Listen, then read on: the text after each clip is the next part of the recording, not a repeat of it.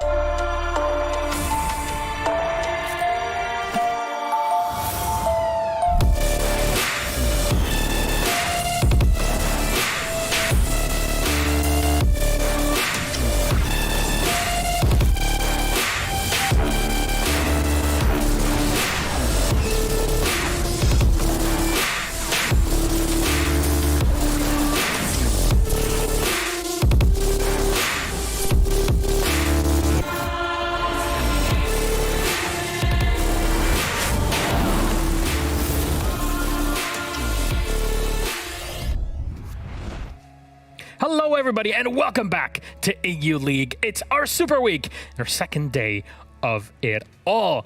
Thank you so much for joining us. I know there's been a lot of Siege this week, and that is great because at least Tier 2 NAL-wise is away. Brazil is waiting until the weekend, and now you come back for the real region. Best of them all. Welcome back to the show. I'm Mosh the Medic. This is EU. I know. Best in terms of having fun. Why are you telling porcupines, huh? What is that? Why did you, for the past week, Derry Desertu Holt has had his own game of tricking That's me rhyming slang now. with horrendous slang. English words that I do not understand. So basically, Cockney rhyming slang is like you rhyme the words porcupines rhymes with lies, therefore why are you telling lies? There's loads of them. Are you having a bubble bath? Laugh. Are you having a laugh? Apple and pears, stairs. Yep. Ball and chain, pain, wife. Genuinely, that's what it means. Yep. Is this the wife bad 50s thing? Basically. Oh, no. Anyways, welcome back. I will still learn so much. Oh, and Honestly, chinwag was the other one. To have a chinwag. That's true. To have a chat means your chin's wagging. something else you were saying, Wagwan, what is it? Oh, that one you won't get. Yeah, don't worry about that one. What's Wagwan mean last of the day? And he was like, what does that mean? I was Yeah, like, it it doesn't means have a clue. what's gwaning, what's going on, therefore basically how are you? England is a horrendous place. It's a wonderful we'll place. We'll just put it out there. Damn, girl, you live in England, is the meme Medics usually makes. Welcome back. Hello, this is Dezichu and Fresh. Hi. Friends, Fresh, you were in the pre-show. Yeah, I was brought on camera when I was not expecting He was it. the pre-show entertainment. I was basically. I was just here. I was on the desk on my own. I was looking how the first map bans was going for the first game of the day, and I just see the red light of my camera being on. I'm like, hi. Was that Stood there looking at his phone, picking his nose. God, this guy. What, All right, we're just gonna own it. Was yeah. that the like private subscriber only pre-stream that we do here? Pretty much? Yeah. I didn't know about the secret club. Can I subscribe? I'm not gonna start winking again. Only $4.99. Not again. Anyways, let's move on and start off with our day. This is Playday number 7 out of 9, which means we're almost ready to close things out. All that's left is next Monday and the one after, and that is it for stage 2. But within the next couple of days, we might decide who goes to Berlin, which is our next major in August. In a month's time, we'll be done with the major itself completely. So in 3 weeks, everybody's going to Why Berlin. you got to depress on me like that? What? Huh? Why you got to depress on me like that? It's always the post-event Already depression done that the kicks In a month's in. time, EU will have already shut the bed at the major. yeah. No, true. they would have won everything Stop it. in my head. Ever the optimist. You work in a good mood. Ever today. the optometrist. Ever the optometrist. Hey, got him. Honestly, that is something our professor used to say. No. Remember, you're an optimist because you're an optometrist. God. I went to Belgium. I'd have hit him with I a would brick. quit after 1 week. Yeah. She was fantastic. No, I'd still quit after 1 week. Anyways, moving on. Let's look at our previous Playday and the results that we got in Playday number 6 earlier this week on a Monday, which honestly, between 2 days, we had massive surprises in AU. A big match, M&M versus Na'Vi. Honestly, super fun game. Highly recommend you go back and watch that. That was a 7-5 victory for M&M. 7-4 Heroic versus Outsiders. Our match of the day, Rogue versus BDS, went to Rogue. A lot of fallout from that game. And then G2 versus Pwnz. That was a game. G2 took it. Finally, really. 7-3. It was within the games of the EU League. This was a game. And then 7-3 Secret versus Wolves. And that was a massive surprise in our day. Derry, did you expect that? Yes, Milosh. I definitely expected Secret to beat the number 1 team. 100%. Didn't you too, Jack? Oh, yes, absolutely. I knew Secret were going to win. Neither of us predicted it. Don't but you we both love knew. Titan very much? Wouldn't you always vote for Team Secret? We That do was love Titan. sarcasm, by the way, in case you need me to tell you about that as well. I understand sarcasm. I've been giving Secret It's a not lot English jargon. He's got it. I've been giving Secret a lot of tough love recently, to the point where maybe Titan doesn't like me, but I've got to give them a No lot one of likes actual Understandable. love now. No one likes me. I like how both Parla and Fresh at the same time then. Let's Oh, go. man, let's go. I'm so sorry. When's Fabian back? No, you're not. Fabian, Like it's come going to be back, any please. better when Fabian comes back. That's true. Because he was nice. He's coming back on once. Once. Anyways, from then this quick discussion, I guess, about the matches that we had. If you missed the action, you said there's a couple games that were incredibly tight, and Fresh, our very own friend of the show, narrated the action, so take a look at it. Playday 6 of the UL was a defining fixture of the stage for a lot of teams. The race for the top 4 in that all-important Berlin major spot definitely heated up. Game 1 kicked us off with the UK El Clasico, Na'Vi versus M&M. If you needed to know how closely intertwined these two teams are, 9 out of 10 players in this server currently or have previously represented the M&M organisation as players. Chalet was the battleground here in a very close fought fixture, with Na'Vi just about coming out on top thanks to big plays from Tyrant, who is back to being his usual dangerous self. Following that was a fun and exciting border between Outsiders and Heroic. Heroic, who were looking to bounce back from a couple of losses to Secret and Wolves, did just that in what ended up being a pretty scrappy performance all round. Benja and Uno, however, the standout players on Heroic on the day, with the former getting a 1v3 clutch on defence at a very crucial moment. The match of the day saw Rogue and BDS go all the way to 14 rounds to settle their scores on bank. Rogue came out of the blocks fast, storming to a 6-2 lead before some innovative and dynamic BDS attacks brought it back to overtime. Adaptability was the name of the game in overtime, with Rogue just about having enough in their locker. Getting back to winning ways means that they're sitting pretty in second place and will soon surely confirm their Berlin major attendance. Pwnz carried on their hard run of form when they went to Chalet. This time, it was a 7-2 loss to G2. However, G2 seemed much improved with regards to their team play, starting it out with 6 defenses in a row, capitalising on and punishing Pwnz for every little mistake that they made. G2 couldn't convert it into a flawless 7-0 win, however, given how difficult wins have come by for them recently, I doubt they're gonna mind a great deal. Alamo was the star of the show, but it was a much more complete performance coming out of the G2 outfit. The final game of the day saw the biggest upset of the day, with Team Secret taking Wolves to their best map and comfortably beating them on it. Wolves seemed a little bit complacent, running through the same strategies previously seen on the map, and Secret had a plan for quite literally everything that Wolves were throwing at them. Keenan once again proving just how valuable an asset he can be on any role, in any team, finishing the day with 100% cost, and more importantly, 3 well-deserved points for Team Secret. Thank you so very much for that. Fresh, what a wonderful voice and a wonderful narration of this. I'm sure you prepped this the moment all was done. I was going to say, he sounded so awake and fresh. Did you record that first thing in the morning? It might 3 days ago. It might have been at 4 a.m. this morning. What? So I was supposed to record that yesterday after APAC North because obviously, you know, it's Super Week, so not much Then time. ranked happens. Ranked happened, streaming happened, and I fell asleep. 2 hours into my sleep, I woke up and I'm just like, got to record the voiceover.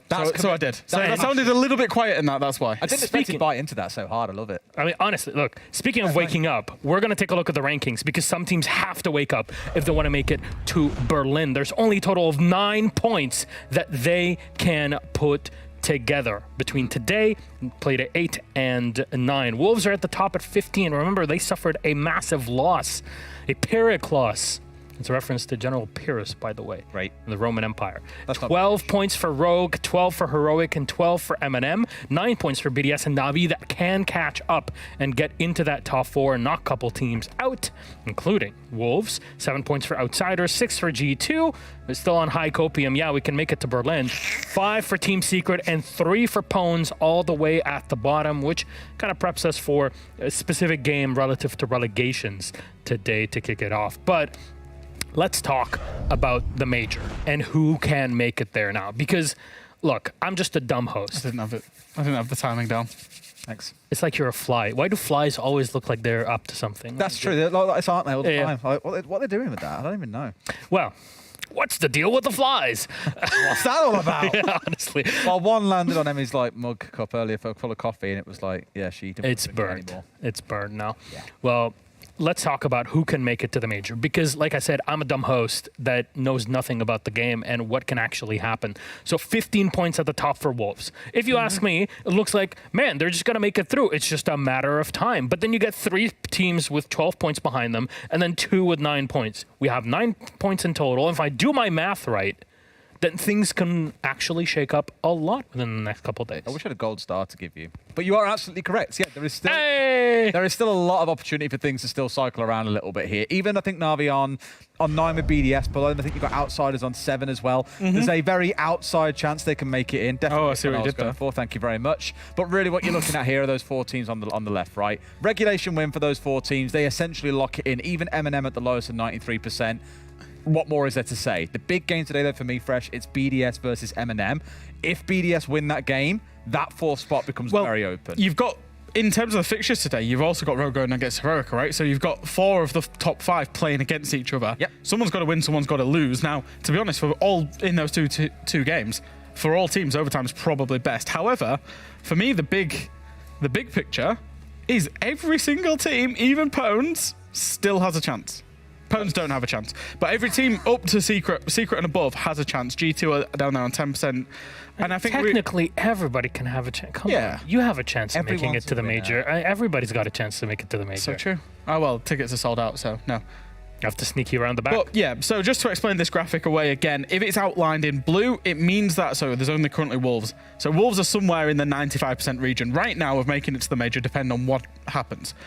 Obviously, if they win in regulation, that goes to 99.9 something percent. The blue ring around that means that, depending on other results, i.e. round differential from other games, they could be confirmed with a regulation win today and other results going in their favour. Likewise, down on the right-hand side of your screen, you'll see the grey rings around. That means that even the teams, so let's say G2, they lose in overtime, 0.5% chance. If the other results go the wrong way, G2 would be confirmed at 0%. Basically, that's what the rings around the numbers mean. Yes. That's actually a pretty nice addition to it also. Thank you to Sprabuni and Raph. Yeah, and we're going to be updating this live through the games today, through in the games whilst the cast is going on. We'll have this live and updated. Stats. Sprabuni and Raph are working with us officially now. Damn, Fabian is away for a couple of days and suddenly we have all the good things here. It's great. Imagine. It seems like we have a system to roll with. And, you're talking about the teams that can actually make it to the major. And we're getting to that point where, like is shown on here, by the end of today, things might be decided for half of these teams. And by Monday, there could be a full decision on all 4 teams that represent Europe at the event. But we want to ask about how well EU would do internationally. And last time on Monday, Jack, you talked about kind of the map pool, the win rates, and how attack win rate for especially the newer additions like Border, for example, were added in, that EU was hot trash on it. Is there anything that can redeem it? How do you properly attack certain places on Border? Yeah, well, if you remember back to Monday, we did say we weren't too good at attacking the new maps. What I did say is some of our top teams were very good at it. So I've got a little illustration prepared from Heroic, one of our top teams. Oh my God. Attacking onto Border that I absolutely love from the last Playday. This man is a machine. So I'm going to scoot on over, and I'm here and I'm ready. Now, just to set the scene, we're on Armory Archives, the top floor site of Border. You will have played it in your ranked games a million times. It is the primary bomb site. Now, Heroic, I've talked about them a lot working in a 2-2-1 formation. So what they're going to do is they're going to look to ying the window, but that's with 1 player. They're going to then use 2 players to distract in these blue circles here. So you can see already that we've got 2 players outside of Archives and 2 players, I'm going to have to stretch all the way across here, out onto the balcony there.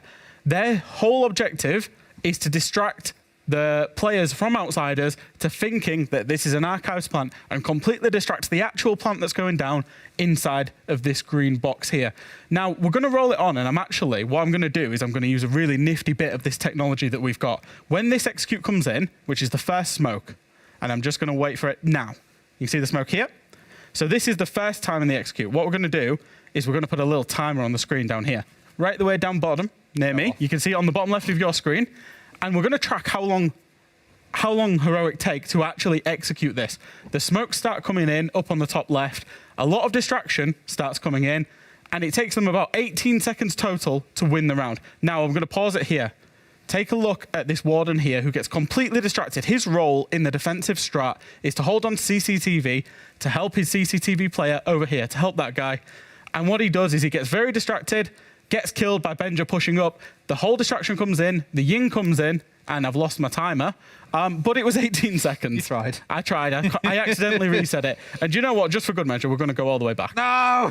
Just because Des said you tried. This is like when the teacher asks you a question in school. Everyone understand that? And everyone goes, yeah, and one smart ass says no. And they go, right, let's go over it again. Then you're just like, Simply put, right. I think we just understand it. Timer. Don't pause it. That's Bottom left of your screen, it can pause. It's just that I reset it generally. Oh. Smokes come in on the Archive side. Grizzly's making distractions over by Break Room. Benja's pushing in towards Armory. 4v2 within 10 seconds. Plant's going down. Obviously, it takes 7 seconds to plant. And then the plant goes down, and Uno gets the kill. 18.4 seconds. I have a 0.4 second reaction time because I clocked it at 18 seconds earlier. Wow. Earlier on today when I practiced this, and I didn't knock away the timer. But from Heroic, the point that I'm trying to make as well, for Heroic's point of view, is they suffered a tough loss against Secret. And they came out and they still went with a very confident play to get a rush in, to win a round in only round 3 of the match there, onto the new map, and attacked it very well. You agree? Yeah. Derry? What more do you want from me? I just remember That's that round it. really well. Literally the last all man I asked of standing you. was like literally flash for that entire 18 seconds. yeah. And then turns around just like, bam. Oh, what the hell? Like, He was flashed, he was in gridlocks, he was smoked. The communication was just mental. As the plant's going down, there's someone running out of Break Room door. the expansion going to that is I think a lot of our, I don't want to necessarily all top four like M&M, but I think the other three teams that we have near the top in Wolves, Rogue, and I've already forgotten, we were talking about Heroic. Those three teams are really good at executing like you just showed, like that. It's scary how fast they are. Well then, our schedule for today. We got exciting ones for you as always, and like Fresh and Des were saying, today we might have one team moving through. All depends on what happens in that match of the day. Wolves versus Na'Vi, and Secret versus Pwnz is our first game, but that's an important game, not for the major, specifically for relegations when it comes to the entirety of the league. M&M versus BDS is right after, and you saw M&M have a shot to make it to the major. A win today would be massive, because then not only do they get the 3 points, but they also knock down a team that is at 9 points currently, leaving a 2 Playday win gap between the two. Massive day for both.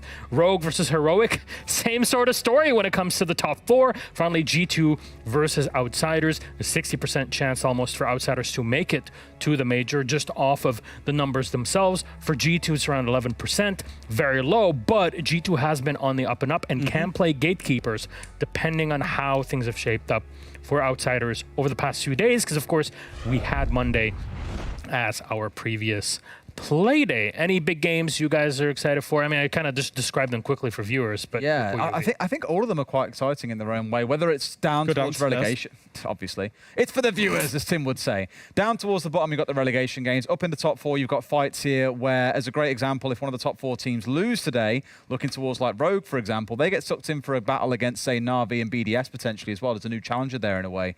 So, although it looks like our top 4 teams are the only ones on double points, they look safe. They absolutely are not, because even more of these top 4 teams have got to play each other in the last 2 days as well.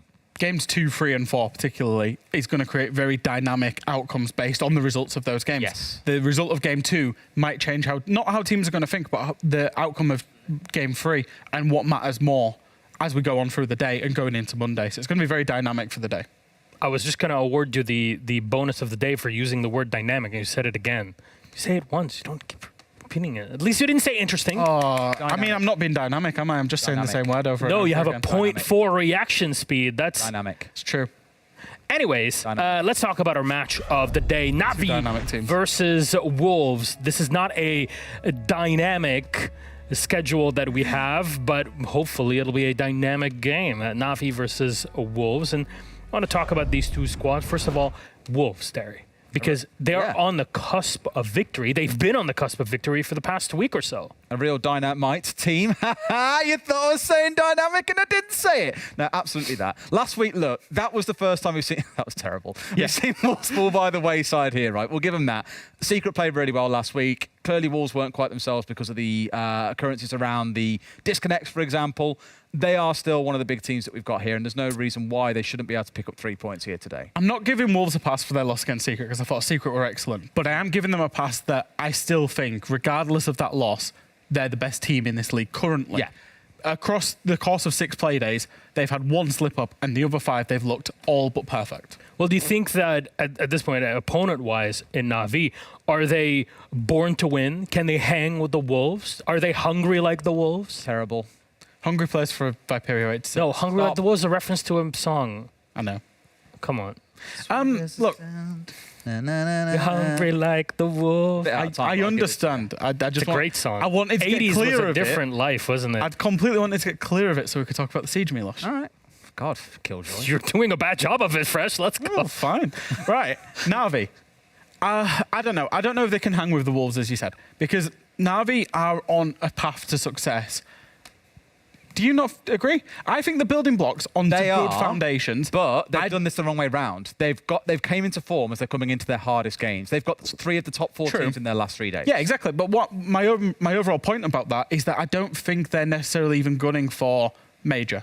They're just building this stage ready for stage 3. You know, even ready for the next year of Siege, because they've got these young players in. They've started to reform the team. Now Secret is left. They've got a gunner in. They've actually got people playing the roles that they should be playing. And basically, they're building on bricks and mortar. They're building a house, not on sand.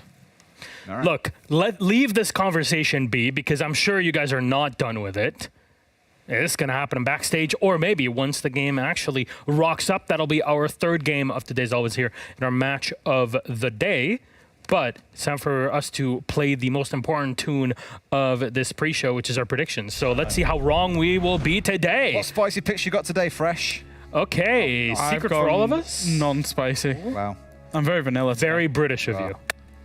The fact that Very socials have gone BDS makes me nervous. I'm very surprised. I'm very surprised here by the BDS, the lack of BDS, the lack of Na'Vi, and the lack of Heroic, because all of those games genuinely could go the other way.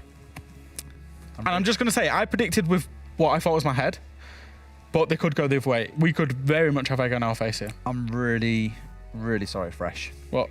I regret to tell you, You are officially below me in percentage prediction. What? He's what? Imagine being more trash than me. What is he doing? He's on 54%, I'm on 56%. Because Okay, I he just gambled wanted on to the first verify two the games word. on the last Playday. More often than not, had I have so seen sorry. this, no, I just want to quantify this because had I have seen this graphic before we went live, I would have gone on all the other teams, so at least one team has support. I would have gone Maybe on you Pwnz. should have seen I would have that gone on graphic before Navi. Well, I'm happy to change. because we have an Excel sheet that we all fill in. Yeah, but I'm prompt. I fill it in first every single week. Hang No, on a minute. actually, Until about I 3 filled weeks it ago, first that was this me. time. I filled it first this time. All I'm saying is 2 days ago. production aren't running around the studio 1 minute before we go live asking people. They're not asking me to do my predictions. They are asking the rest of time. Have a word. That's kind of what they're. Anyways, moving on. Thank you so very much for watching Prediction our Friday, I guess. pre-show. It is time for us to wrap this part up. And of course, like we said, the predictions most important part of the entire show. We have so many games today, 5 of them exactly, and they all could lead to something very important, either relegations at the bottom or Berlin at the top for the major in August. So make sure that you're watching today. Call up all your friends. And if you want to check out all the VODs that are out there, you can go to the R6 Esports YouTube channel and check everything out from our last Playday, including the desks, post and pre, and the interviews with our professional players and coaches. So let's get this day on the road. It's game number 1, Pwnz versus Secret. Get your squad back together in Rainbow Six Siege to earn free operators and an exotic weapon skin with the Squad Up reactivation program. If you've played Siege in Year 7, find up to 4 teammates who haven't. Play 5 matches of any PvP mode with them to earn your rewards. Your teammates will earn a free operator as well. Then they can bring back 4 more players to earn even more rewards.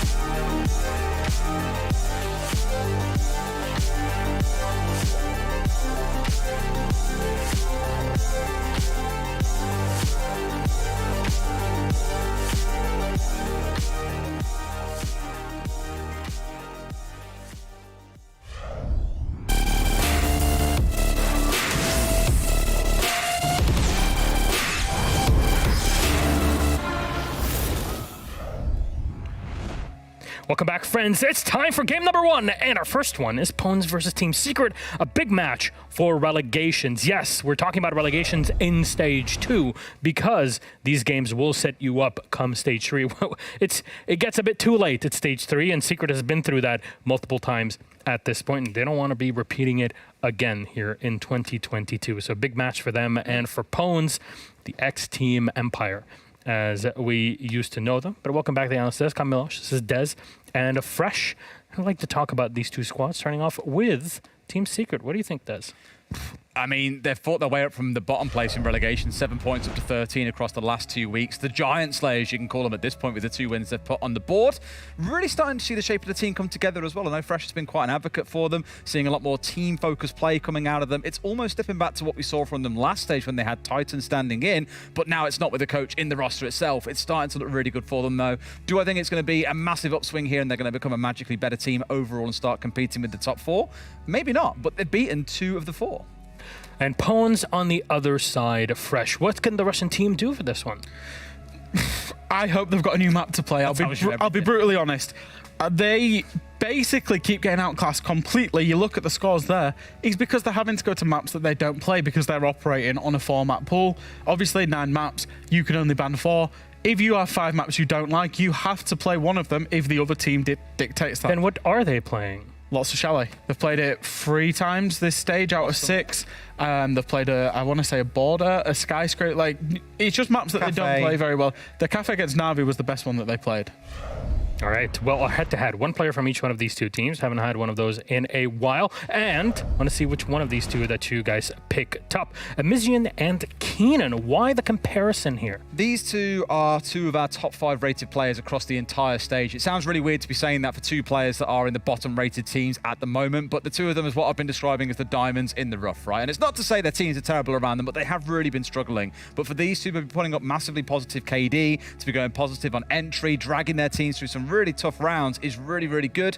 Keenan, especially for me, his role has changed this stage, going across to being on entry rather than playing more supportive. And Amizian still playing in the supportive spot, quite impressively, still putting up a really significant number of entries and kills. I firmly believe Keenan's that good. He could play any role in any team in this league. He's been forced to, hasn't he, so far? And he's had to in Team Secret. Amizian, he's literally the only one that ever goes positive on his team throughout, I think, 5 of the 6 games this stage. However, we've got a telestrator. Do you? Yes. Man, he's always ready. What is this about? I'm always there. We've got a telestrator. We've got one about Team Secret because I absolutely love how Team Secret play. Now, we talked about diamonds in the rough, but what I think Team Secret have been showing recently is actual team play. They've been going a little bit balls to the wall, no real respect to their opponents, doing what they should and taking proactive approaches. Now, this round doesn't come off, but I absolutely loved it. It's a dining kitchen attack. Team Secret have worked through about 2 minutes. They've got the top floor control that they need. They can go in on the execute. Now, their lineup is that they're using CEST, they're using Thermite, and they're going to go in for an execute and go on a 3-2-1, which is something that we've not seen from Team Secret yet. Thermite charge goes off.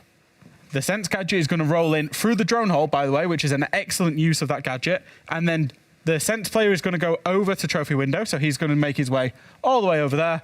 You got 1 player coming in West Main, and the Thermite goes through the breach to the plant. And it's a 3-2-1 approach that we don't see, or we haven't seen in the first 4 play days from Secret, and we're starting to see now. It doesn't work out because Mowgli has a piece of individual brilliance, but I just want to show it works. There you go, Thermite charge, CEST gadget in, and the 3-2-1 go, the plant's going down. Now, it's unfortunate that Saves gets absolutely Ferrari'd past here, to be honest, by Mowgli, who gets past his door and manages to kill the plant. And that's the round over once the plant is killed.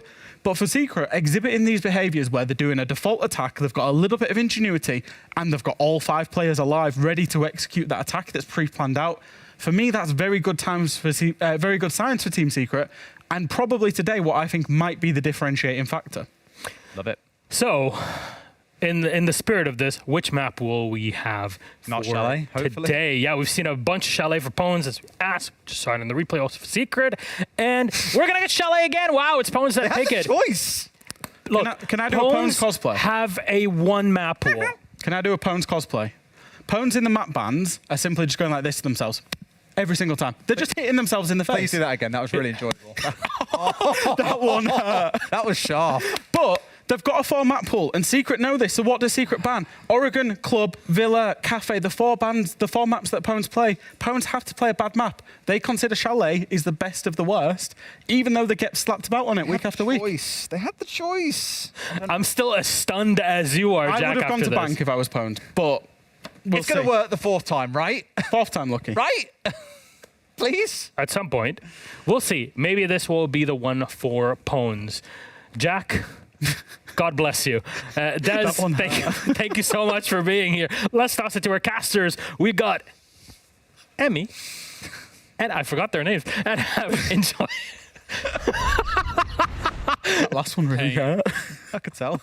Forgot our names. What are our names? I forgot as well now. Oh wait, luckily it's at the bottom. Oh, it's at the bottom of the screen. Exactly. First of all, try it again. apologies. Toss it again.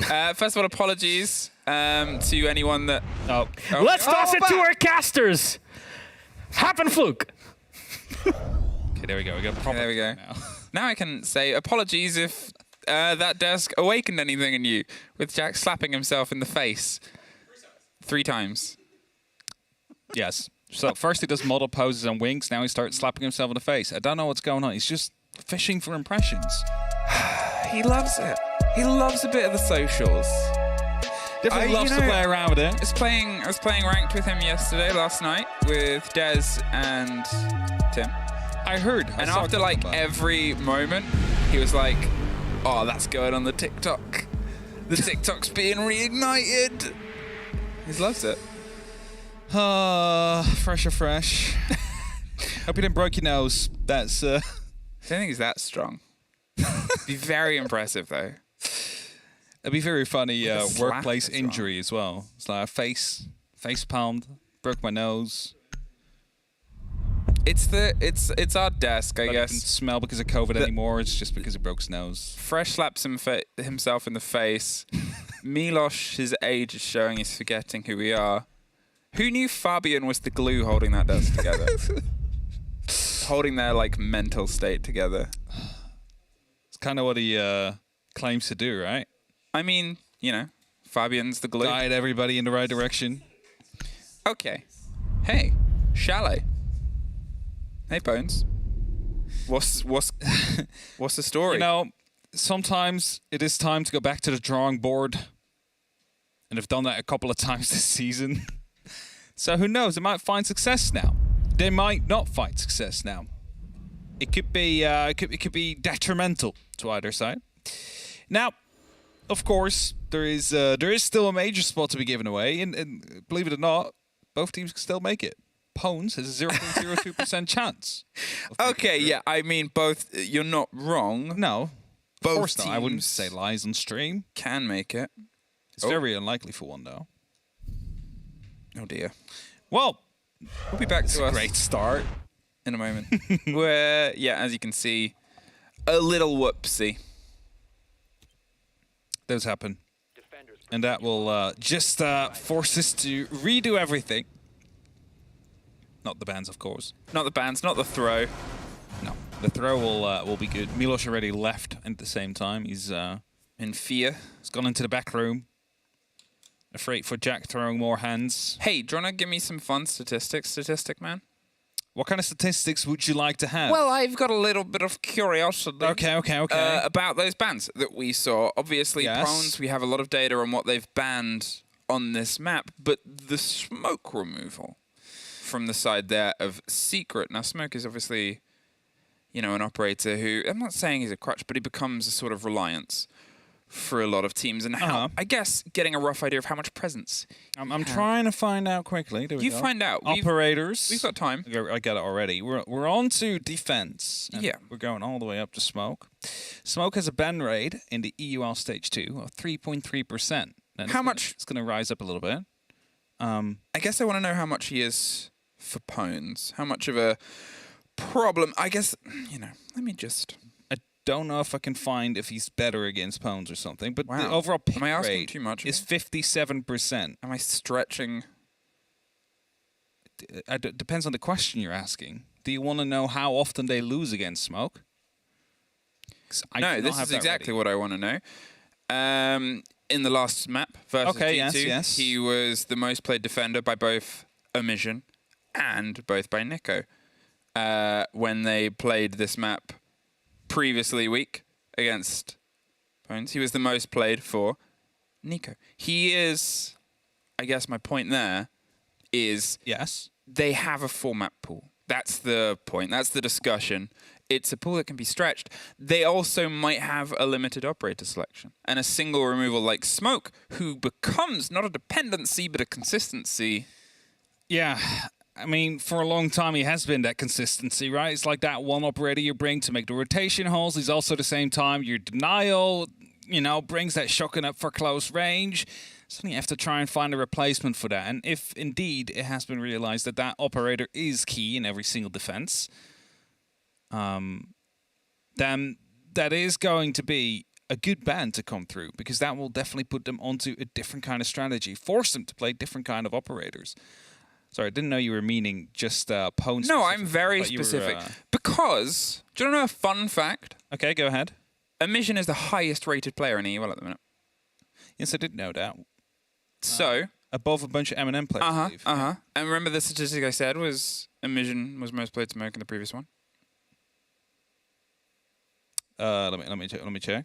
I thought you said Nico. Nico also has it as his most played across. It's Nico and W2G have it here as their mains, but yeah, they're definitely. I mean, they do swap around the roles here and there. So target ban, perhaps quite certain. It's always the question though, how will it play out? Because we've seen target bans against the likes of Shaiko. He got more freedom as a result of it at the end. Not this stage that much, but remember when the Yana got banned against him and he was like, you know, I'll just play Finka, and then people started realizing how good Finka actually was? Or the other way around? Okay, the last... Finka yeah, and then Yana. literally yesterday. I know. Literally yesterday you were saying that APAC was the reason that the LMG meta and Finka meta I know. came together. And now you've just said No, that that's it all I'm was saying. Shaiko. That's all I'm saying. Okay. I was saying people realized how people good... were starting to find out how good Finka really was at that moment in time. So when Yana and Finka were both being brought hand in hand, it's like that was the moment that it started to shift towards the Finka being out there that much. We're out of podcast mode now. We're out of podcast mode. We finally into Teams a round. are on the right side. We have all of our bans. Apologies. Now we're able to get into this game. I'm apologizing on behalf of our observer because that was their mistake. I don't know who it is, but... It's Medic. Oh, okay. I was not going to say the name, It's but... Medic Casts that did it. Not yeah. We got a new observer here today. Yes. No, production just did in there. Production just Yeah, threw him in. I at the tried to top save right. it. I was going to be a bit subtle about it. I wasn't going to throw our wonderful observers because they make mistakes from time to time. Everybody does, but there's a... So do we. There's a sometimes a bit more obvious because we have to restart everything. But then ours, we just We just words. talk over it. Yeah. So, and then production just exposed medics. he just said it was no problem if we expose them. So he likes any press is good press. Starting here. Now we find, I guess, a slightly different approach to a Chalet you would hope from the side of Pwnz, both as a Pwnz fan, as somebody maybe against them, to see something a little bit new. Obviously the team...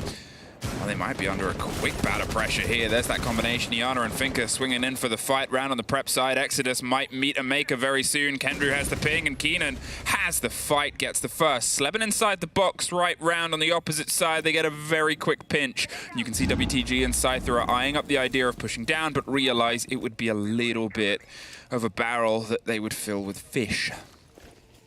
now the first entry is there. The castle has been taken out. Luckily, Delphi Pwnz is not one of those active gadgets that need to be used. As long as all the castle barricades have been placed, though. I'm trying to figure out where that is. I mean, do see one onto the balcony door. The rest couldn't find that quickly, so could just as well be that there was still some in pocket.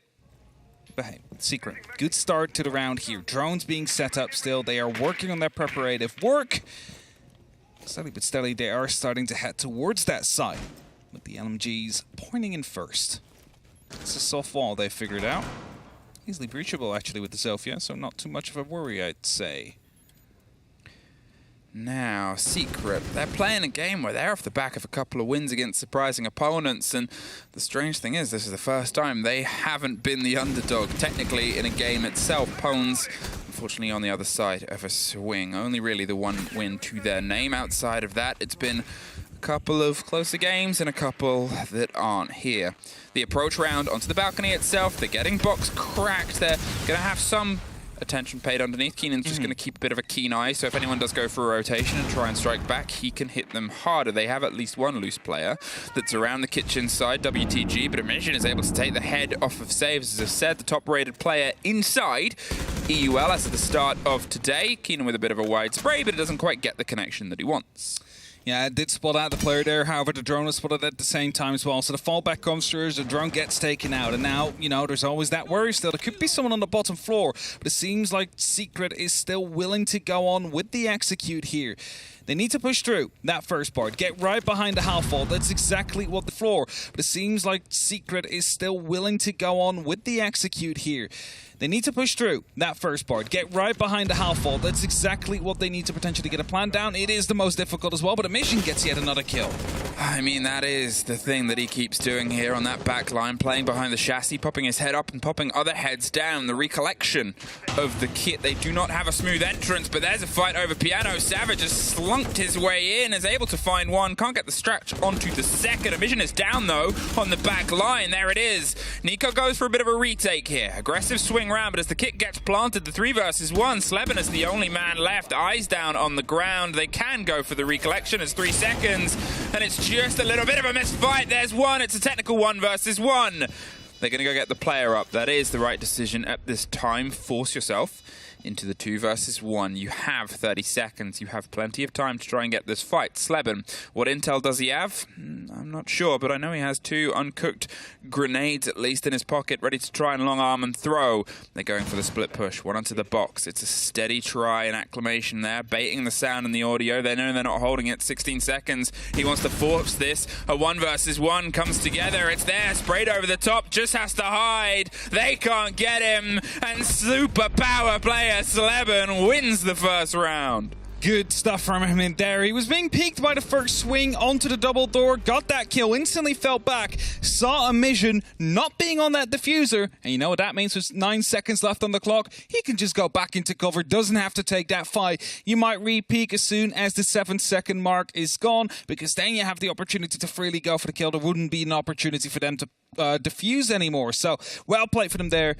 Good decision being made by Sleben in the end. And while Secret, they did have a bit of trouble initially with Emission being able to pick up 2 of those early kills, stopping their plans before they even could get started. The dig in from the balcony player, finding Piano, then trying to push in even further, Savage that was crucial because that allowed them to eventually get in. It was almost a moment biting back there. Obviously, there was a little bit of a lack of an idea of where Sleben had gone, where that player was sort of positioned, and where the kit was getting planted. He had to make that decision at the point. Whether they knew Emission was down or not, or picked back up, either way, he's looking at least a 2 versus 1 to sort of be able to get in, get the kit down, and most importantly, get out as well. As the C4 pops, they know at that point where you're going to be because they have the clarity of the other side itself, and there's only really one place to be. Getting the fight on the way out the door, massively important here. Secret, they take the first. It was closer, especially after that early pick was theirs, but here's the chance for a bit of growth. If they can get 2 and find Kitchen, they might start getting a bit of pace and momentum. If I could. A friendly drone there. I thought for a second, I was like, is there a Muzzy on the board? But no, not the case. Entrench, just waiting, checking if there was anybody there. Key on D pops will find 1 player, but no real reply being given to it as of yet. Saves being below will, of course, be opening up onto those Solarium stairs to potentially get in a grenade from below, stopping any player that is currently on those staircases from truly being able to move out, especially if there is double window pressure coming out from Kendrew here. Sleben looking for the hole in the angle. They're trying to find any player that might be on the top. They've actually handed over a lot of this territory quite quick, pulled themselves back as soon as they read how much pressure was coming over there from the bow of that Solarium side, from the double window. They said, well, let's keep ourselves alive. We can push time. They almost did it on the previous round, and obviously we can talk about how much data there might exist about Pwnz on this map, but Secret also played it quite recently. They will have some wherewithal and some time to be able to try and thread something together here over the couple of days. Savage, he's looking for the fight here towards the side of the library, just cutting across the top with the E1D from before, but still nothing handed to him.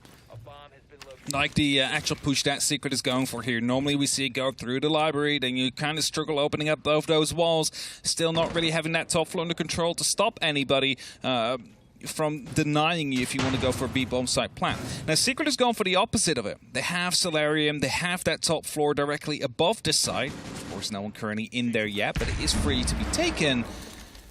But that does mean they need to go for an alternative take here, and that will most likely be through Trophy and through that drop of the kitchen hatch that they would like to go for a plant.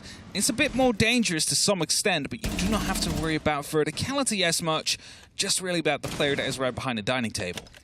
Less than a minute left, and Kendrew started to stack himself up towards the opening of the site itself. The chance of the plant behind the chassis as Sleben takes the head off of Emission over the long fight and fire. They have the E1Ds to pop too. This could be a big rotate from Exodus up those close stairs. He's waiting and holding the angle as Scyther swings for 2. They're still going to get the kit down, but massive impact kills there. They at least keep the balance with Keenan finding Nico.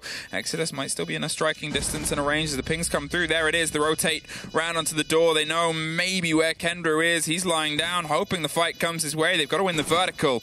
If not, drive this. A close fight, and it goes into Kendrew's way. He's looking for the next. There on the door. He might not know just where. Malusi's gone, but they just missed the tail of the fleeing player. The flashes come round. He's tucked in on the corner. A bit of movement, and WTG wins that important fight up top. It's scrappy, but it is Pwnz that just get that kid in time. Just in time, 2 seconds to spare, or this would have been another team's secret round. And I told you it was going to be a bit dangerous. They should have had that verticality under control, and losing those 2 players in Trophy by a single man, not ideal, we have to say. Keenan, unfortunately, unable to challenge any longer onto that top floor, really allowing to buy that extra time necessary. If he wouldn't have been caught off as soon as he wanted to run towards that hatch, that could have been a completely different round. So some slight mistakes being made here that were basically being made by the other side in the previous round is allowing Pwnz to pull through throughout the end here and truly clutch it in those last couple of seconds with like 10 seconds on the clock starting that defuse, so 3 to spare. Now, bar gaming coming up, and as you might wonder, can these teams still make it to Berlin? Yes, to some extent. But they both need a win, and even that might not be enough for Pwnz. I mean, no, it's they both need a win, and that won't be enough. Well, I mean, it won't be enough for Pwnz, most likely. It could be enough for Secret. No, because they still need other results to happen. At 2%, it's not just about them. Don't blow all the hope, all right? I'm not, because there's a more interesting conversation about this, which is relegation. Of course. It is always on the board, and that is always something that is going on. And realistically speaking, neither of these 2 teams will be making it to Berlin. We have to be that honest with it. If I quickly pull up the overall stats of EU, because that is what we've been doing for APAC as well, as their penultimate Playday has gone through. Secret is actually starting to gain some points. For a second there, I was afraid it might be a quick one. Pwnz currently in 10th place, Secret in 9th. 5 points in between them, though. Secret having the advantage. So if Secret win this in regulation, that suddenly becomes 8 points of difference. And that might be very difficult to get in the last stage. Well, the flashes start to come through the blinds on the player. There is a bit of a catch, but not onto the player. That's the most important part, that they force the ground. And to be honest, you know, it's just a matter of having the positioning and trying to find the engagement. Another burn there. Now it's the Magnet that blew it up. Yep. Not going to be able to deploy that one, but still has, of course, 2 extra, so 1 fired.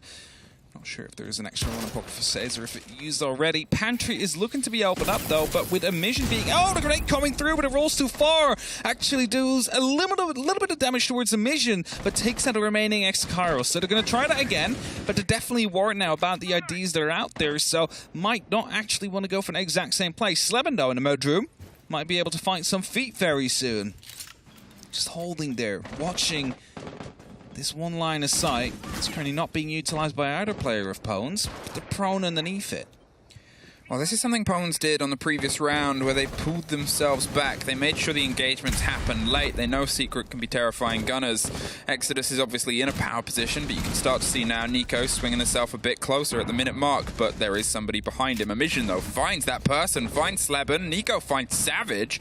Suddenly, Pwnz have been able to thread a couple of kills. Why not one more? Keenan gets one. But after everything has already started to slightly fall apart for them, they've driven themselves in. The kid's cold in the middle of the room. Just about 50 seconds left. WTG's holding the angle, not too aggressively. Sees a sliver, but can't get the full connection. Keenan already on half health. Lucky to get out of it. They know where one of those loose players is, but again, look at this. Pwnz, they sort of make a statement and then pull themselves back. They keep Secret struggling with time. They keep them indeed on their toes here. Pings are coming through, but I believe that's a reinforcement still there. I thought they might have reinforced that. Valkyrie comes out, though, so they know exactly where these attackers might be. They're staying put. They're not moving too much.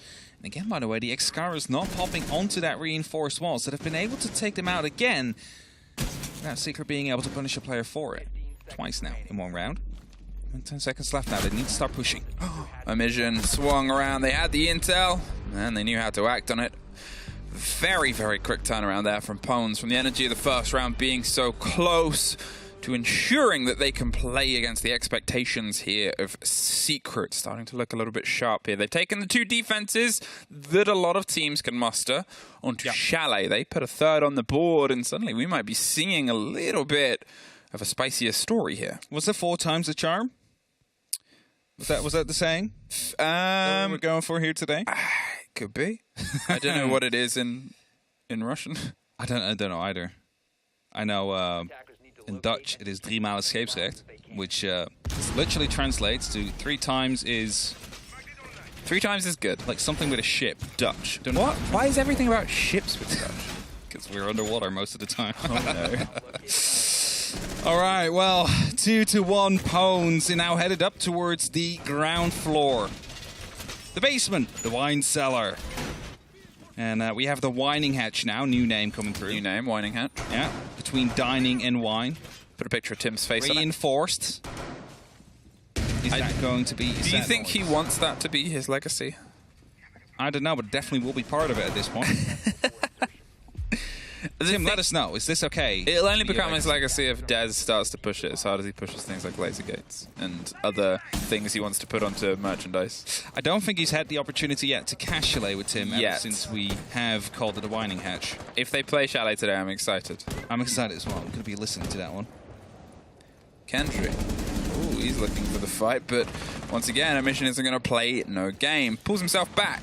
We saw Umai has that early lead-off on the previous round as well, and he made sure that there was more than enough utility for him. The survival of him, it's not urgent, but it can be quite poignant as a round develops. The longer you're on, the longer you can cause problems with more and more gadgets coming into your pockets. Here, again, once again, Pwnz. They're sort of stacking themselves up, sort of creating the potential of engagement, but also not handing anything. They suffered that at the very beginning of round 1, and since then, seemingly learned a lesson. Saito waiting around the corner. There is some Valkyrie cameras around. It's just wondering what they do see. So to give his position away, though, went for a bit of a pre-fire. Doesn't have the exact information, but at least will let them know, like, hey, I'm here. It's a punch as well as bidding in some shots from the air axe to the Nomad, but for now, just playing around with his food here. Secret not really able to punish him just yet, but they are starting to get some control up on that top 4. Eventually not the site, though, so will it matter too much? Not really, but wanting to get that roamer out of the way is a big task. The flashes come through now. They've got the control of West Main. There's still a lot of utility, but now there isn't. The claw was underneath, whether they had a second one to throw or not. No, it's on the hatch itself, so Kendry's going to get the breach open where he can try and go for a plant. The hatch is locked and solid. That means they cannot be bidden from above. If they try and get this kick down, it's going to come to long-arming utility, seeing if they can get it wrapped around the corner and that core of it. There's 3 C4s. They have plenty, but a quick rotation round onto the back here gives Emission a bit of a drive. They have full focus and a minute, a catch ready for any of this that might try and come through. I think they've actually opened the hatches the attackers here because I saw the Habana playing around there, and Saito and Exodus is looking to go for a retake there, and Impact gets tossed in. If this is opened up, that could be absolutely huge. Wow, the kit is being planted. They don't have the lock-in. Saves is playing there to cause some trouble. The C4, bit too wide. A post-plant. All 10 players on the board. 40 seconds. Nico finds the man, but a little bit too late. Slevin finds one back, but Nico slaps them. Starts to drive himself back into this game. Exodus is trying to hunt over the top. Does he know where Saves is? Savage drops down from the top rope. Doesn't quite get the full fight, though, and it's just into the favor of Secret. A 3 versus 2, though. They have eyes on the kit. They have a closed hatch. They have no way to stop this going round. He's just swung it. Will he hold on in time? He can't get it! And that is a lesson in hatch control. Can I ask a question, Emmy? Yeah. Why do you have 2 attackers up on the top floor if you do not open up that hatch? I was going to say, okay, the Hibana's there. They could take out the Electroclon. They can open the hatch if they want to hold it from there. But instead, you have 2 people. Saves all the way on the top floor. You have Hibana sitting in the kitchen hallway. And then the hatch is not closed. Why are you not around the bomb site? Why are you not defending the diffuser there? You just lose people for no reason there, leaving the person that is actually defending it outnumbered 3-1. It's a big question for me. Big blunder for Secret. Like a very big blunder, I have to say. I think that's it. That's just a giveaway. At one point, okay, if you're looking at a hold of that specific plan, of that specific execute, you generally have one of 2 reasons as to why you are in that position. And it's either A, the most common, the hatch is open and you're keeping hatch and vertical control, which is what you'll see most teams do. Or B, the hatch is closed and you're watching for a rotation down west main stairs, hoping to catch a player a little bit unaware. From that positioning, from the control of dining, you can either see if they come into dining or if they come down the stairs of the top floor. You have that. So you have 2 players in that situation. Which neither of them was watching the actual... You could have done that from above. You could open it up, hold the main stairs from there on, at least do some damage, have some extra person... Oh yeah, I'm just trying to give a little Yeah, bit. I know. I'm just saying, like, if that was what they were going at, there could have been better ways to go through it. So I'm a bit... I think baffled is the right word. Like, no. Ah. It's, I don't know. I mean, they surely had an idea with it. Just doubt if it was the right one. But, you know, I'm just a caster. What do I know at the end of the day? Surely the analysts will go back into that with a bigger brain. Pwnz, 3-1 though. And that is the crucial thing here, because what we just said, 5 points between themselves and Secret in the relegation fight. Secret starting to make some strides here in EU. You know, they have that bigger opportunity of making it to Berlin, which is still relative 0. But they're starting to lose a very important matchup here. One that is probably most important of the last 3 games they've played, because this can literally double their points towards Pwnz in a relegation fight. Yes, they don't have the buff of being underneath the other team. That's the problem right now. And Secret, I think, have got, not in their own head, but Pwnz, when you have nothing to play for, everything is for the win. You can throw everything into it. They know they've been smacked around recently. They know that they're not seen with the same expectations that a lot of other teams are by teams in this league. We see it on socials, we see it in the play, and they're making a response here. All that tension, all that heat, all that aggression is starting to show in gameplay now. With the first off the board, Sleben found the man who clutched out the last time they were on this site, the last time they won a round. It wasn't even this site, it was the site above. Exodus was able to get an early pick. WTG took a gamble, a fight with a grenade, and at least clips the wing, but doesn't quite get the full swing. Might actually think that they have rotated up to the top floor now, so with Exodus still being... Oh, never mind, he's just there. I was going to say, with him still being around, it could be an opportunity for him to strike late, but he tried to rotate as well, got picked up as a result, and that leaves just 2 roamers around on that top floor. We're trying to fall back towards a bit more safe ground. The direct verticality above the actual site that we're fighting over, and this time Secret going for a more traditional take. It seems like they're clearing from library. It seems like they will be opening up the soft walls above to stop any verticality that could maybe hinder Kendrew and his ability to plant. The worry, though, is these shields and Emission. Emission on that shield behind it has a 1.5 on that MPX. It's going to be able to snipe some heads, and look at that. That is a Warden that can see through smoke. Oh, he is looking to cause some dramas and problems. Emission obviously played this site before as a Warden, or played the other story, and was able to do some damage and destruction even without being a direct counter for their approach. Now he's waiting to see if Kendrew decides to slip his way through. A bit of a scratch either side. It's Scyther. Takes a bit of damage on the split. Keenan wants to try and put some pressure here, flat against it. Hope to catch somebody by surprise, but nobody is quite caught. Emission's tucked in a corner with a shield for protection. Scyther finds the fight onto Savage. Maybe didn't expect 3 players inside Trophy, but Kendrew tried to drive into sight and got slapped back out by Emission. WTG finds one more. 8 seconds. Saves. Wow, it looks like we're going to find ourselves a 4-1 no time. and Pwnz get another round. As soon as that diffuser got dropped there, that round was going to be over. Emmy, there was no way they could work on that diffuser. The remaining players still way too spread out. So unless you got a lucky wallbang on 2 of them and you managed to find a fight on the 3rd, that was never going to be happening there. And that's a 4-1 on the board. Pwnz truly stepping up here on a map which should be attack-sided.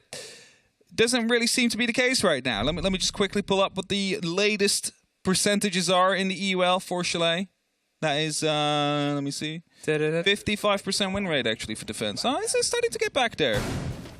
50% Master, 59% Bar, 64% Wine Cellar Snow. Do you remember the days when Wine Cellar was the worst side?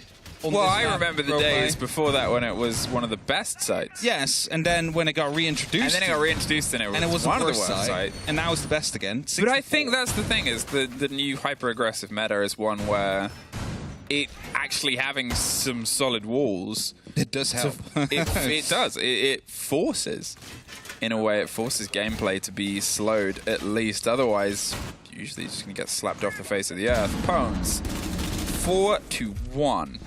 They aren't really looking like they're slowing down. In fact, the opposite. Straight after the secret attack timeout here, and you're looking at 3 plants, 2 of them diffused on the sides of Secret's attack.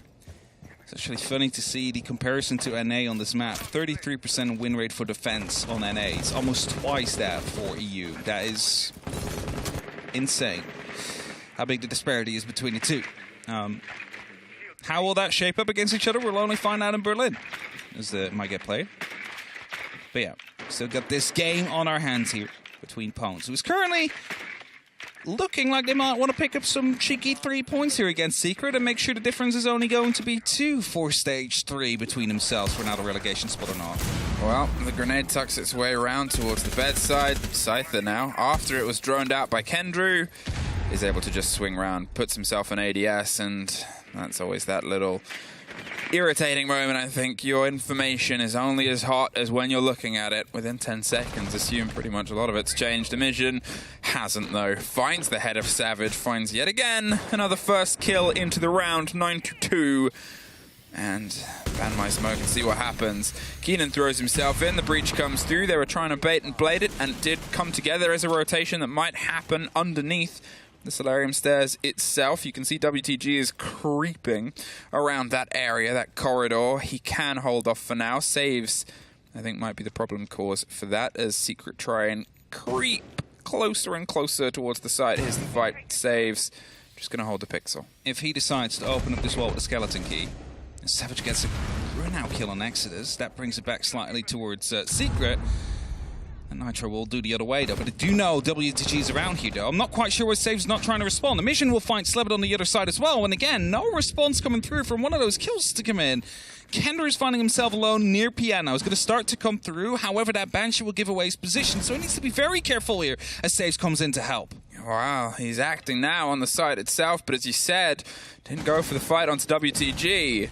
There's a little bit of revenge later. Now a technical 1 versus 1. Kendry's going to try and stick the plant. Saves. He's holding off the angle. Emission with a slow creep round. Does he know one's close on that corner? Well, he's going to find out sooner rather than later. There it is. Finds the take. Finds the triple kill. Doesn't quite find the immediate swing round and response. Kendrew, he's got himself quite aggressive here. So look, the rotation, the change of angle from Emission. Does he know? He's going to find out. There it is! Emission with the quad! And he is taking over 5-1 for Pwnz. 12-on-2, Emission currently on the scoreboard there. And what a clutch that was, a quad kill for him, but he just keeps them in this game. He just allows them to continue on fighting, and maybe a bit of tunnel vision from the last attacker left, because he was just looking at that one doorway, not realizing there was one on Piano as well on the slow creep, getting 2 victims there, just a buck as the Hibana puts Pwnz 5-1, 2 rounds away from locking this off very early on the day. Well, he doesn't want to lose that top-rated EUL player spot, does he? He's definitely not. I believe that's before this round, by the way. 177 EPS. Just look at it. He just slow creeped in. There's a lesson. Look at that. Sage just looked away as well at the very moment that Emission peaked. Well, I think there's a lesson there about lean direction as well. I know it's something that's been talked about, of like how you lean actually puts the elbows out first rather than the gun. You know, it's always just, it's knowledge of the models, and it's tough to do in the situation, but... I mean, he already didn't crouch. It's also, it's the crouch walk, and it's Emission, 12-2 in a game right now, where it's not that we haven't seen Secret players get kills. We've seen them in the half. They got 4 plants out of 6 rounds, and they lost 3 of them. Yeah, they definitely didn't, you know, fail at playing the objective. They just failed at defending the objective at the end of it. So Secret unable to make these post plants stick, and that's truly going to be hurting. But I mean, if we look at it objectively, they've made so many mistakes in their post plants, let alone the 2 players that were up above in the actual kitchen, rather than that's Slevin with the very first kill. Exodus, Nico's looking to follow that one up. He's waiting patiently here until the MK14 stops firing and allows him to start moving through. That's it. They don't need to double check it. They're going to use a bit of utility to try and swing around. And actually, almost as the call from the fight on the other side, Slevin's got the angle and got a lot of Nico. With that, the heavy-hitting rifle can act. WTG is watching the rotate on the backside. Just sees the sliver, the change of pixel, and they get their revenge. A lot of damage, a little bit of utility, but they've only really lost Exodus in the hands of the Thinker in terms of what you're going to bring to the fight. When you've also got the Iana and then a sledge, you've still got at least a lot of the pockets, just a missing LMG. You've taken out a heavy-hitting rifle, you've taken out Sleben. What can you do next? Nico's got the drive round over to the side. A very quick attention is paid towards the rest of the top floor. They're going to see if they can try and get box open. Need to get rid of that electric cloth first now, and the question is going to be how we're going to do this, because it could be hidden in a spot where it's going to be it's just on the beam again, so they can just open up below and then get an angle on it. So it's not going to be too difficult to get rid of it. They just need to get into a position to do so, and that is below. That's what they're currently working on here, taking out some utility through the table, it seems. Yeah, well, yeah. It's the Banshee gone. Now they're going to see if they can try and just double check underneath the mirror window. They know they have the angles and a little bit of danger. It's always something you have to be cautious of on the rotate. And Emission is paying that caution with a grenade. Maybe to the face. They pull back. They actually move away. Saves. Isn't going to try and dabble with this fight. And it seems like they had some awareness as Emission actually pulls the grenade. Gets underneath Kendra, does a lot of damage. Not quite enough to fully knock them out of it. They were thankfully hopped up and they're hoping somebody's moved behind the mirror window. But no, they've otherwise pulled themselves back. Save's playing a little bit more of a safety approach. As we look, 30 seconds left of this round. He's getting a bit anxious there because of that grenade being in hand for so long. Now, one of the Syria laser gates is being spotted out. Cannot get that grenade quite through before they get any other piece of utility to do so with. Keenan looking to go aggressive here with the AUG. He's going to be unable to find anybody actually there. Tons of gates are being wasted though. Seems like they want to push in. Saves finds Emission, Savage finds WTG, 2 stories, and now they've just got to see if they can try and put the full stop onto this. One more for Saves. Back up the other side of the stairs, leaving just Nico out, but not for very long. Saves with a triple kill. Doorframe being hit there by the last attacker rather than the actual player. Bullets not penetrating through enough. With that, round 8 soon to be underway. And then you're asking, where did it fall apart for Pwnz in their attack? Well, there's a couple of things to look at. Of course, they lost their Finca early on. It is some utility. It's not the end of the world, as you said. You do lose the heals. That was the most precious part of things. You did still have 4 grenades left. You still had a gun 6 left. It was enough to deal with the utility that was on the board. But you lose the extra gun. I think that might be the most important part there. Also, they failed to deal with the Electroclaw, which could have been taken out from below, but maybe not having the right utility to deal with it, not having the information on where the Electroclaw was exactly placed at that given time. And, you know, if you cannot open up the entire floor from below with just a sledge, decided to go for a straight push through, which normally doesn't work, and this time again did not work. So they might need to work a little bit better onto clearing that utility, onto actually working on their setup. The last time Secret won a round, it was the opening round of the whole game. This time, the opening round of their defense. If they can break the mold right now, they might be able to at least try and harness some momentum. I'm not going to say all. It's down to Pwnz to wake up. They obviously still have their tag time app. Secret only have the game at hand, the game ahead of them. And, well, I mean, when you're on the 5-1, 5-2 situation, every round is vital, but threading 2 before you're on that death knell is probably the most vital. How many can you get before you might find yourself eyeing up the barrel of a 6-2-2? Good timing right here. Second EMP potentially to come out. No, not the case. Weekender's also not trying to trick it. Keenan with the entry, though, will find Exodus. Second time in a row that Secret is going to be able to open off their defensive round with a kill that is not going to be contested at all by any of the other Pwnz members. That is something they need to change as well. You cannot just let them get these free kills without any reply being there. Slabin is quite close to the window. A reply could come soon, but it seems like he's just digging in closely. Oh, that's a free kill. Hold and tucked. I'm not quite sure how the fight with Keenan went, but as it was the Hibana, I assume they were trying to drive themselves, hoping that the hatch was closed. Proved otherwise. Now, suddenly, Pwnz, 2 bodies short, and only a minute gone. They've still got a lot of work left to do. They've got the snowmobile breach open, and now they're going to see if they can try and pay attention across the bow of Dining itself. One player's tucked around on the back onto the corner. There's always the danger of swinging, and oh, a rotate! Saves, almost entirely caught out. There's the next emission. He's able to get the person who went for help. Another player is about to try and get the revive. Savage actually changes his mind, thinks better of it. Save's going to crawl to him. I mean, he has the opportunity to, right? I mean, just get past that door and you have an opportunity to be picked up safely. That's exactly what happens. His life will be saved for now, and we're in an effective 3-4 situation. Luckily, there's Thunderbird on the board, so Save is going to be able to get himself back up to nearly full HP here, able to just get into that fight again. Just not, actually, with the opportunity to get DB and Ode, which means that any single kill shot will eventually take him out. Well, Nico's doing some work above, a minute left, and they've been able to do some damage to the players that are outside. But otherwise, you're still looking at locked hatches, the lack of the Hibana, and WTG means that anything that they've got is all that they've got, and it might come to a little bit of an aggressive fight through. Will they get a lucky pick on the way around the door? It's a potential, but a potential is dangerous. Just pulls away from the breach. One tucked close. If they're not aware of Sleben, he can swing around and do what he did before, which was massively dangerous. They're hoping and holding and kind of hanging out hope. Oh, it's a close plant, and that should be an easy pickup. No, Scyther comes off. Kendrew at least finds Cypher. A cold kit, 20 seconds. Nico still out the electrified door. Mission looking for the take. Finds the header, Kendrew. Finds the kit, gonna hold it. Nico, everything's on you right now. Just needs this sprayed fire towards blue. Stop it, can't quite get it. Locked in, saves with the rotate. In time, coming through the connector here to find the diffuser before the LMG is up and running again, because that's when it starts to get tricky once those 150 bullets, or 100 on that particular gun, are starting to come your way. And 5-3 the scoreline. Secret is starting to fight back here onto their defense themselves, but a post plant. But 2 people being picked up after they started to rotate, and that might have been almost a giveaway of that round. You had a double entry. You might have wanted to go for more. You started to rotate people up to that top floor. That's actually how you lost 1, almost 2, as a result of it. And that is something you need to prevent.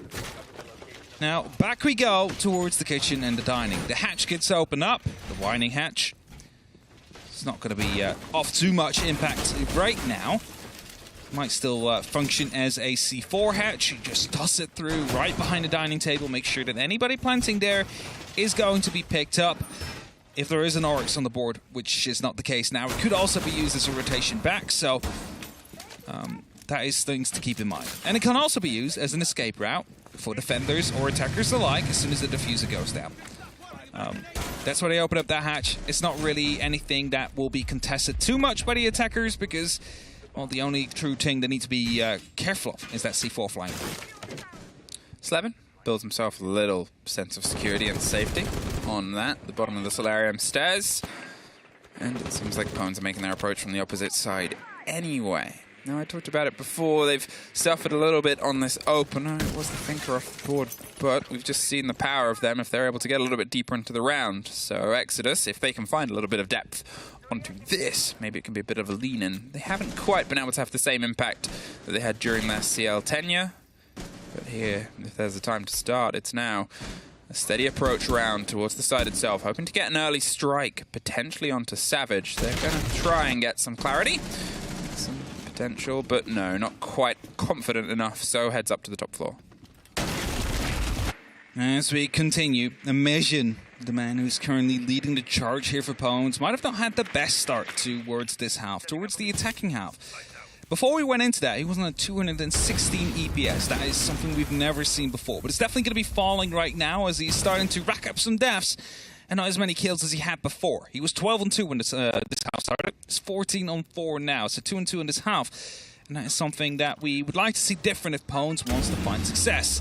EMP gets used to get rid of the serial laser gate temporarily. He's not going to be destroying it, but also takes care of any potential ADSs out there, just so they can nade them off for later use. That was it. They were hoping somebody was holding that aggressive and waiting for something to be destroyed. That's still unfortunate. That is poor timing there, and now they've had a couple of grenades costed for no real gain. That next one should get that bulletproof, and does. They know they can try and force and fight their way across the top. They're hoping to isolate a player, but they're stuck and locked in. Savage finds one. This grenade doesn't find the next. They tuck themselves just out in time. They have the cover and support of Sleben on this. The bathroom door saves his swing in a fight of his own. There it is. It's scrappy, but it's Kendra and Sleben that are able to finally make those connections. WTG finds one on his way through, and with 50 seconds left and still a lot of control into their favor, well, Kendra is the danger, but everyone else has left and they know he's there. Kinda. A pre-fire attempt was there, just not hitting any of the shots eventually, and that leads us in this 1v4 situation. Saiter already got tagged up twice. He's trying to find his very first kill here in this round, not able to get that, so decides to just rotate down into the basement. Now, there's two things that can happen here. With the diffuser being dropped, he can either use this as a bit of a timeout for the rest of his team to talk, or he can try and clutch this up. 20 seconds and him going quite aggressive towards the main stairs here. It's Savage that will pick him up, and Secret that will win another round. And suddenly, we have ourselves a game again. Suddenly, where it looked like Pwnz might be able to pick up a full 3 points, or really 6 if you look at the head-to-head, is starting to get a bit more even. And Secret is getting back into it. One more round, and the score is even. Now's the time. Now's the time for the tech timeout. You still have 1 round ahead of you. It's 3 that have gone against you in a row. 3 different sites, and it's a rotation. They're more than happy to play. So there's a chance you can talk about the failures of Office and where you think you can bring it round into something a little bit more successful. Obviously, they're still struggling on that early engagement. I think it was a problem that they, to be fair, had on their defense as well at the beginning. Even when the rounds that they won, that early body would go away from them, and then they'd sort of rebuild behind it. Here, they need to try and find, I guess, a little bit more control. The intel game, the sort of confidence of where Secret are and when doesn't seem as solid, doesn't quite seem as locked in. All right. Secret indeed, able to just slip around a little bit. Pwnz not having the right information, the right utility to deal with the issues at hand, and if they try and pull that trigger, it just got completely abolished in that last round. So it became a 2v5. Turned back into a 1v4. It's not really too impressive of a combat for Pwnz in that round. And as I said before, Emission not really having the same impact during this half as he had on the defense. And that is something we know from other players, but normally the other way around. They have a good impact on the attack, but then they struggle on the defense. Spoit is an example. Although in this last game he played, he was doing quite well into that defense, so that might start to shift. But Emission really needs to get alive, and like as soon as he does get alive here, he's going to be able to potentially carry them on. And I know it's 14 kills. No, I think this is the thing though that you have to take into consideration. The rest also he's already 14-5. For us to say he needs to step up to carry. No, okay, yes. It's too big of a statement, I think. I know, and I'm saying he's not the problem. He's currently 14 kills, but it's like the carrying force that Pwnz had is no longer there. So either he needs to step up again, or someone else needs to pick up that role. I mean, there just needs to be more stepping up from Pwnz on a frag level. Let's get 2 or 3 people to step up instead. It would be that, because there's something on the other half, is even though Pwnz had such a good lead, there was multiple players of Secret who were putting people in the dirt, who are fighting those games. Here, only having one tip of a spear when you're trying to play this game, which allows a lot of space for, I guess, confident, creative gunners and roamers, that's what Secret's able to build behind. And you just need a second person to lead in. Talking of, Savage might be the first fight and the first foray. Here, a bit of pressure from the small little entrance route, cutting off his rotation. Keenan could have offered some support, but they don't quite have the confidence. A grenade rolled under the drone hole. Doesn't get him either. 2 grenades now thrown towards Savage. He's still able to sit there confidently. This drone's going to get the reveal. Are they going to go for the swing and the pre-fire?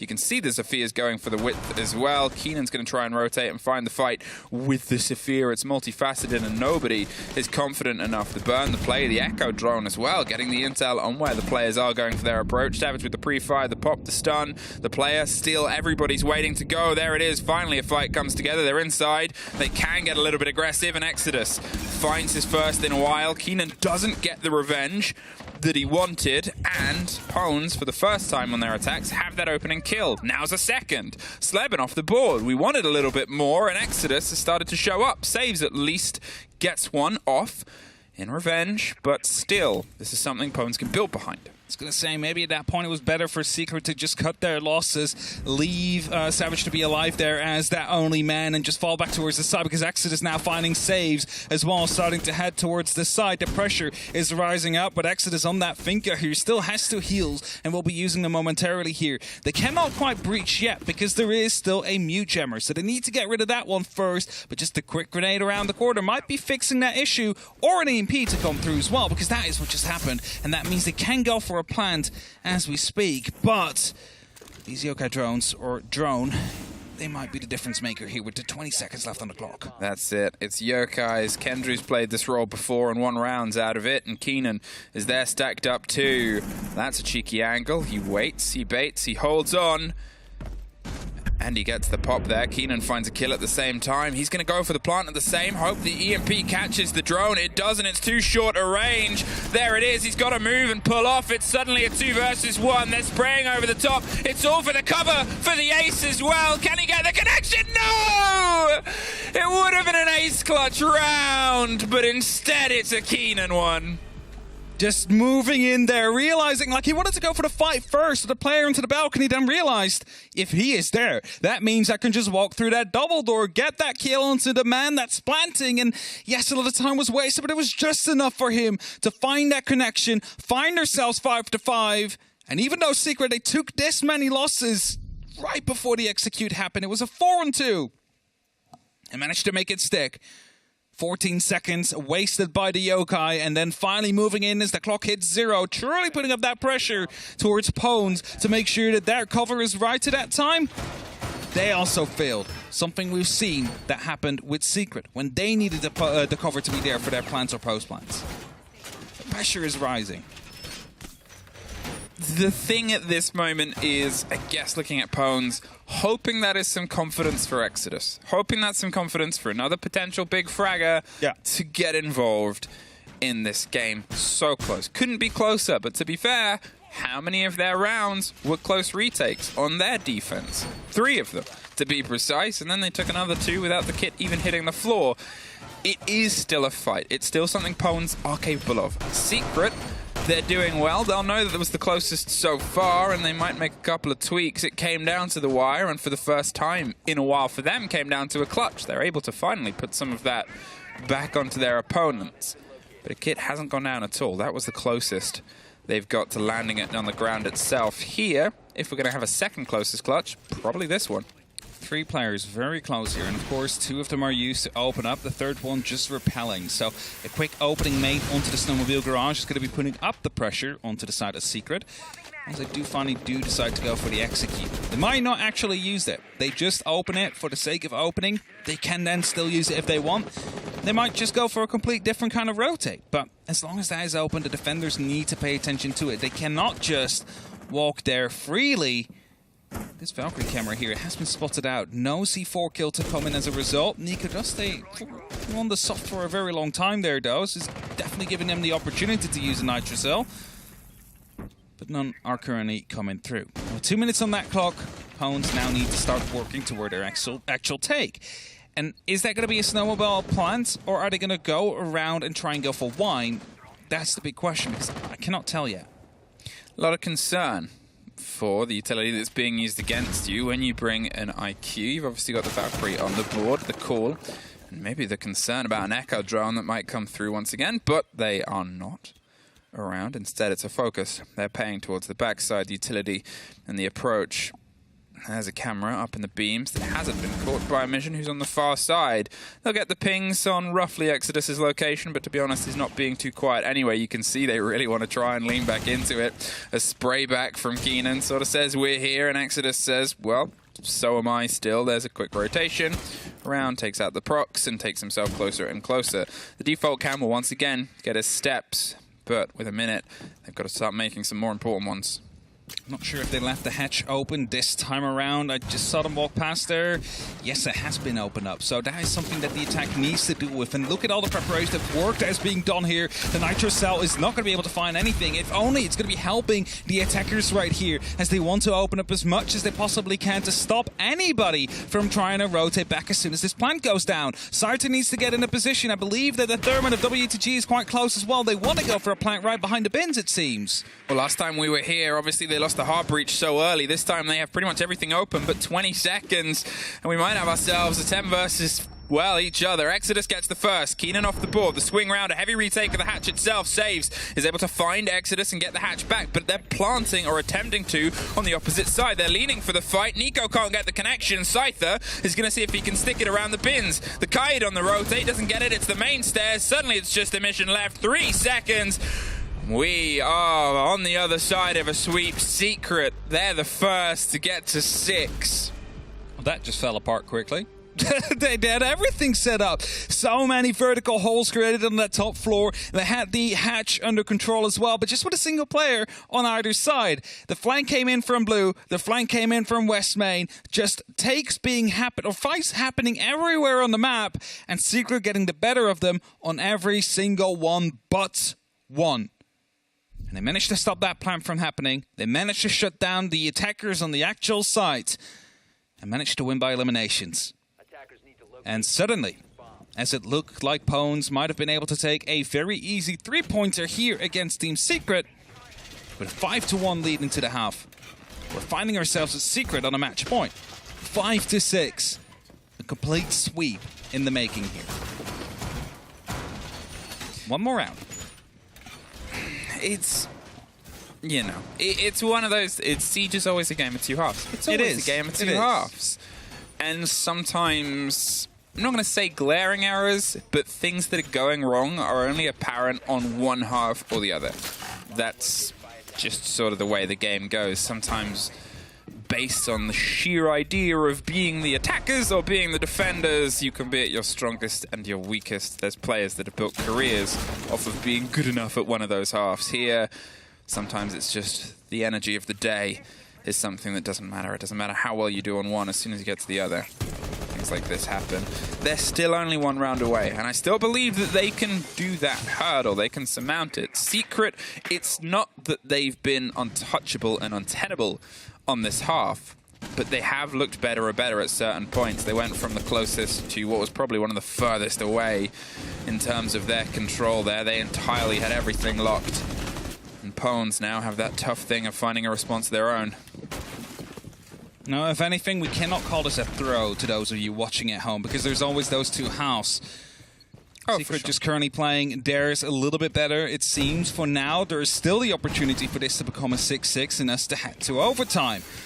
Quick breach onto that top floor will stop any verticality potentially. I think WTG is going to be looking to get sense their gadget through the drone hole here to stop that line of sight again. But the Bulletproof and Savage are on the other side of things. They will still be a challenge that needs to be surmounted by Pwnz if they want to go for the sense execute. They're getting the control of the verticality. They're making sure that they can at least force the gameplay and force the guns further away from the other side of the dining table, so they don't have that. You don't need an entire bit of control, but you at least need the confidence so they cannot swing their way around, which Secret does love to do. Something that Pwnz will be well aware of. Here now, as you said, this is the next step. Try and force this wall itself. Savage can play this game. The impact's over the top. Misses the throw. Isn't going to go for the second.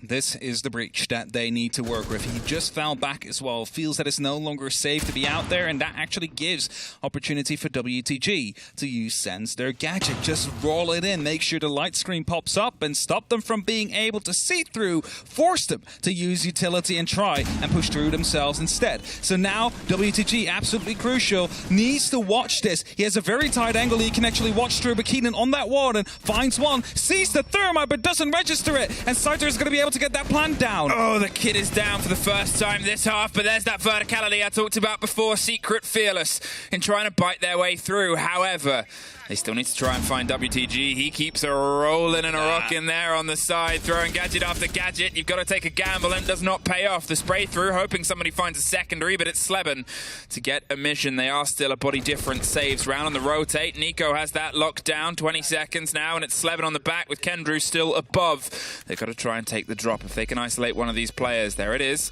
Kendrew, he's found his way around. Is he going to try and long arm this? He's holding F and hoping. He has the awareness of the swing. Sleben, he gets a trade out. It is just Sleben, but he doesn't have the time. We're going to OT. We are going to OT indeed. Both these teams are going to be able to pick up 1 point from this matchup at the very least. And only one of them will find a second. Now, Secret will want it to at least extend their lead to Pwnz in the overall leaderboard. But Pwnz at the same time, they will be looking to find this to at least get 1 point closer, to hope that stage 3 is going to be their magical turnaround that will push them out of relegations. And the master bedroom and office up next as Secret takes the defense yet again. They might be favored here by the amount of defensive rounds that we have seen so far. It has been 10-2. Even with the higher statistics of defense success here. Yes. It's a statistical anomaly. Here's some statistics. Qualifying probability. Yeah, it's done for Pwnz. The dream is done for Pwnz. It was already looking like it would be done today. It was 0.02%. But it's probably going to be over for Secret today as well. Yeah, even if they win now, it drops it to a 0.6. Even if they got the regulation win, it was only a 2%, which means that a lot of other factors have to happen. Yeah.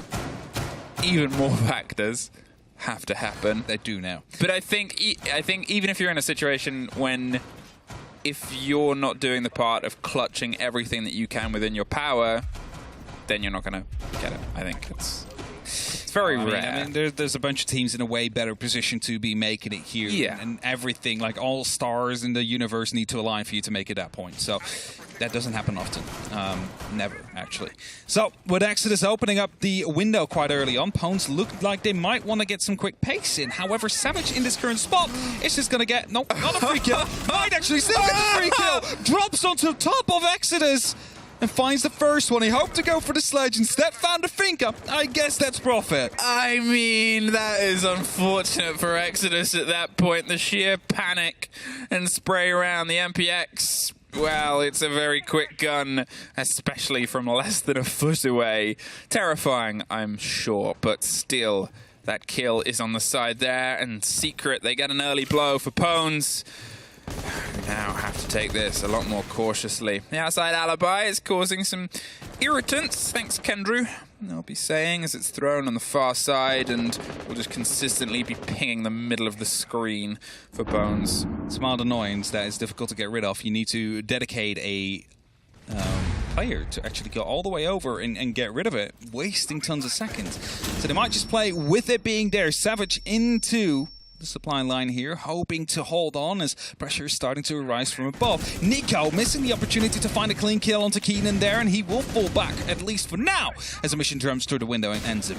Yeah, I was able to quickly respond to that. Now they know that there's the player underneath. They might be able to try and focus down onto Savage, and they do. Saves is another step below that as well. Suddenly, once again, Emission's bit his way back in. They slipped past. I think that was just on our end. They're safe and secure, and well, now they have the intel and the ping, the IQ, calling the cameras that were problems before. Again, no echo, but still, Valkyrie has been a nightmare for both teams throughout this showdown itself. Box is open. Saves his steal on a far roam underneath. Can hit main stairs if he goes unchecked. Emission once again playing his crouch walking game across the balcony, trying to maybe isolate the backside of Kendra and hope they can force him into a closer fight. Sleven's offering some swing support, but it's a spray round in the window. It might hit him sooner rather than later. Mission back in now. W2G, if he does decide to try push in right behind the half wall, Kendra actually has a good spot here to try and take him out. 35 seconds though, and currently it is quite dangerous for him to just swing out that double door and get that kill. So Pwnz, they need to make sure they clear that, but it doesn't seem like they do have any information on it. If you even look at it, only one drone still active on the alive players. They're in now. That can just be a wall bang. Is he going to go for it? He hears the sound. He's trying to go for the wall bang. Sees the angle. Saves on the rotate. Kendra with the body. The spray comes back through. Saves in the meantime has moved away. He's underneath with an impact. Tries to throw it and does some damage. They've got to go deeper. Tucked in the corner. Sleben. He's now going to swing for the fight. It's the 1 versus 1. He's on the plant. Sleben clutches the round out.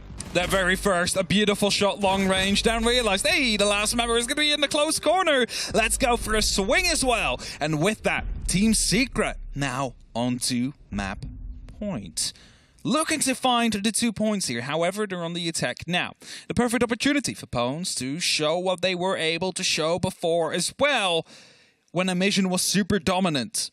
Now, to be fair, he managed to get 2 kills that round. He did what he needed to do. Just the rest of the team needed to step up at that given time as well. And as we head towards the kitchen and the dining, a mission again onto that ward and playing the MPX, potentially on a tight angle with a 1.5, is looking to deny anything that comes in from that main lobby. That is going to be something that Secret needs to deal with. They had some time to think about it. They had some time to go through it. Is it going to be verticality? You know, get some more control of the vertical angles.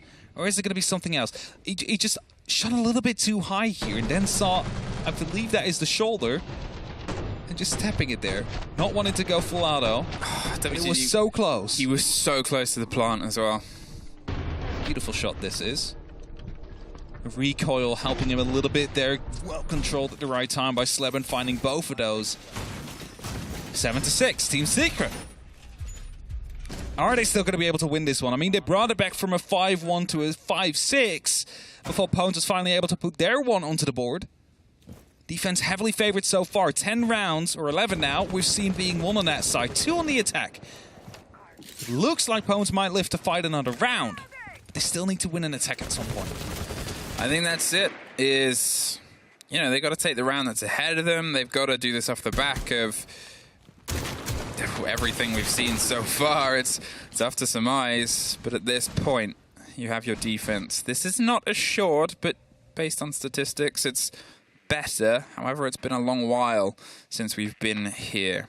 A mission, as I said before, once upon a time with these magical glasses in the hands of the smart man who could see through smokes was pretty effective. It's down to the rest of the players to step in.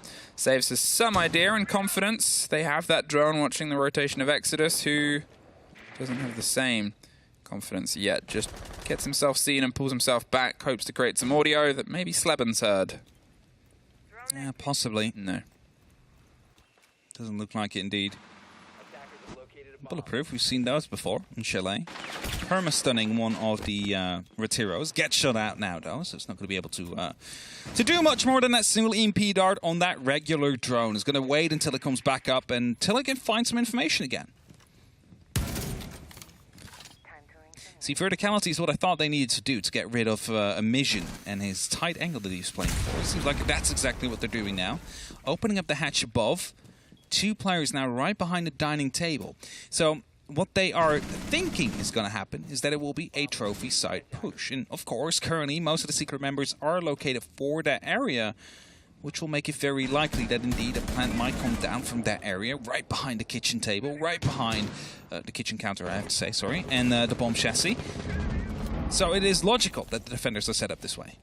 Oh, this could be huge. Oh, that's it. Saves his prepped. He doesn't quite get the full reveal. Misses the scrappy fight. Tries to chase the man. Scyther. He's under bouts of pressure and somehow finds his way out the door. Saves. Couldn't cement the kill. A little bit of a foot to the side, and that would have been his. But now they've got to see if they can act. And to be fair, we saw them get the kit down quite a lot here. This is one of the slowest Secret has been. Will it pay off? Well, they have 30 seconds to prove it. Kendra goes. Drops in. Tucked now. Finds his way around to the chassis and the kit. Sleben's going to cause some noise on the far side. Do they know it's being planted? Do they have an awareness? No. The kit goes down. Suddenly they strike Sleben over the top. And it is just Exodus left He finds one out the way of the door. But 30 seconds, a post plant to find 3 more. They've pulled themselves away. They have the vertical. They have the side itself. Sleben ends the game as he clutched the start. And Secret come back from 1 to 5 down to an 8-6 win. Well done by Secret in that last round there. And if you might wonder what exactly happened there, well, they showed they were wanting to go from Solarium from the trophy side. And as a result, everybody shifted over towards dining to get behind that table, to get into that hallway. But at the same time, they moved Sleben into a position where he could strike from the flank. As soon as that plant, as soon as the execute came down, people will start to move back in. They won't pay attention anymore to the back. He will just easily clean them up as soon as the plant goes down. And that is a 2-point victory for Secret, which could have been a 3-pointer for Pwnz. It's frustrating on the side of Pwnz. They were close. They were the closest they've been outside of a win, but it's still a split. It's still a race, and it's still not truly done for them. It's a couple of points for Secret, and their only real overdog match. 2 more underdog, and a break before a desk. See you in a mo.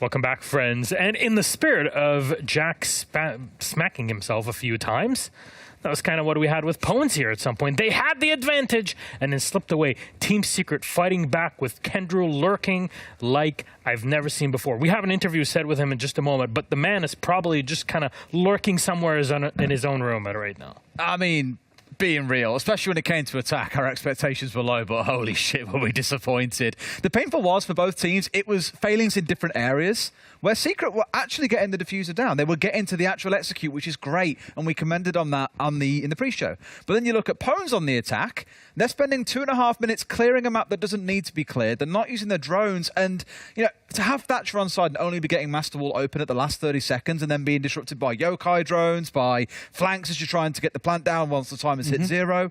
It was just chaotic is the only word I can think to describe it. There's another world where if Secret started on the defense, we're talking about a 7-1, a 7-2 victory for Secret. We're generally not talking about overtime, and that's what happened with G2 last week. Pwnz are seriously bad at attacking this map. Well, our interview is ready, so let's have a chat with our victors. Secret. Hello, Kenny. Hello. So good to have you back on here with us. First up, how does it feel like to be the biggest rat player in the entirety of the scene here in Europe? Lurking, I've never seen anything like it. You do it again on Chalet. My God, what a rough game, but we got it done, and that's all that matters. I mean, why do you? I'll give him that. Why do you feel it was so rough, even from your side, Kenny, especially in that first half?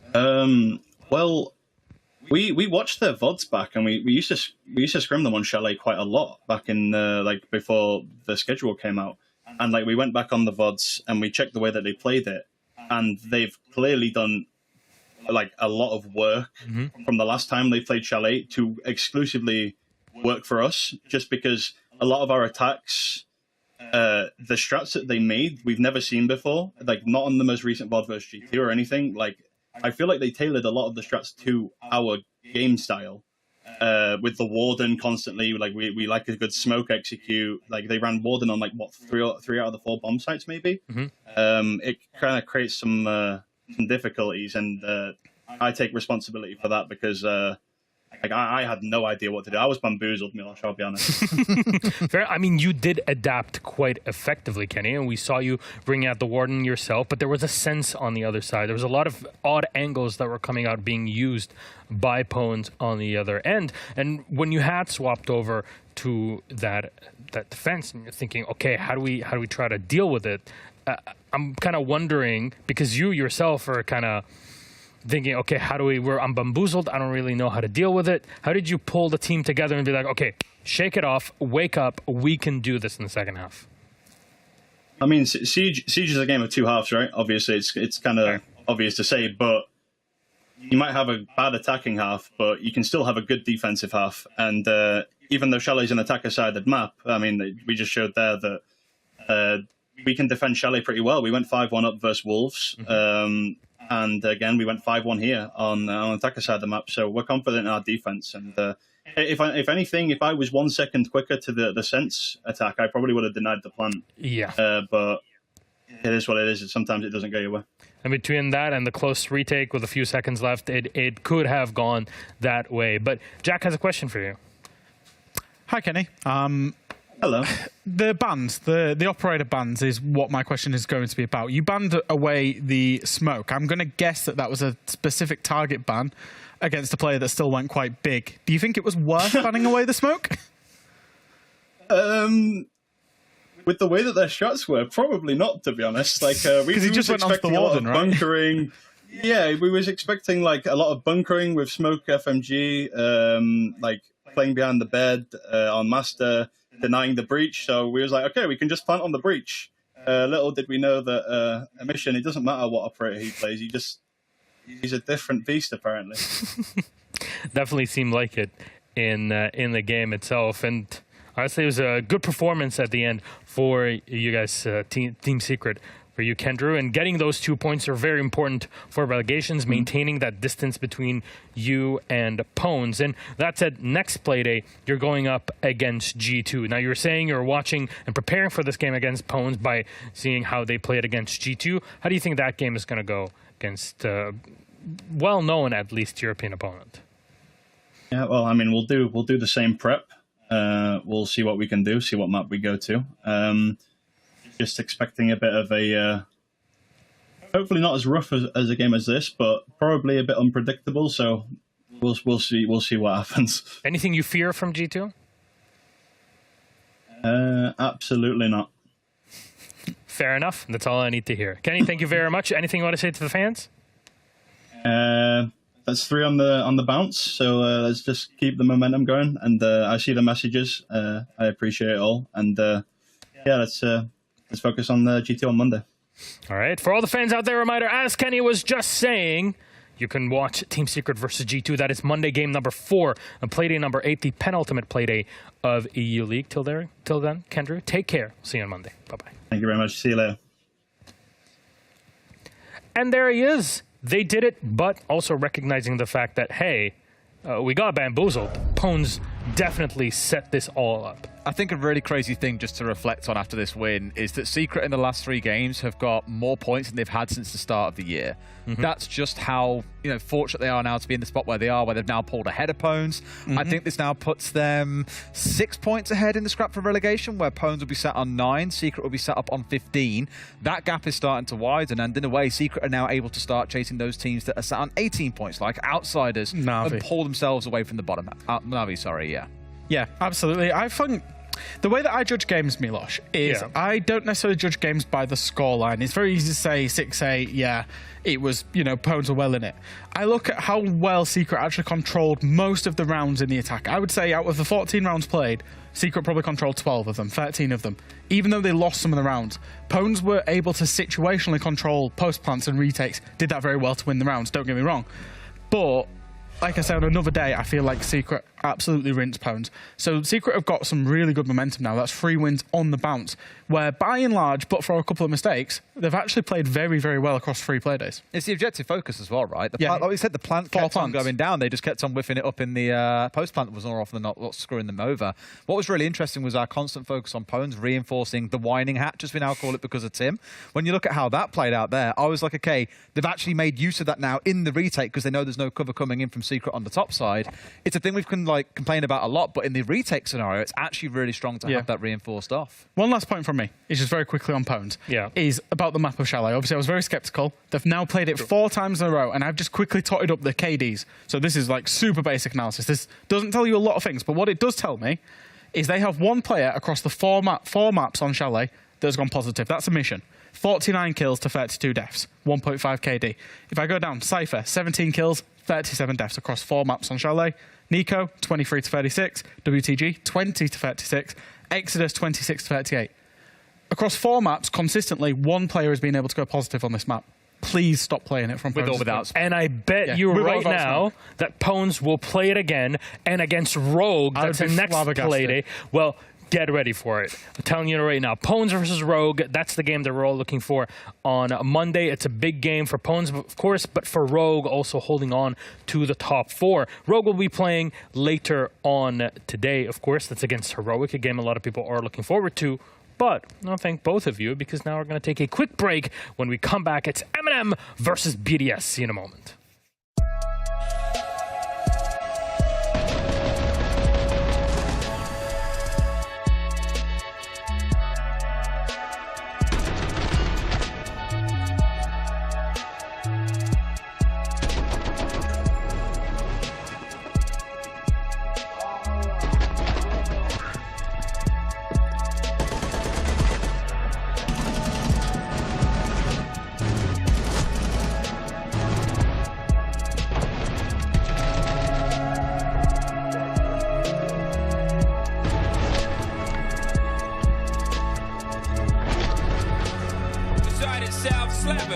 Ends the game as he clutched the start. And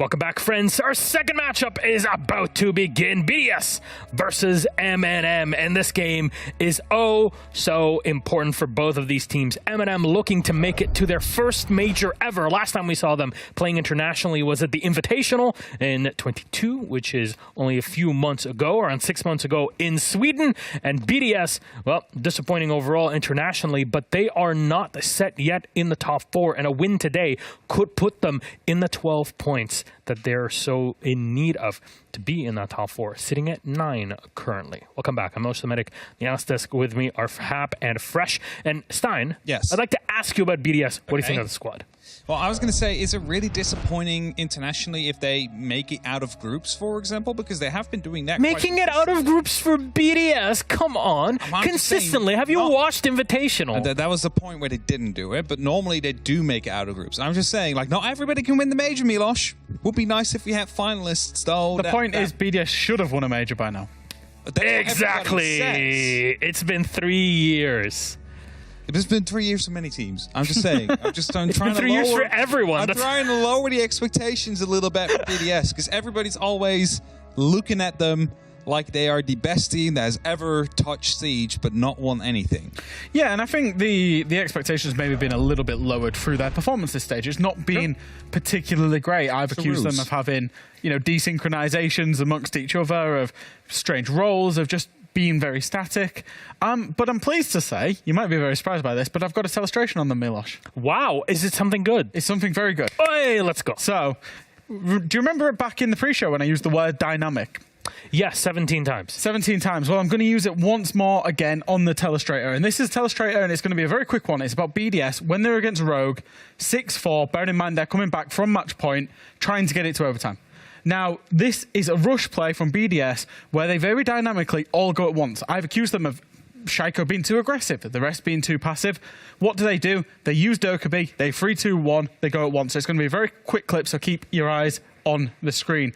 Dokkaebi call comes out, and we see Deepek here, straight off all the cams. He's a cams player for Rogue. Because he can't get back on the cams because the calls come out, 2 are straight down the hatch, push through into the vault hatch, and then Rogue simply do not have an idea BDS are coming on this Rogue, on this rush, all at once, all at the same time, and then suddenly the round's pretty much over because you're in a 4v2 scenario, 4v1 scenario, and then Rogue, and it's Leon that's fighting out from there. Rogue had no idea that was coming. That was a really nice counterplay. It was really nice dynamic play. It's something we've not seen from BDS, and crucially, they all went together as one unit, and they got the round win for it.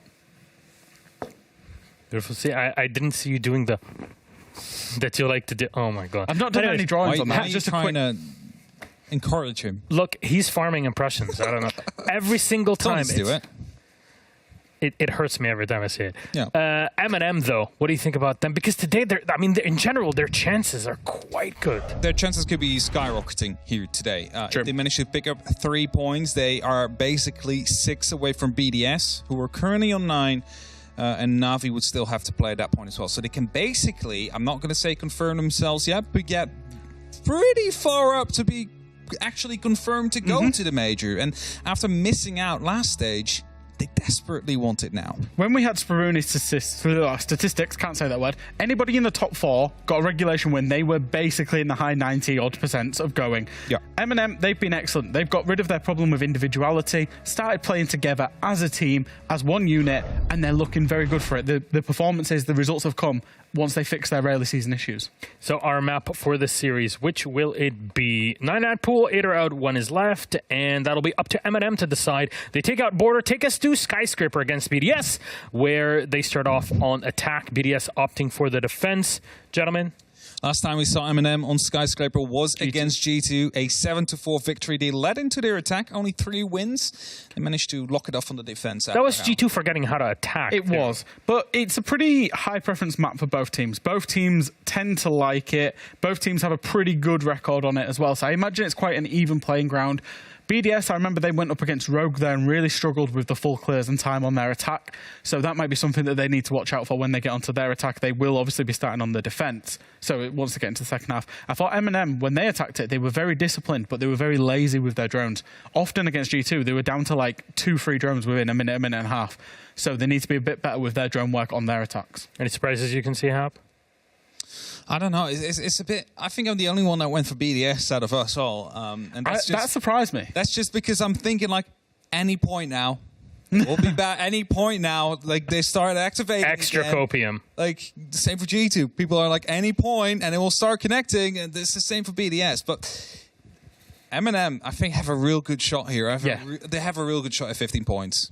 All right, then let's figure out how it's all going to come down in the server. We got Skyscraper for this one, so thank you, Fresh and Hap. M&M versus BDS. Got Ace and Des take you through it. Enjoy. Thank you very much, Milosh. Skyscraper! Tim, my favourite map. We're going to go to it big time. And it's a massive game as well, because it's a battle around that top 4. BDS win. They are suddenly straight back in that conversation for top 4. M&M win. They're pulling pretty far ahead, and it'll be very hard to catch them, Tim. It is. It's a very decisive game tonight that we've got between these two in the grand scheme of things. Other things are starting to shape up a little bit more. I mean, prior to last week, prior to last Playday, rather, I would have said that Wolves were starting to shape up as looking as the top team, but not necessarily anymore. It's, they lost that game. They showed they've got a weakness. Who knows? But yes, this one, absolutely. There's no two ways about it. This is going to be pivotal in terms of the top 4 and who goes to the Berlin Major. So we're going to get underway. It's going to be BDS versus M&M on Skyscraper. And I think we're going to have some good siege. I'd hope so.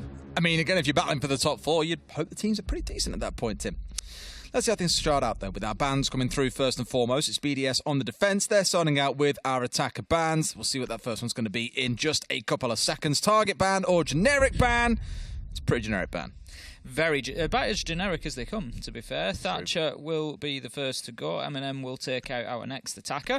We'll see who that's going to be. They were pretty decisive in that. It's going to be Montagna, which, I mean, we did see some big Monty players in APAC, particularly onto this site. We've seen them in EU as well, I think. Monty looking to push in towards the top of Black Stairs, get the diffuser down. So not too much of a surprise to see Monty go. No, not at all. Not at all. I mean, I think this is more of a personal thing for M&M because BDS aren't exactly a huge Monty team. They will play it. We've seen them use it, but they're not a huge Monty team. And M&M also banned this away against G2. G2, for some reason, seem to always have themselves as someone who's willing to play a Monty on side, but M&M do also want to make sure that Operator simply is not available. The Kaid pairing with the Thatcher makes total sense, and Valkyrie is going to surprise absolutely no one.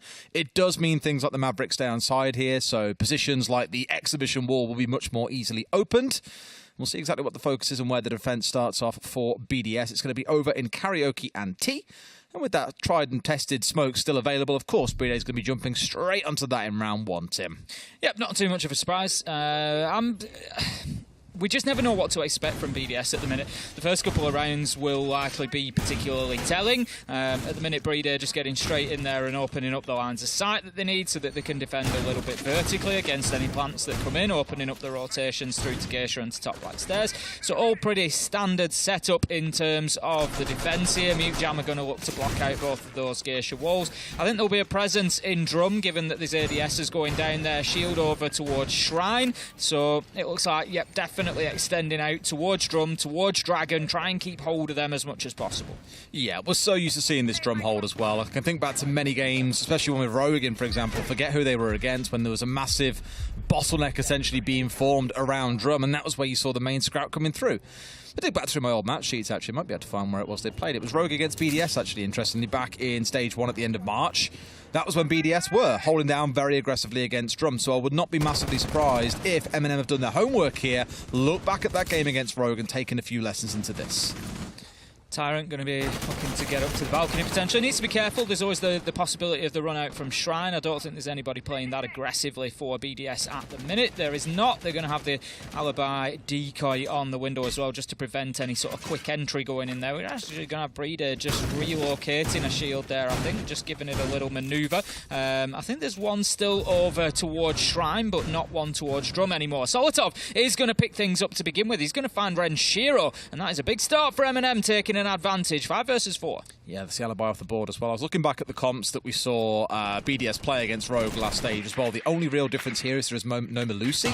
Instead, they're bringing along the Mute here, so looking to try and slow down M&M's drone game. But I'm looking at M&M and just seeing, I'm seeing the Ossa, I'm seeing the Ying and thinking, damn, that's a big execute comp. A good way to shut that down, of course, is to remove the Ossa. A very comfortable C4 coming out from the lens, shuts that one down. Then Shaiko finds Nello off on the south balcony. Lens almost losing his life as well in the crossfire, but backing himself safely here towards towards the top of Shrine. Nice turnaround for BDS there.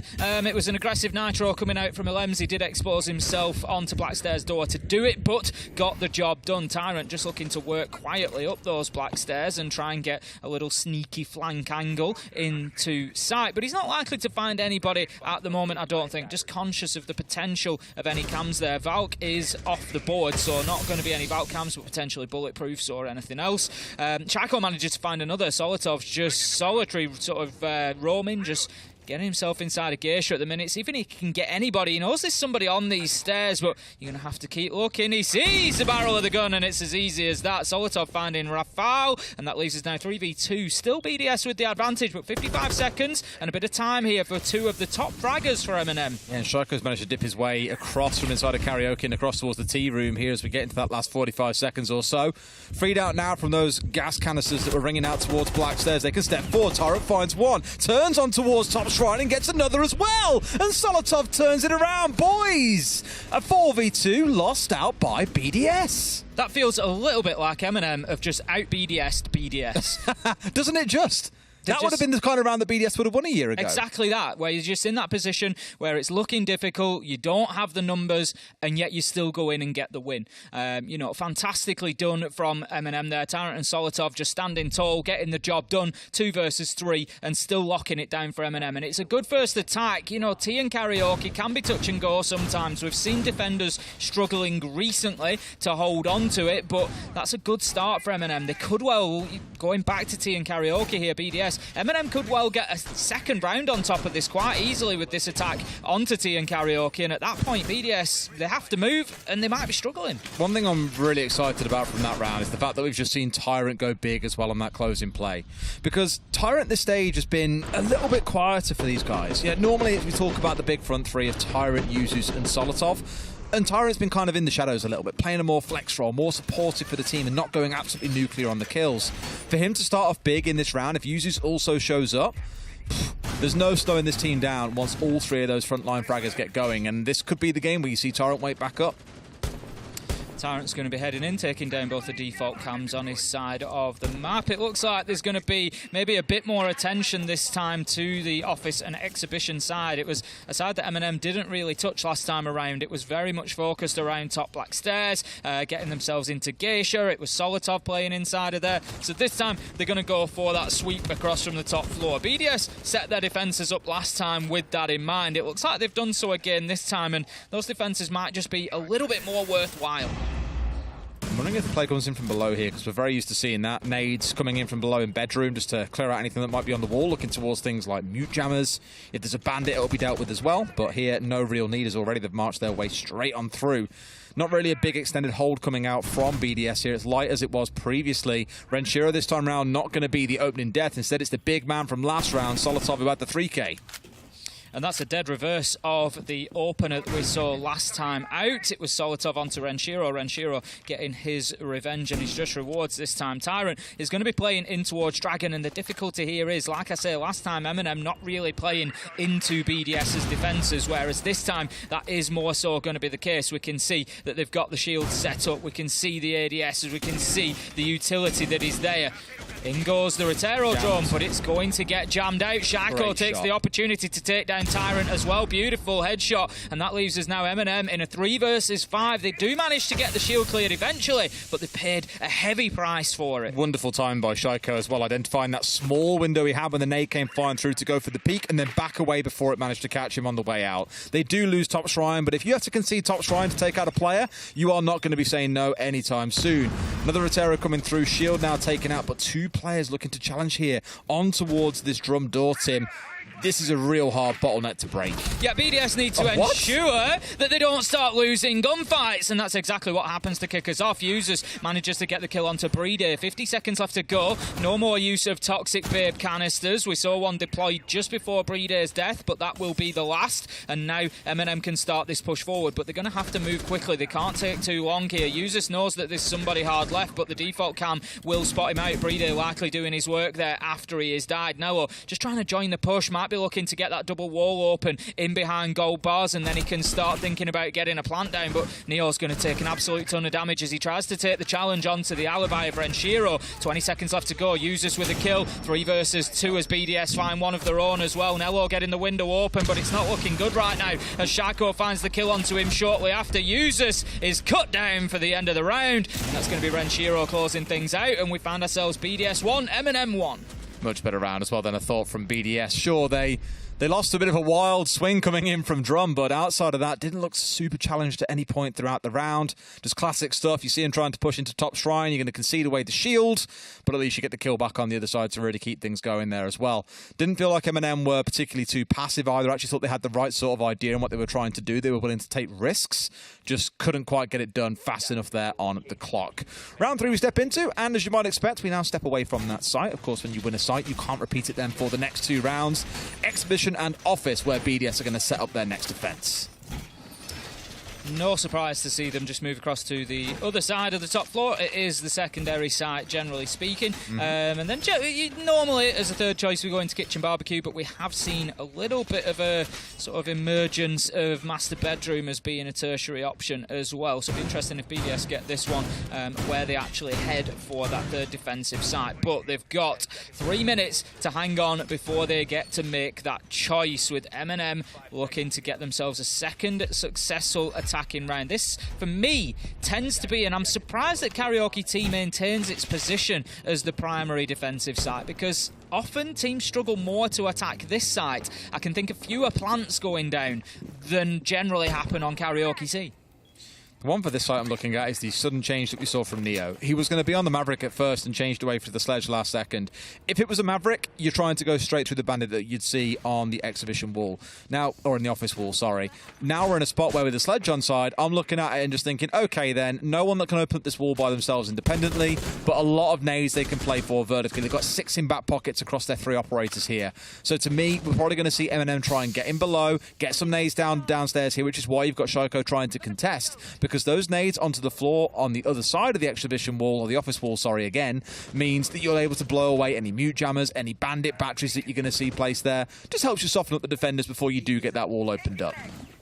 Renshiro just applying those ADSs, 2 of them going to be in Dragon, which signals his ambition to hold on to that area. Going to be challenging onto Shrine Wall. Geisha Wall gets opened up as well. Renshiro doesn't get himself any Iana, just gets himself a Gemini decoy, and will continue to try and hold on here, but that now means... you saw him, clearly solid top, but Renshiro gets a double, manages to find Tyrant as well, and that is another terrible start for M&M in round 3. You'll probably be asking questions there about the droning coming through, about the nade play they're intending to make. Like, sure, there are ADSs scattered there, but you've got a number of flashbangs in Nello's back pocket at this point as well. You've got to be looking to clear out these critical locations, because right now it's still very, very comfortable for the side of BDS. They can just sit here, have barely had to move their feet yet, but already 2/3 of the round are gone, Tim. LM's still locked in behind that shielding dragon as well, supporting Renshiro, who we saw get the double earlier in the round. Rafal just going to be waiting his time. He's the last line of defence with that shotgun, just waiting for anybody who tries to push in through terrace, and he might get a little bit of joy in a minute. Breeder is going to be using those glasses on the ward, and Neo manages to find Rafal, but if they try to push in here thinking they've got the cover of smoke or flash, they are going to be surprised. Breeder, he can just tank that little bit of damage that will come in from the nade, and he can keep himself in that tough angle. It's going to be fascinating to see whether M&M have been able to drone him out or not. Are they aware of his presence? They absolutely are. That forces Breeder away. Renshiro, however, stepping up again. 3 kills on the round, 1 onto Neo. 4 versus 2, 30 seconds. I was really worried about the diligence there as well, but Yuzus gets that kill onto Shiko. Still 3 remaining in those last 25 seconds. Yet again, it's Nello and Yuzus finding themselves at a numbers disadvantage with a lot of work still to do. They've got themselves pushing on the way through, but there's 2 or 3 players holding this angle. It's so tough when one of them is a Warden as well, because he can just so easily deny you out. C4 comes out from a Lems, doesn't find onto anyone. Yuzus coming around. Breeder finds the kill. Nello into a second, but with 2 still to do, there's just no way they can carry that one on. Tim, what I loved about that round though was some of the diligence being shown by M&M. That mute jammer blocking them, getting through the single doorway coming in from terrace there. it would have been easy to get rid of the mute jammer, open the wall, and then start your play, but they get back on drones, they spot Playday out. I forget what game it was. I want to say it was Pwnz, but I may be wrong, when there was a player sat in that spot with a shotgun, and they picked up a 3K, if you remember. Yes, they did. Players just rounded the corner one after another. There was no droning coming through. It was all too easy. So at the very least, MNM are taking the right steps, just not quite finding the result they need. Well, this is a problem. Renshiro just dominated the round from Dragon, really. There was an attempt to clear him out of there, but they just didn't have the answer to that problem. As you say, MNM having the answer to some and not to others. Renshiro on the castle this time, going to be using the Super Shorty just to try and remodel a little bit before getting those castle barricades up as well. It's going to be kitchen and barbecue, as I suggested that it might be for the tertiary site here for BDS. There's going to be a lot of attention paid to the upstairs, I would imagine. They're going to be trying to hold on to Geisha for as long as possible, likely Karaoke as well, the two areas that are directly above the site. They don't want to give up those verticals, and Rafala is going to be up there on the Aruni, just remodelling to put the rotations needed and everything else into site so that it is prepared. Interesting choice here from users being the Amaru, right? Normally you'd see this if you want to spring your way up and try and get some cheeky plant off inside a Karaoke and T when your team's got you set up from top black, but with us not being on that site, I'm thinking here it's to get quick control of an area of the map. Normally it's in the early round. You want to see that Gara hook come out, spring into a key location, and cut off a rotate back towards site, for example, from the defenders. But with it not being used inside the first 30 here, I just don't imagine we're going to see all that much use from it. Now Solotov taking peeks inside of the map, not managing to catch anybody at the minute. I don't think that BDS are going to be giving them anything that easy so far. BDS actually looking pretty good today. Consistency has been an issue for them, as we've said. They've not really been as good as we've seen them, particularly over the years. If you look, over the last 3 months, they've probably been about as good as they have over the last 3 months, because they haven't been fantastic. If we look further back, 6 months, 12 months, 2 years, then no, this is certainly not peak BDS at the minute. But going well so far today. We've got a minute into the round. MNM haven't got themselves inside of the map yet, so BDS with a nice setup there, looking to challenge. Tyrant it is who manages to get in first. He's going to be progressing through Dragon, still trying to get towards Karaoke. Mute Jammers again blocking progress there, as well as Operators. Got Legion there of Shaiko just coming out and practically body blocking that drone. There we go, challenge coming on to Tyrant maybe here as he steps away for the reload. Yeah, BDS just feel quite sharp in their response, just like this. They're more than happy to get aggressive. It's mainly come from Renshiro and Shaiko so far. 6-1 and 5-2 for 11-3 across these first 4 rounds. Not bad going for the French duo.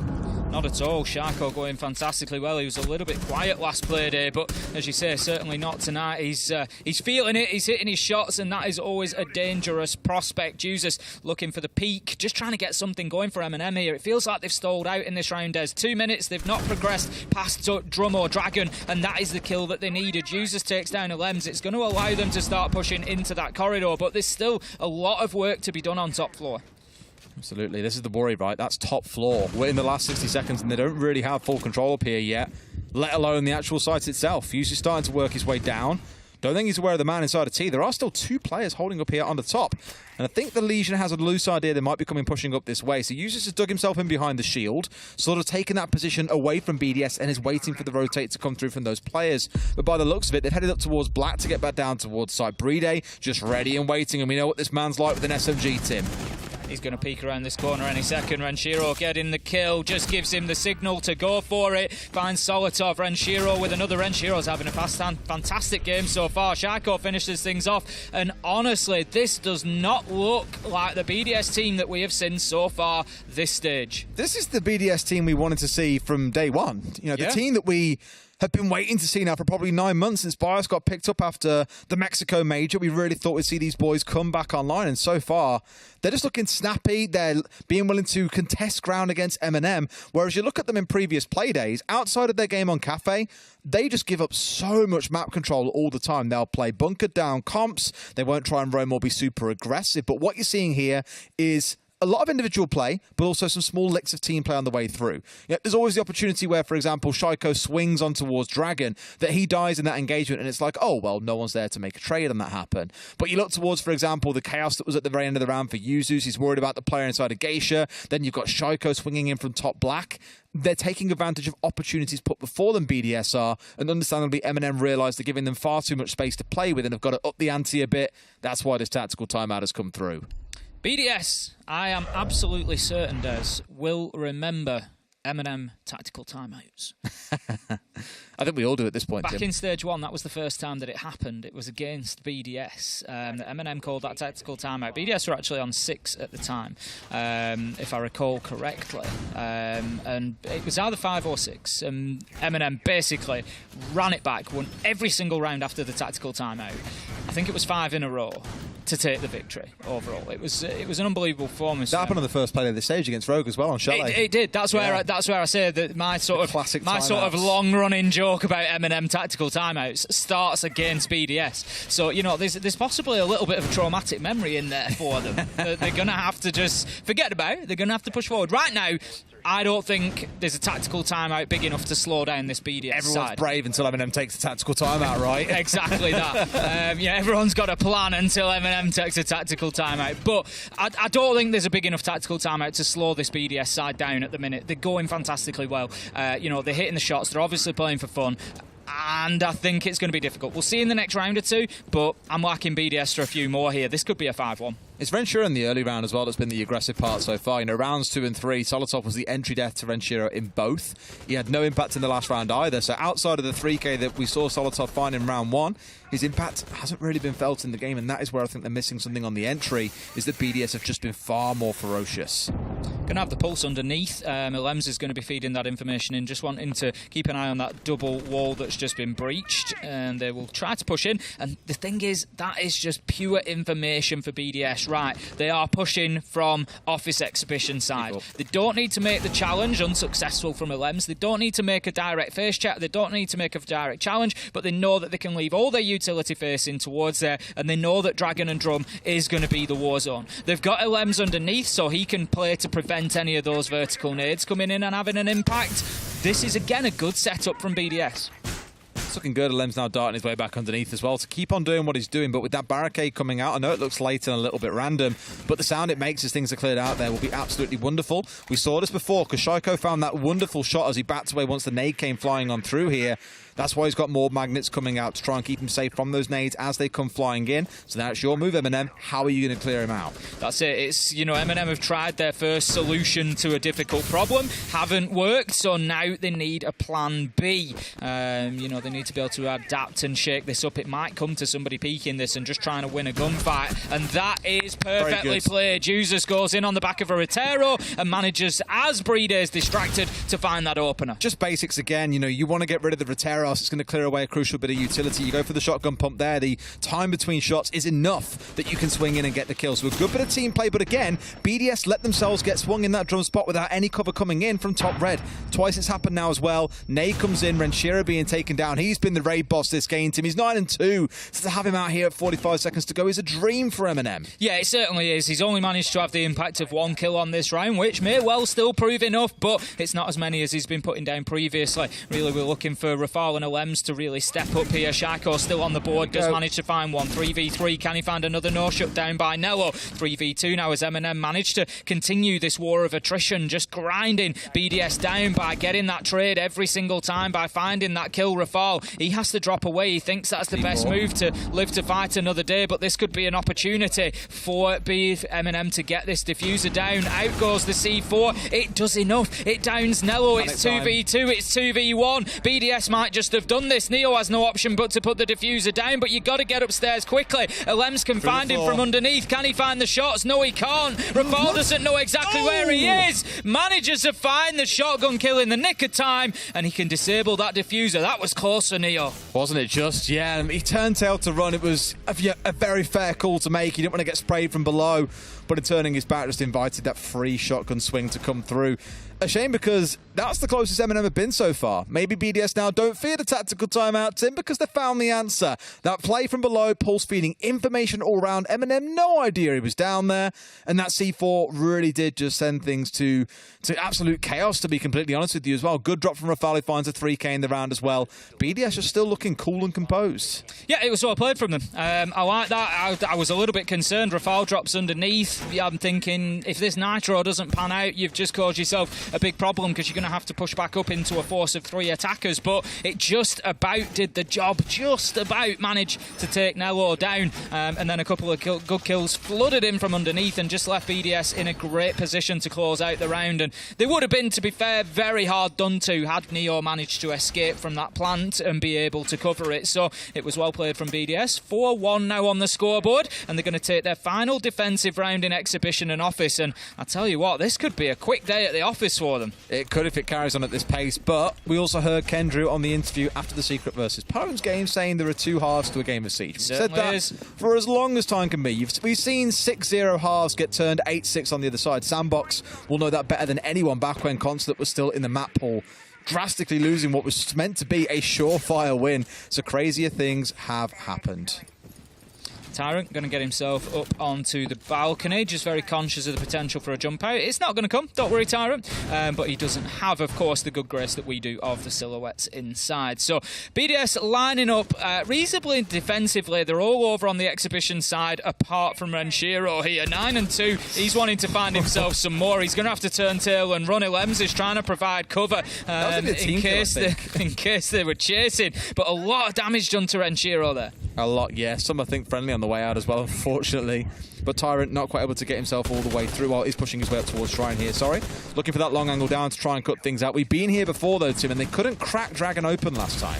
No, they couldn't. Renshiro and Pwnz were able to hold on to it fantastically. Only one ADS there this time, which could be more of an issue. Nade may well be finding a little bit more joy this time. The Gemini decoy comes in, taken out, and that is going to tell them that there is nobody immediately in Dragon, but it may be a case that they don't know about Pwnz, who, as the decoy was shot out, just came back in through that rotate. This drone is going to be critical, and it tells them that Pwnz is there. So well played from users to double check on that. Good due diligence, but Renshiro, he's going to get aggressive in there as well. They don't know about him and Shaiko. This is like when you're playing New Game Plus and it's extra hard, because I recall this setup actually when it was used against Rogue and there was only a man sat behind a shield with an ADS or two sat with him. Now you've got 3 players sat in this area of the map. So BDS really stacking areas where they really want to hold on to things and know that M&M are going to struggle. Good little drone behind though, giving a bit of information, and a great push coming in from Tyrant. Can't quite find a second. Pwnz equalising things back up. They just don't have the answer to this Dragon hold yet, don't M&M? They keep pushing in and they get 1 kill at most, and then BDS are able to fight back. Shaiko has got himself out of there as well, I think. Pwnz, he's just going to hold on to this for as long as possible. Interestingly, there's 3 nades, left on the side of the attackers M&M, so they need to get this shield dealt with. If they don't, they're not going anywhere. It's pain because, again, you've got flashes in Nello's back pocket here that really should be raining on through, but all their focus instead you're flashing yourself. Flashing themselves. Yeah, still finds a kill through a half-flash screen here. Yuzu's trying to step their way forward. Nades coming out, but Playday is ready for more flashes to follow on through. The thing is, M&M are completely out of thrown utility. They're going to have to brute force their way through here, Tim, and it could get real messy. And they've got Shaiko on the flank. 3v3. He sees his man. He can't find the shots. He's going to challenge from an alternative angle. We've got the site being opened up. The clock is almost certainly going to be the 6th man here. Playday, they don't know that he's there. It's going to be an easy kill. Shoots Nello in the back, and BDS take a 5-1 half, and they are cruising towards a victory right now. I wouldn't be honestly shocked if for M&M this is similar to, again, also what Kendrick was talking about in the Pwnz game, in that they went back and analysed their play, but a lot of work has been done. They've been developed. Because that's twice now we've seen BDS come out with that defence where they've had a couple of players watching the single doorway from Terrace. They've had 2 players who can very freely play around Dragon itself and contest up towards Shrine. And M&M have just been completely flabbergasted by what to do, probably because there are more players stacked into these key locations, but it's like trying to run your head through a brick wall. Really good defences by BDS, completely shutting M&M out. Like you say, this could be a quick game if BDS are on it on the attacking side as well. That's a big question now. We get into round 7. Can BDS maintain that momentum? We're going to have a presence downstairs, potentially. We've got the Azami just rotating, likely to come back up, I think, and apply utility in and around maybe Dragon Drum area. I wouldn't have thought playing too heavily on the underneath. Obviously, Nello's ability to do anything from down there on the Azami would be limited, so I think it's more going to be about rotating around the map, applying utility where it's needed, and then Nello, as we usually see him, will probably get himself back to site. Really stacking up on the hard breaches as well. 3 of them coming out in this round for BDS. I can't think of many maps except Clubhouse, where we're used to seeing 3 hard breaches, and even these days on Clubhouse, you don't really need 3. Most teams will just run 2, and in some rare cases, even just go down to the 1. So really wanted to ensure walls are opened up here, not forgetting that the operators do bring along some valuable utility, the flashes in Thermite's back pocket, the frag grenades, making sure the team have got 6 to play from below if desired. Lots of options available to BDS. Yeah, there certainly is. I think there's maybe an element of comfort in there, like you say, triple hard breach, not really a requirement here. You know, something like the Maverick pick maybe will just be Pwnz being happy to have Maverick and bring the nades. Yeah, it's not the gadget that's really being required. Nello is going to be getting aggressive, interestingly, away from sight as well. Heading his way back now. There we go. Going to get himself inside of Drum. Also supported by the Wamite of Neo in there. We've got Warden inside of Dragon. So quite a bit of mobility from these defenders on the M&M side as well. They're switching between Drum and Dragon quite freely at the minute. BDS not making too much immediate pressure, but we're only a minute in. We've seen these kind of defences from Rogue, from Sandbox over in APAC North, where you have a couple of players starting out towards the east, normally with a single player sat somewhere between Shrine and all the way down towards Drum, just to make sure your rotation back towards site is relatively safe. So M&M doing the right thing here, pushing out in the map, making BDS fight for all the ground they want, killing off drones. They're down to 5, for example. Tried to force them to use nades, none of which have really been used so far. They're saving those for the site itself and to clear out these shields that I think M&M are going to have to be very cautious of, because unlike BDS, they don't have the mute on side. The thing that was also, they do have the mute, but it's not stacked up behind the shield like we saw from BDS when they were holding this spot.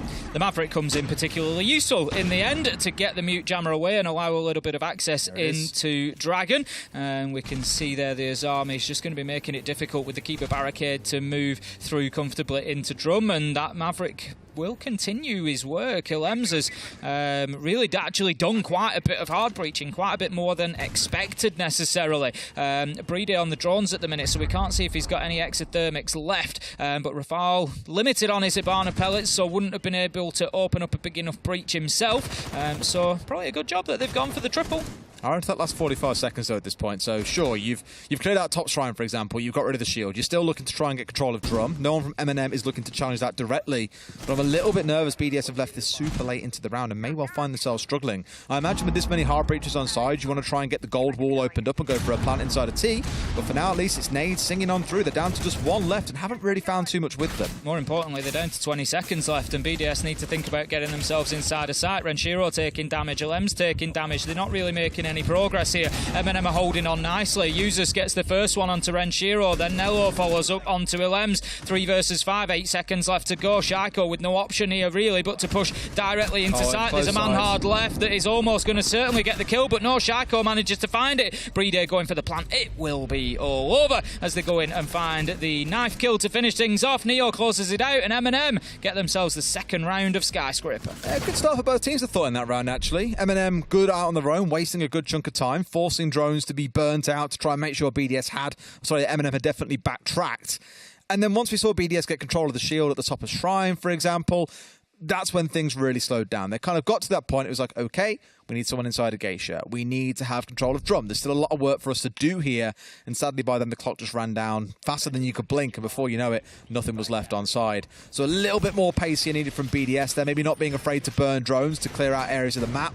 I spoke before about how mute jammers are kind of glorified ADSs in some ways, especially behind single doors. You can't get a drone through the door, so you're forced to blow up the jammer on the other side. You have to use an aid for that sort of thing. Maybe BDS being a little bit too conservative with their utility in the early round. Going to be over to Exhibition and Office for the secondary site for M&M here. BDS, as you say, maybe just needing to use that utility sooner, needing to just find some aggression. The thing is, they had good aggression on defence. They were, they had their line, they drew their line and they played behind it, but they were willing to step up and take gunfights, and they were winning them. So they need to continue that trend here. They didn't win a single gunfight really where it came down to just a 50-50 fight. It all went towards M&M in round 7. They need to get in there now and just push M&M around a little bit, displace them. Let's see what M&M can do on defence when they're on the back foot. I just had a thought.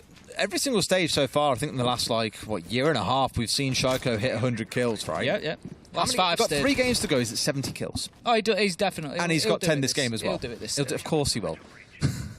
The man is unbelievable. He was. I remember that he was at 5. He was over 50. He's been meeting the pace. Yeah. I've sort of kept a loose eye on it, and he's definitely been meeting the pace. About 11 kills per game is what you're looking for, and he is definitely already ahead of that, and will continue to be so after this game, as he is 1 kill shy of that. And knowing Shaiko, there will definitely be many more up that sleeve of his for him to bring out as the game progresses.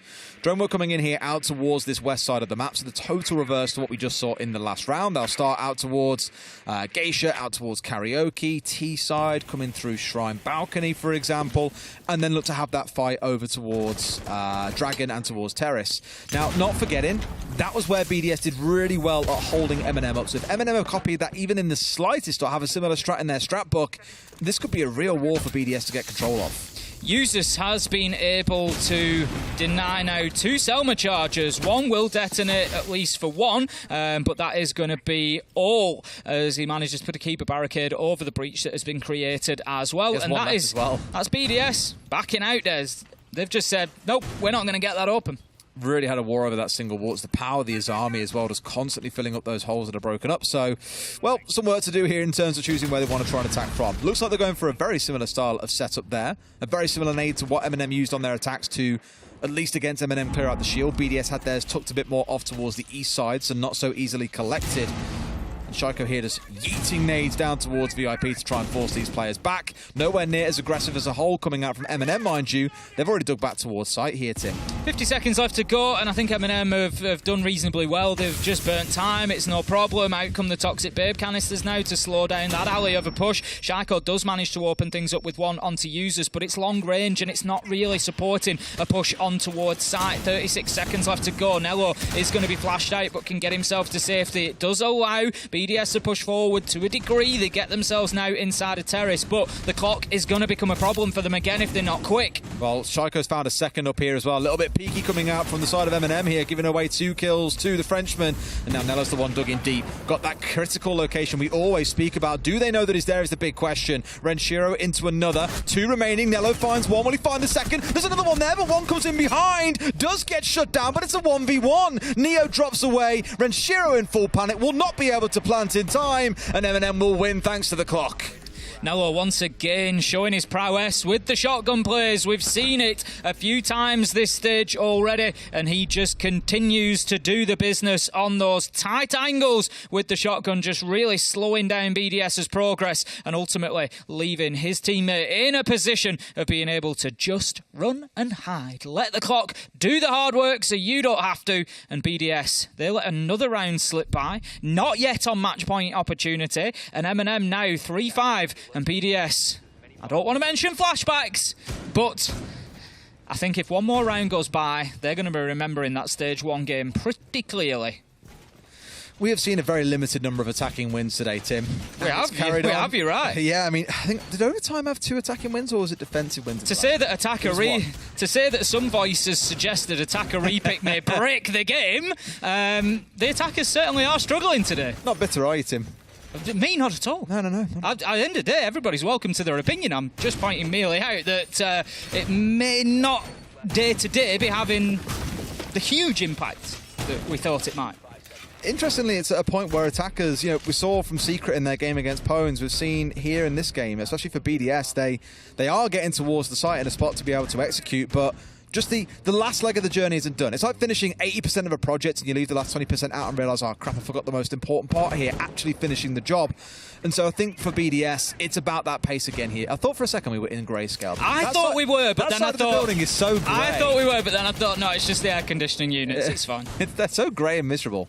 And I think it was it Nomad repelling? So you've got beige on grey. It really didn't do anything to spark the colour out of the scene. Modern design trend of the century. Yeah, it didn't really do anything to spark the colour out of the scene. Not really, no. Well, here we go again. Let's see how things shape up. We've got that Pulse on side from Nello, and if you recall when BDS were playing this back in the first half, well, Pulse was just a little bit useful, Tim. Tons of info being fed, ultimately helped with the assist on the final C4 that put the planter down that was the sledge, and fundamentally won the round for BDS out there. Now, they're still struggling to find that first attack themselves, BDS, and if they know, they've played the Pulse themselves, they should know we've got to do some work first and foremost to stop that Pulse just feeding C4s up for free. In comes the pressure to Geisha. Nade goes in, just looking to clear any defenders out of there, and that's BDS at least confirming that they can get themselves into that area. Well, they've got it cleared out. They need to obviously look at Karaoke as well. They've got Solotov in T, could be a problem. Shako manages to find a nice nade onto Nello. Not sure exactly where that one came, but it leaves us in a 5v4, and Shako with another entry kill. That's his second in a row now, and he's doing pretty well overall. I think it's at least 3 on the game, maybe 4. Yep, I had the third one from round 4 as well. Yeah, he's doing very well for himself. Now, there's clearly quite a bit of focus.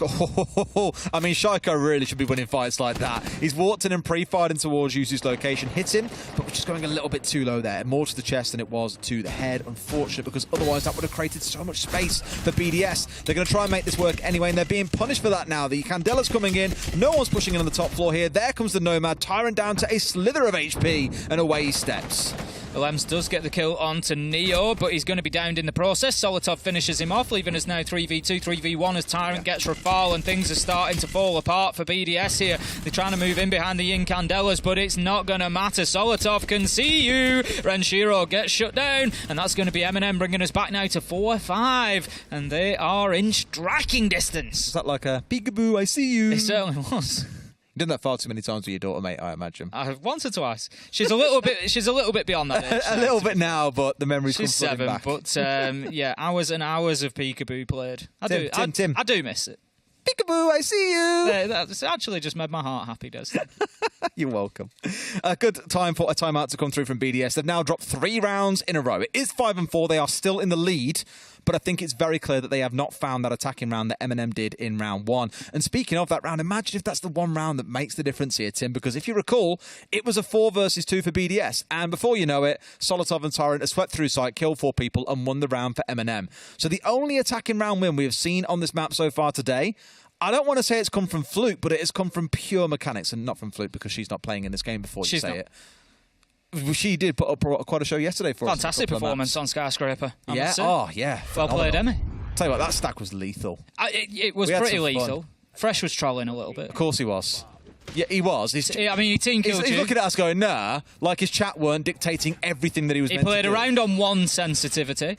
He played around on 50 sensitivity, around on 100 sensitivity. He played around muted. This is Fresh, who normally plays on around 10. So, you know. Man's just a serial troll. He is. Honestly. But we still won. That's the key. He killed me. We still won, as M&M might hear. They were 5-1 down, and if M&M come back with 6 clean defensive rounds and win this 7-5, and we have 1 attacking win in 12 rounds, A, that's ridiculous, and B, I'm a little bit worried about EU for Berlin. I was getting excited, but that will put me right back in my place. I was getting hopeful with Wolves and Rogue that we might... It's not black and white, Des, don't worry. Keep your eye on the diffuser, that's the key. Turns out I'm colourblind all of a sudden. Diffuser's the key. I was getting... Wolves Rogue, I'm thinking, yeah, we might have something going here. Wolves Rogue heroic, really. I've got a lot of high hopes on. I'm sort of... And then... I'm looking for the 4th. Who's the 4th one? That's what I was thinking. We might actually not have a bad crop going to Berlin, and then I'll see a game where we might have 1 out of 12 attacking rounds won, and that concerns me. Imagine if this is the trend for the entire day, and suddenly all our hopes are dashed on one play day. Oh, that sounds like EU. Right, we're going to have that double wall opened pretty sharpishly. I would have thought. Shako taking some damage there. Going to use the nanobots just to juice himself back up. Double wall will indeed be opened. They are attacking onto Karaoke T, so that is only, I won't even say step 1. That's step 0.5, really. Getting that open so you can start that push coming across from Exhibition and Office. They're going to be looking to find kills inside a Drum, inside a Dragon. We've seen it a couple of times. BDS, they stalled out last time. M&M didn't really find an answer to get across from this side of the map. They're going to have to do something different, Des. And neither did BDS on their attack earlier too. Yeah, both teams have gotten really stuck in trying to... This is what I said, is they do the first parts of the round quite well in terms of how they clear things out, the kills they find, the utility they remove, whatever. But when it comes around to the execute, both teams have just looked really lethargic and like they've not so much forgotten how to play Siege, but all the hard work they put in the early round is just very suddenly forgotten. Shiko, I'm pretty sure that was just a chance spray from Tyrant that almost put Shiko into an early grave. The thing is, why not? If they're not pushing you into Dragon, you know that they probably stood in Terrace because they want to get Drum, they want to get Dragon. So there's a soft wall between the two. So spray a few shots through, you never know what you might get. You're not going to run out of ammo in Siege. It's very rare that you do, so why not? We've got the knock just sneaking around underneath here, Lems, but it's again quite late in the the round. 1 minute 10 left on the clock, and he needs to get himself a move on. It's almost as if he's seeking somebody, searching for somebody at the minute, but he's going to have to get somewhere that he can have an impact. He's got an nade in hand, so he could maybe have a little vertical kill, but the Aruni is back up there. Usus is back to sight now. Problem is as well, there's also a barbed at the bottom of main stairs, so he can't exactly creep up there and kill the player that's so busy watching out towards Drum. Tyrant gets the entry. It feels like it's going to go much the same way again, like I said before. You could just try and ignore this and step up, but they know they've seen the Nook. They know that she's coming up these stairs. Nello just holding the angle, daring, waiting for him to try and be aggressive. He knows that he's there, but it's this kind of awkward 1v1 where, for the most part at least, Nello can ignore the door. It's completely blocked off at this stage. Tyrant finds Shaiko. This is the dream they're looking for here. And here we go. Up comes the Nook. Not today. Nello finds the kill. 5v2. And for MNM, it's looking like another super comfortable round. You think that you can't be heard, but Nello certainly had his ear to the ground there as he picked up on that knock coming up the stairs. There's the peak from Tyrant. Double kill. Flawless round for MNM. And they absolutely smashed that one out of the park and leave us now 5-5. M&M picking up 4 rounds in a row here and only 2 away from a complete reverse sweep. It's like I said in the pre-show as well, if M&M win this game in regulation, they probably pull themselves so far ahead that for BDS it's nearly impossible to claw back a spot at the major, unless Heroic or Rogue, one of them has to lose later on today. They'll be in a position where we're looking at that and just thinking, is there a chance this really swings back the other way and someone can jump, or BDS can be able to jump over one of those two teams? It's hard. I'm pretty sure BDS have got Wolves next week as well. That's not a team you want to be coming up against, who are going to be no doubt hell-bent on making amends for how last week went in their game against Secret. It's just looking dicey for the French side if they can't pull this back now in these next couple of rounds. There's no timeout, there's no do-overs, and so far these rounds have only got more and more dominant for M&M. That's it. It's not even like BDS getting closer, is it? You know, it's...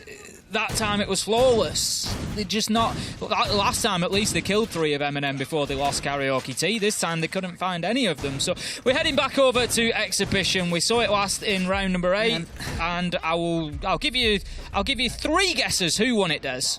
Well, that'd be really weird, that, Tim. It must be M&M. Wow, you only needed 1. Right, so we head back into it. What are BDS going to have to do differently? For me, they need to pressure site. We haven't seen them get anywhere near site. The viewers won. Oh, the viewers always win, Des. We haven't seen them pressure site at any point. We haven't seen a realistic opportunity for BDS to put the diffuser down. That's now the pressure that I want to see M&M under. And I want to see them displaced. I want to see BDS going in there and forcing them to move around.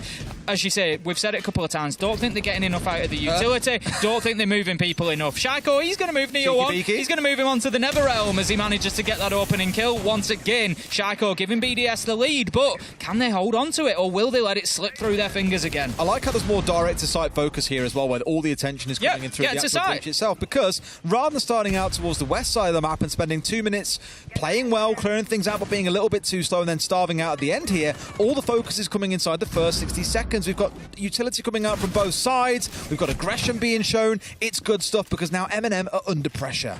Nello going to be using that. No, he's not. He was going to be using the shotgun, but strays into a bad position there. He knows that that wall is open, and Breeder is locked, loaded, ready to go. And this looks like it could be the attacking round that BDS need. The question is, can they get 2 in a row if they do manage to lock this one down? Vertical nade coming in from underneath, but it's going to be miles away. Usus doesn't take any damage there. M&M is still able to hold on, but in a 3v5 with 1 minute 30 left to go, you're going to think that they probably get this one to go towards BDS, but Solotov just absolutely taking down Shaiko there. They're throwing it away, Des! They absolutely are, Tim. The problem is they've got no smokes, they've got nothing to execute with. They only had flashes and nades, so it was all about winning gunfights. That's why they're peaking angles. It's why they're trying to go aggressive. But M&M, they have struck back with thunder here. There's only the 2 left alive. Renshiro back up on his feet there after being downed. We have still got bucket loads of time though, Tim, but I'm nervous. There's 2 impacts. There's a C4 in back pocket. Renshiro is looking like a real juicy prize right now. The big problem here is BDS are just pushing from the double breach. There's nothing else to this.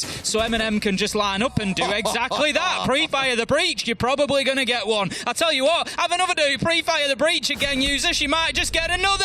There we go. He finds the final kill. Breeder trades it out, but that is irrelevant in the grand scheme. 5 rounds in a row for M&M. 6-5 match point, and they might, Des, just do this to BDS again. I can't believe it. It's not quite the dramatic like round 6 timeout that leads to a full total sweep, but the timeout has led to a change in fortunes, Tim, and BDS. Oh, it's frustrating because they played so well in the first half. Like, this could be a clean 6-0, 6-0 set of halves here on the defensive side for both teams, if not for M&M's real just crouch walk through and shoot everyone in the head and win the round for your team, essentially. It was a brilliantly played little play, but they're going to be absolutely kicking themselves. You can see what this does at the bottom of your screen as well. For M&M, it pulls them up to a 93% chance of making it to the major if they win this round. For BDS, though, 9% if they lose this round, Tim. Oh, it's so painful. I was just thinking then when you were talking, Des, I was just thinking... I'm glad you're thinking and not listening. Well, I was doing both, don't worry. I can multitask. Fair play. I was just thinking, you said it's 9% chance for BDS if they lose this game. M&M, 93%. Yeah, don't you worry, I don't miss a word that you said. Thanks, mate. I was thinking of a word. What word would I use to sum up the BDS attacks? And the best I could come up with was toothless. There just hasn't been that final bite. They sort of get themselves into position, they sort of get ready to go, and then there's just nothing at the end. They just can't get those kills, they can't win those gunfights. Shaiko's picking up entry after entry, but they just can't do anything with it. It's like a dud firework, isn't it? Yeah, exactly. There's a lot of whistling. And there we go. There's a lot of whistling and no bang at the end. Let's not forget as well, Renshiro was 9-2. He has got 1 kill across like the last 7 rounds at this point. He's now 10-8. So as explosive as he was in the early rounds, the impact that we saw him having just hasn't existed since like round 3. 22 kills between Usus and Tyrant. You know, we need to start talking. We've done plenty of talking already, but we need to do more talking about this front line. You know, often I think the problem, and I think it's something Nello's picked up on in interviews as well, and that's why I'm going to reference it. We tend to pick up on a player for M&M. We say, oh, what about Solotov today? What about Tyrant today? And Nello every time says, it doesn't matter. Solotov, Tyrant, Usus. They are the unit. And that's what we need to start focusing on. This is a TSM-esque lineup where you've got that solid front 3, and that's how you've got to look at it, as one juggernaut of a unit. I've said it since SI. They are like, back at SI at least, they were like a TSM light. They had the exact same formation, the front 3 and the supporting 2. They just couldn't quite get the same results, especially at 10 o'clock in the morning. But when all 3 of these guys are on, they look like genuinely one of the sharpest teams in the world. The problem is this stage, Tyrant's been a little bit quiet. It's why I said this game I was so glad to see him starting out strong. He's carried on, he's 11-7, and that is where the threat comes from. Solotov bringing down Shaiko, arguably the last chance that BDS had to keep themselves in this game. They've been completely shut out. M&M are going to hand it to BDS 6 rounds straight to give themselves the 3 rounds and all but tie themselves in to the Berlin Major. You can see what it means to Nello there, straight up out of his seat. He knows what that means in terms of qualification to the Major. You know, I say it, you've mentioned it there, Des. I say it tongue in cheek. It looks like you're going to be going at this point, M&M. It is odds on. You know, maybe think about the sleep schedule before you get there. That'll be a little bit of adjusting ahead of then. Yep, no 10 a.m. Give games, you please. a chance, please. Don't have to sleep handicap them. But I imagine for Nello, a reason why he's so excited there, and it's got to get asked in the interview when Milos comes through as well. We need to know exactly why that meant so much to him, because I can imagine being down 5-1, the mental resilience teams have to build to know, right, it's 1 round at a time, boys. It doesn't matter what the score at the top of the screen is. It's the next round and the next round and the next round that they have just pulled back. And BDS, man, they were up 5-1. That is such a kicker. They're going to be ruining that as well, because that was their chance to stay competitive at the Major. But with that loss, M&M may well have just locked in 4th. Again, 93% chance now they make it to the Major. BDS need a lot of stars to align. We'll go to a quick break. When we come back, Desk will break it down for you.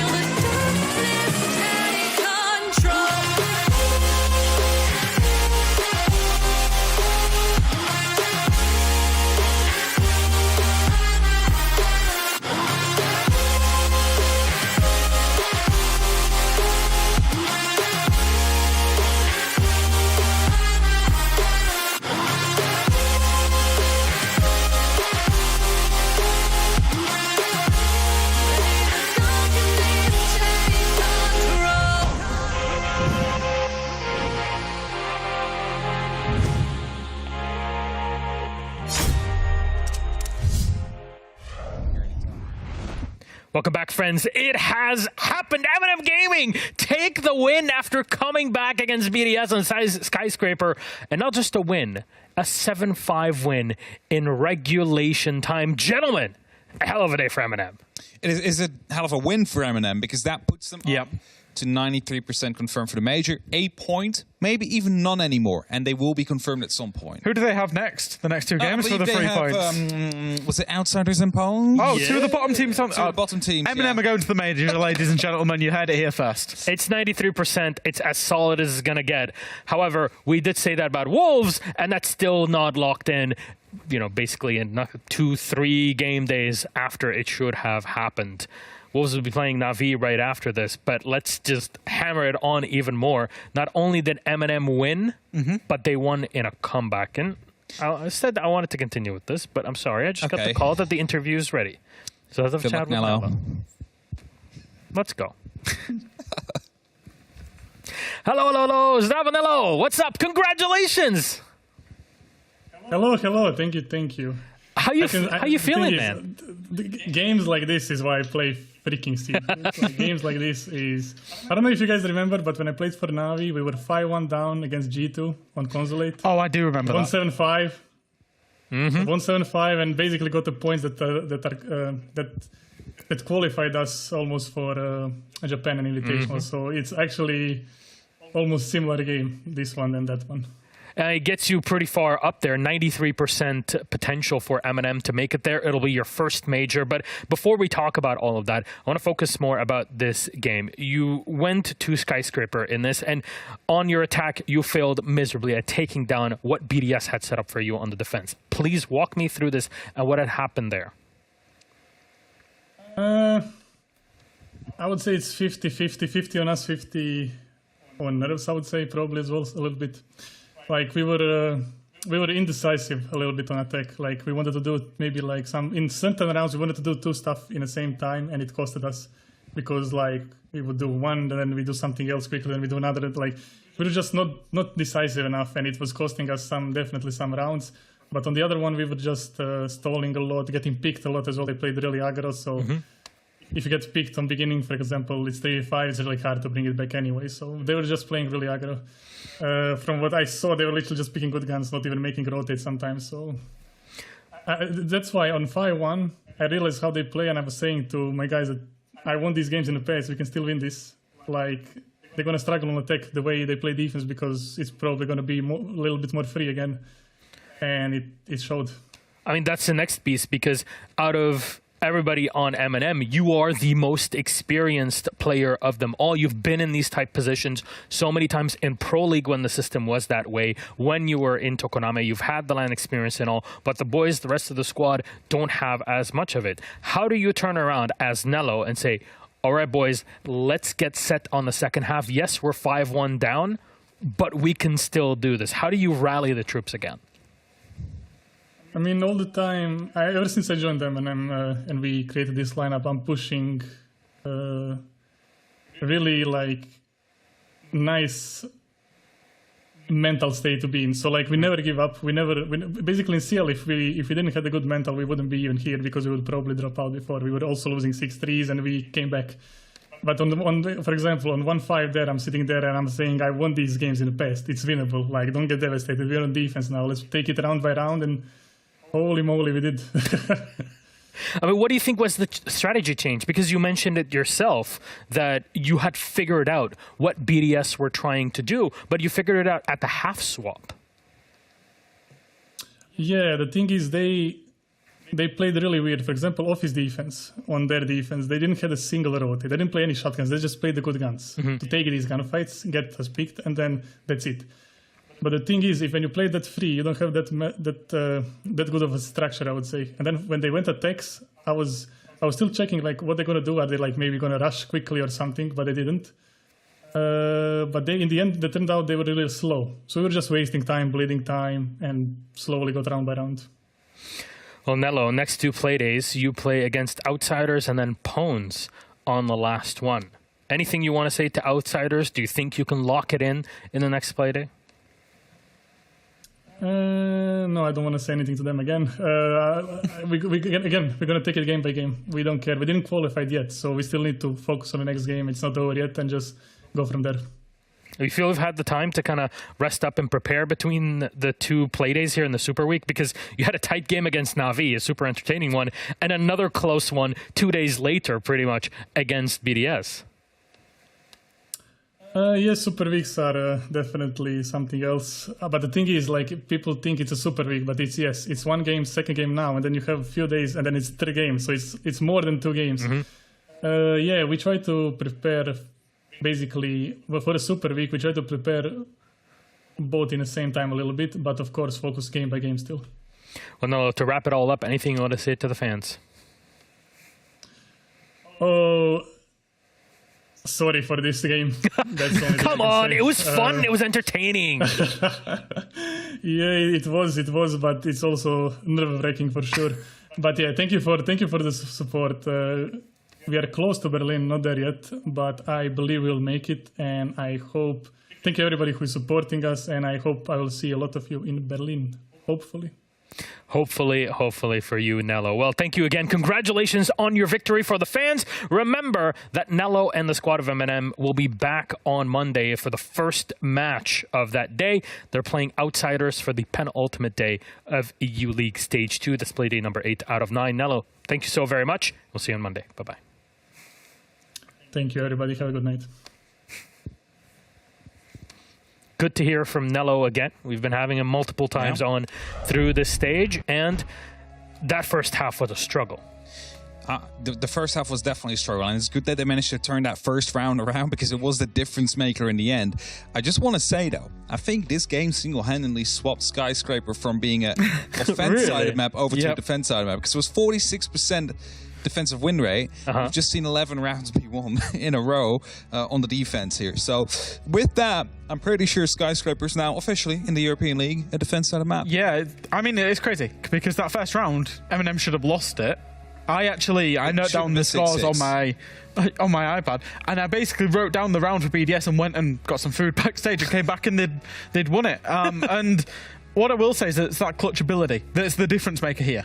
Because both teams exhibited the same issues that they had. M&M, they were really poor on the drones. They were really indecisive on their attacks. And BDS punished that. Like Nello said, they got aggressive. But then when the roles were reversed, BDS was so slow, which was something that they'd exhibited themselves. And I do want to give a really good big shout out to Nello, because he plays the support and he doesn't always get the most kills. But I was absolutely loving the way he was playing his army on those defenses. Once they realised that the win condition was delay time, they were allowing BDS to basically get rid of all their utility by getting rid of shields, ADSs, all that stuff. And then Nello was just his army keep burying backup doors. And then BDS, it's like creating a castle barricade in the late round, right? BDS are having to run up and punch it. And it was just delaying so much time, and I just thought, that's genius. Because we normally see his army keeper barriers used as like shields, right? Yep. Whereas Nello was just saving them for doorways. That's the thing with this operator as well. There's multiple ways to use it. You can either use it as like a pre-placed shield, you can block off drones, you can maybe block off breaches. But as you said, you can also use them to close off these doorways again as they are coming in. Shaiko is doing that as well. It was great to see both of these very intelligent players playing our new operator, basically in competitive play.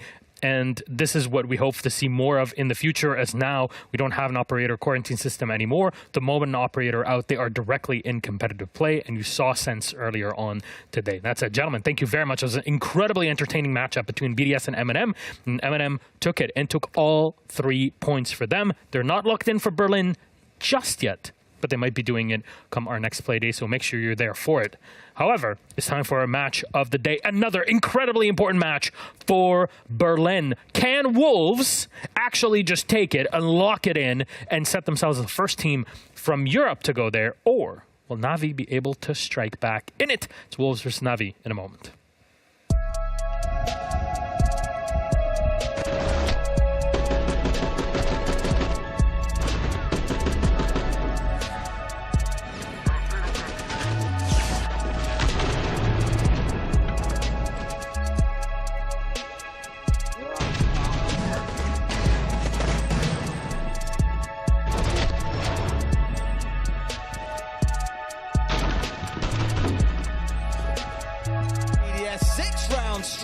to give themselves the 3 rounds and all but tie themselves. Why do it yourself when robots do it better? Robots do it better. Robots do it better. Why do it yourself when robots do it better? Robots do it better. Robots do it better. Why do it yourself when robots do it better? Robots do it better. Robots do it better.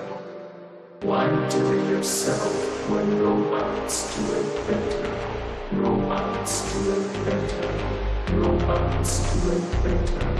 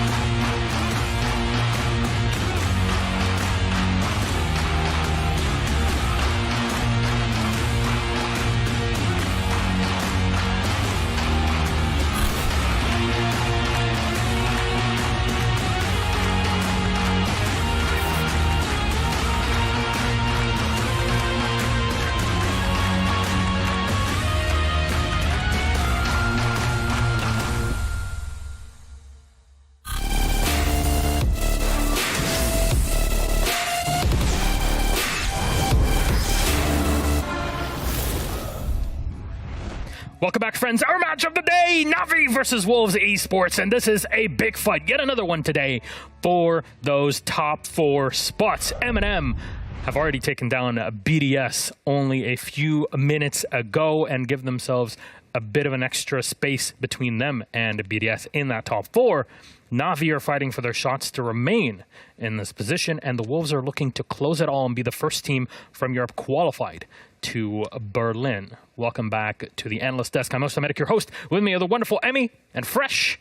Friends, today it is a hell of a day for both of these squads. A lot on the line. So what do you think about the Wolves' chances, Emmy? You have to say good. You have to assume that they're in a good place for this. Okay, they're off the back of their loss. The only loss, the one loss they've had. Otherwise, every single win has been within regulation, has been really well put together. There were things that happened against them in the previous Playday that Secret capitalized upon. Whether the energy was low because of disconnects, as they've said, whether they just got in their own head, either way, it wasn't Wolves' day. But washing that off and coming back to the form they're in, it's the most important part before a major. I still think they're the best team in this league. I think the way they play as the team play, with the investment into each other, where nobody essentially has an ego. You'll see Mowgli droning for Shinka if the situation requires it. Rise droning for P4. 3 of them making play together. The way they take situations and put them into their advantage as a team is so impressive. They lost 1 game. I'm just not going to hold them to it. Write it off. It is what it is. If they win today, either in regulation or overtime, we will confirm them as the first team to the Berlin Major. They need just a tiny little push today, and this might be exactly what Navi will be able to give them today. But let's talk about Wolves' opponents, Navi, for just a moment here, Amy, because this is a UK team that has done quite well being here in the mid-table, but for the first time in a long time, they have a good shot at breaking through into that top 4 ceiling. If the graphic is to be believed, they're on par for a win. It's the strange Navi season in the split where it's just been an absolute back and forth. It doesn't seem to really matter their opponents too much. It's just either they'll suffer at the fate in the face of them, or they'll take a well put together win. Their most recent game versus M&M, the reason they fell out of the top 4 was a 5-7. It was very close. Navi have generally lost their games. They lost against Pwnz, they lost against M&M on Monday, when they went away from what was default and went and tried to be a little bit too exotic. And therefore, cracks started to show. Desyncs started to appear within the team. Apart from that, when they've played default, they've played so well, and they've gone out and beat opponents that we would have previously deemed a better team than them. But how do you play default against a team like Wolves that has been so good at coordinating together? There's so many questions to ask about this game that we can't wait to get into. But we have 1 player out of each one of these teams to set in our head-to-head. So, Mr. Jackers, what is this all about? We just wanted to highlight, I guess you could call them the star players from each team, Skiddy and Mowgli. Now, obviously, everyone's going to know of Mowgli's prowess. He came in a little bit towards the back end of last year with the Vitality roster. At the start of this year with the ex-Vitality roster when they were LFO. Sorry, he was quite new. And Skiddy's come in this stage, and they're both the kind of next up-and-comers. They're both the, it says Finka and Ayana, interchangeable operators there, and Malusi for Skiddy.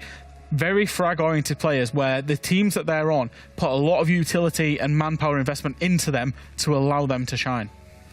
I think it's fair that we've sort of seen Skiddy. He hit the ground well. He's definitely picked up the pace a little bit. Mowgli as well. He's been pretty solid. You compare him to his first stage stats, and it's just that sort of growth that he's had where we saw what he's capable of CL. We didn't get that from the Navi pickup. He's straight into tier 1. There's teething issues. This could turn into a real test of a gunner who's gone through the rings versus somebody who's found their feet here. And defeating Wolves in a day like this would not only be massive for Navi in terms of points and potentially going to Berlin, but also proving themselves to everybody else and on the international stage come Berlin, should they actually make it. Our map for the series, which one will it be?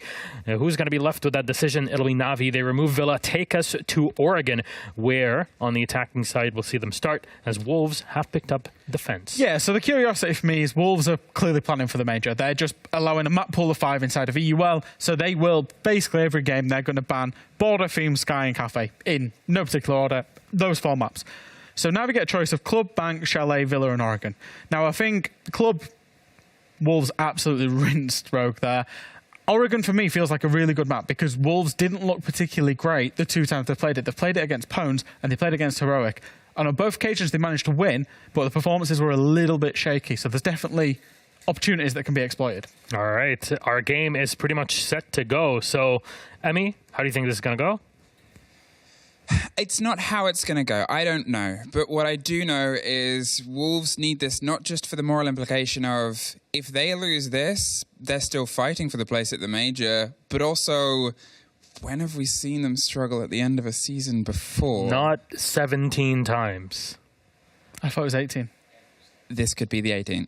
This could be it. There you go. Fresh. Emmy, thank you very much. Let's toss it to our casters. It's our match of the day. Wolves versus Na'Vi. It's Des and Ace to take you through it. Enjoy.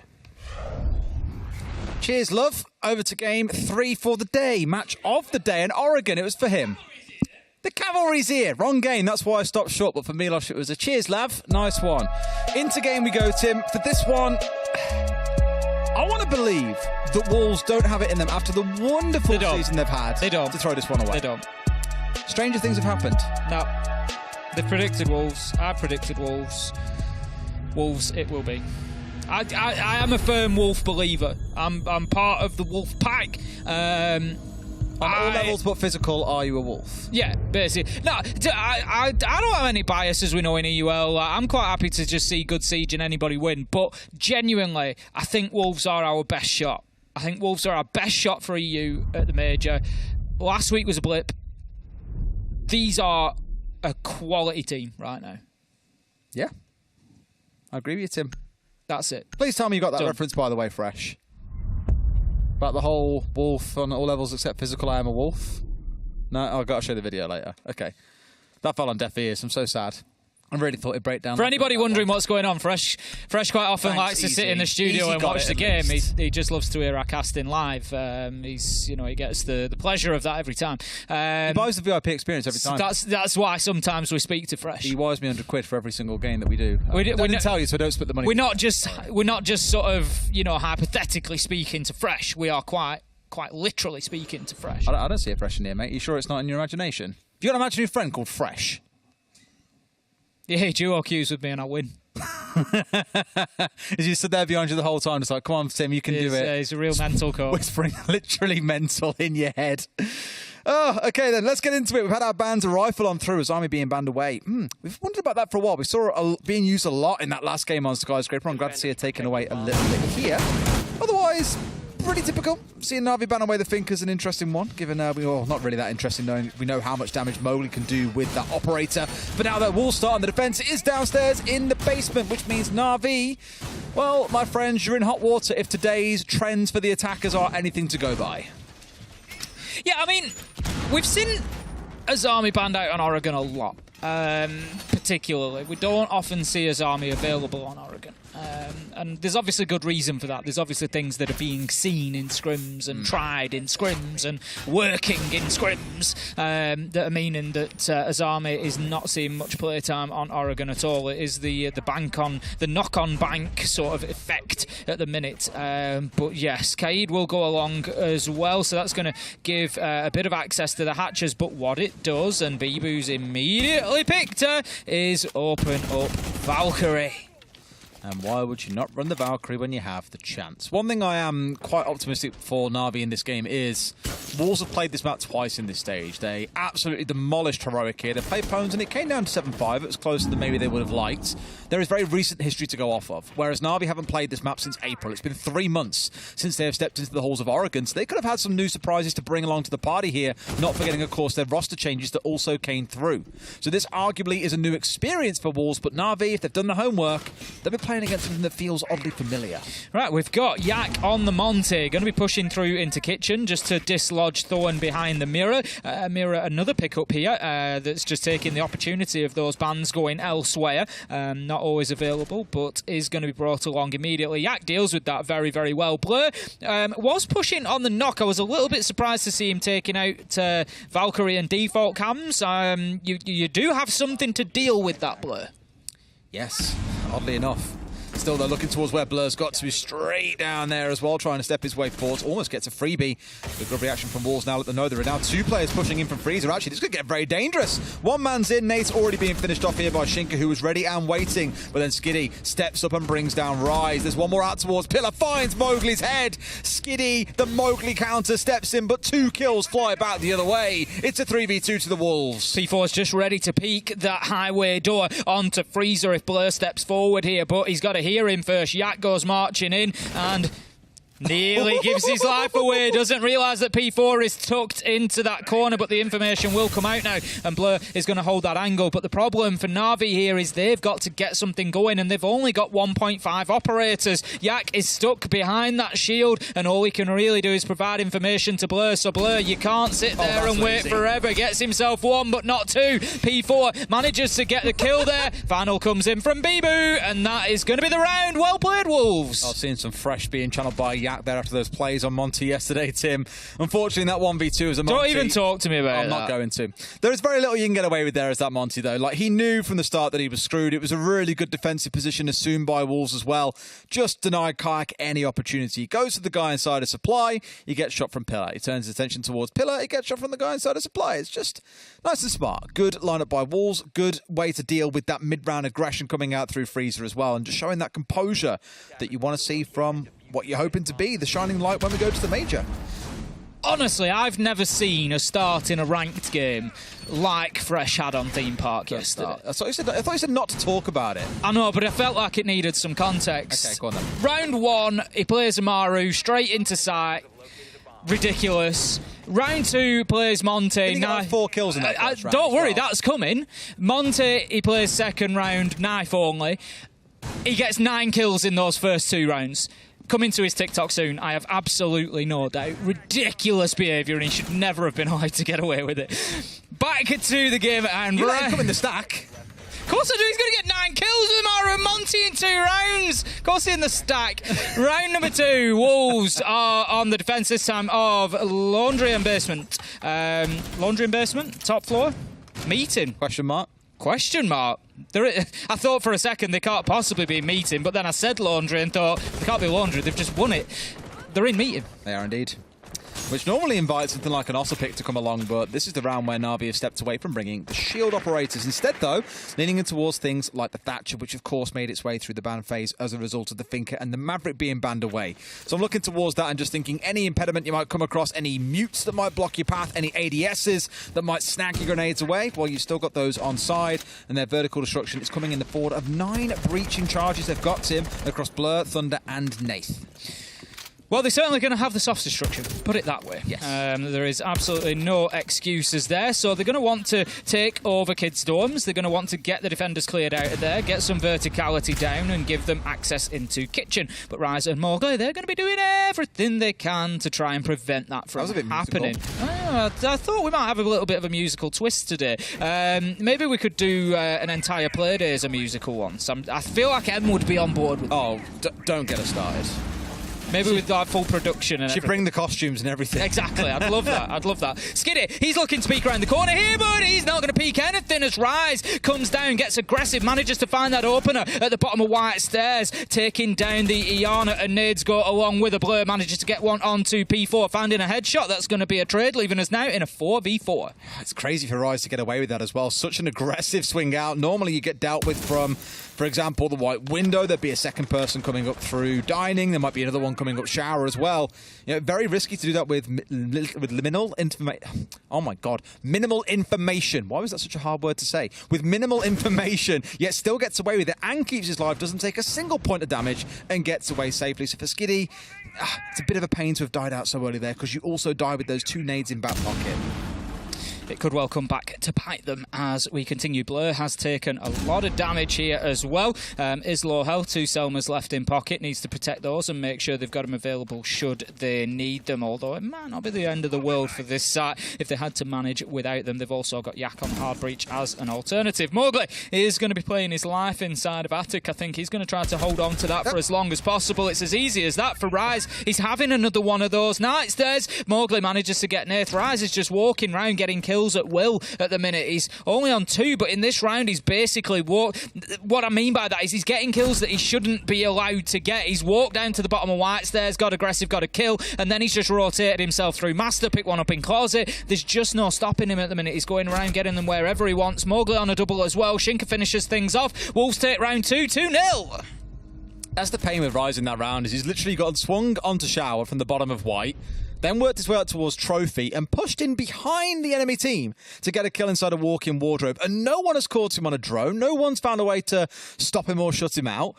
Part of me says it's just unexpected aggression coming out from Rise, but by the same token, Na'Vi, you've got to be a bit more disciplined in those situations, my friends. Hopefully that improves here in round 3 as we go towards a much more, air quotes, normal site in Kids and Dorbs. It is going to be a more normal stat. And the thing is, it takes the pressure off Wolves. It takes the pressure off Wolves. Regulation win, overtime win, just to clarify. Any win at all will do for Wolves. It they can win at this point and guarantee them a Berlin Major. They can take a flat-out loss and still have a 90% chance of getting there. So they're looking pretty good at the minute. But I am pretty certain, given their reputation and track history as well, I am certain they will want to get this done ASAP. Get it over the line, get it locked in, and know that they are going. They have some pretty torrid experiences, should we say, with last play days of the season, Tim. They don't want to have it. That's it. They don't. It'll be, I'm sure it'll be a weight off their minds to go into the final play days knowing that actually, job's already done. Job's already done. There's no pressure. Back when they were known as Vitality for the longest time, I was saying, they are the most consistently inconsistent team you can imagine. One play day, they look the best team going, the next, one of the worst. And Halby on Twitter actually pointed something out to me, one of their coaches, turned around and said, the thing is, if you look at us over the last 18 months, we have consistently finished higher. We've gone from 9th to 7th to 6th to 5th to actually making it to a major in 4th place, to now being top of the table. They are leveling up as stages go by, regardless of what roster changes they make or whatever, the team has consistently improved.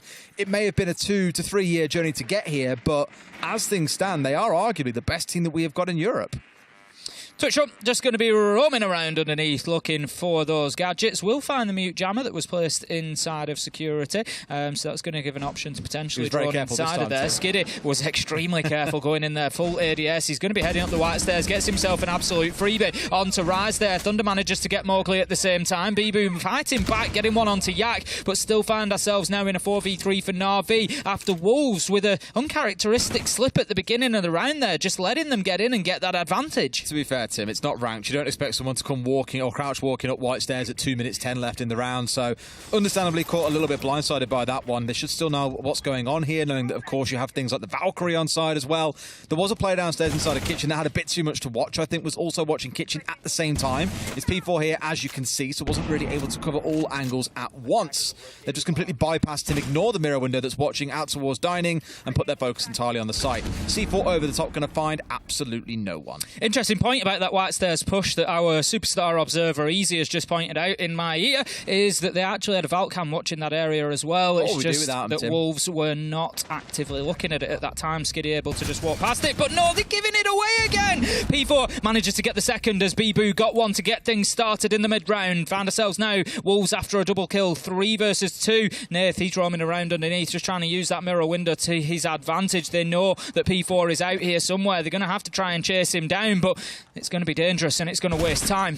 It's the freedom of movement again, though, right? That's 2 rounds really. Rise in the last one, P4 in this one, just doing whatever he pleases. Finally gets shut out by Skiddy, who moves over from the white window and can then put his focus back in towards sight once more. This is the closest Na'Vi have got now. They're in a 2 versus 2. They've only got 35 seconds still to play with, though, so they've really got to speed things up. Nath, he gets himself out of that small tower, just trying to go route 1 to sight as quickly as he can. Going to get himself established on the double window, but I've said this before, this is actually a really difficult site to push into. If you don't have a man advantage and you're limited on time, it can be really tricky. Bibu, he's going to hold on to the mid-ground there. He knows there's somebody at the top of white. He's going to take the challenge, gets the kill. That's a good kill with the MPX as well. Bibu onto Skiddy. Nice headshot. Nath's going to have to rotate, but with 8 seconds left to go, it's very unlikely that he gets himself up here. And there comes the kill. It's going to be Bibu. Triple on the round. And that is Wolves locking it down. And that is not bad from them. 3 versus 5 and still managing to get the job done.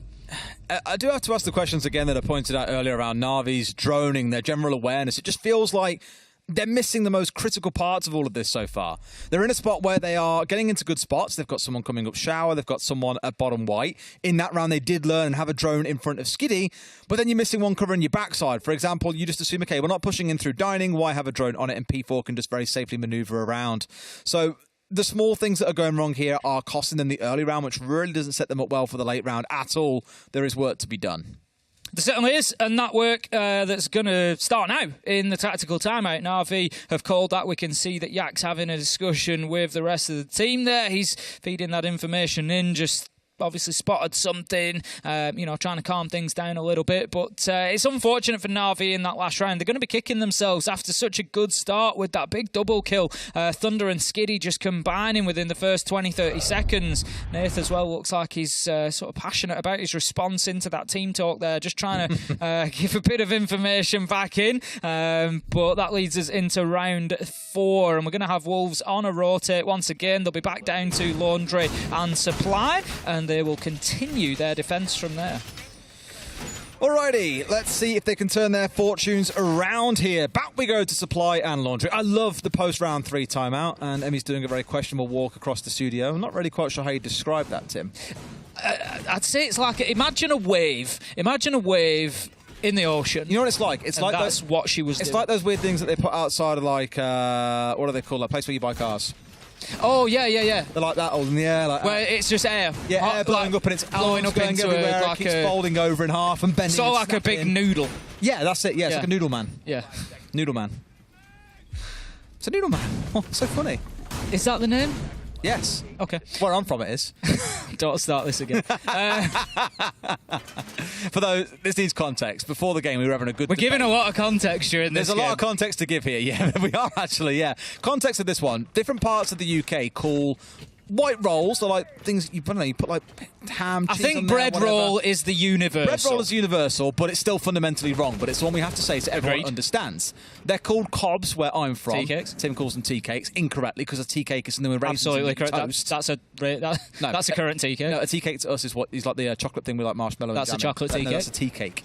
It's just a tea cake. I'm answering all the questions here, Des. So I this is I don't understand where your problem is. That was one argument. Then I brought through what's called a tip top or an ice pole or whatever the hell you guys call them. Ice pop. That's what everybody calls. No, we call them tip tops. Absolutely in wrong. Birmingham. Completely incorrect. Absolutely not incorrect. Ridiculous behaviour. Whatever. Carry on then. Let's see how things shape up then. We've got Blur still working his way through here, down through dining and across in towards kitchen. Na'Vi just covering off all the areas that previously they've been stung on. But they're learning, Tim. They've got drones at their feet. They're pushing their way forwards. Does he want to go for this 1 versus 1 knowing there's someone at the top side of green? Yes, he does. But Mowgli, a little bit too wise to it, backs away temporarily, then steps back out again, looking for that 1 versus 1. So the Nook here is being held up, Tim. And let's not forget, given this is on the downstairs, this is good time wasting coming out of Wolves, and surely Rise does not get away with being that big a rat. Mowgli played that really well, not overcommitting and just keeping Blur at bay. The Monty pushes up, as you say. Rice could well get away. He's dipped out of it. He's decided that it's too big a risk. He's going to get himself back down to hold on to pillars. I really hoped he'd stuck that and then we'd seen a really spicy play coming out. My day's ruined and my disappointment. See, it's immeasurable. No. Fresh has got a tip top. An ice pop. That's tip top. Yeah. Got a tip top. He's got an ice pop, yeah. Tip top. No, he's got an ice pop. Tip top, mate, he looks like he's enjoying that ice pop. Yeah, tip top looks great. What flavour is that tip top? It looks like it's a lemon tip top. A lemon flavoured ice lemon pop. Tip top, right, got it. It's a lemon flavoured ice pop. It's not an ice lolly. Oh, easy. Don't you get involved easy. Right, getting involved on the... There is a game going on. Getting involved on the rear stage. This Yak on the Monty. He's pushing down to try and move that Malusi around. Mowgli does have to dip away. Comes back to challenge. There's nothing that you can really do about the big shieldy boy. He's a foreboding presence and he's just making the defenders sweat a little bit. But at the same time, not really aggressive enough to be able to move them. So the bunker players are just being held at bay. There's still somebody inside of elbow. And right now, Wolves are holding on pretty well. That pressure, it's all about Mowgli here, really. It spins on a dime and what he can do out towards Blue. The nades rain through. He cannot get away from anything. It's a barrage coming out of Na'Vi. They get the kill onto Mowgli, and that's the man to find. But Bibu still stands, and given his 3k in the last round, you've got to be feeling nervous. Down goes the Monty. Rise collecting a freebie second. P4 into another. Wolves dispatching of Na'Vi. Their timeout proving to be a total waste of time, as Wolves will find themselves going up 4-0 here in a very decisive round 4. Pretty easy for Wolves there, as they were able to just ignore the Monty. They've done very well at dealing with that operator so far. 2 rounds that we've seen it from Yak, and it's been ineffective in both. That leads Wolves on to a 4-0 at the minute, and just like the last game we cast, this one seems to be heading in one direction. The last one was a big turnaround with a reverse sweep from M&M, going from 5-1 down to a 7-5 win. Right now, I'm not seeing the same sort of energy from Na'Vi though. No, absolutely not. There is a lot of work for Na'Vi to be doing here. They've had that timeout, they've tried what they might, but they're still just missing that. You said earlier on BDS were toothless. And it feels like that's how it felt. Outside of Secret today, I'd argue most attacks have been toothless. They've lacked that real spark in the Come final on, 30 Wolves, seconds. show us your teeth in the second half. Awoo. That's what we need. Awoo. There you go. Yes. Yep, Emmy gets it. She's also got a tip top. It's broken in half. I had one of those the other day. They're really minty, aren't they? It's weird. It's like toothpaste, but not toothpaste. It's really bizarre. I've never had anything like it in a tip top. Not in the UK, in an ice pop. Yeah, it's like it seems to be a popular thing in France. It's like a menthol sort of flavour. Yeah, an ice pop. Yeah. Round number 5 then. We're going to be heading in. Wolves are running away with this one at the minute, 4-0. They are defending Meeting once again. It is their secondary choice site.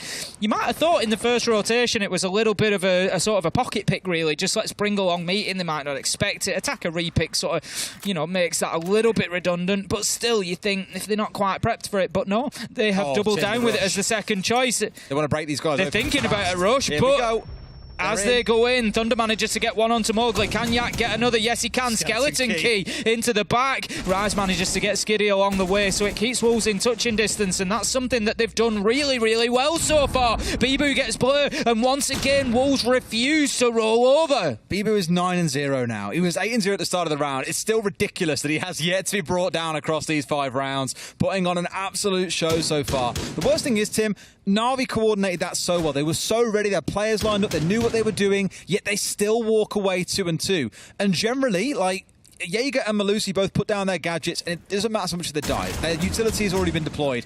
You're losing the Yana and the Finker. You're losing nades, a Gon 6. You're losing the EE1Ds. The attackers have lost so much more in that play than the defenders did.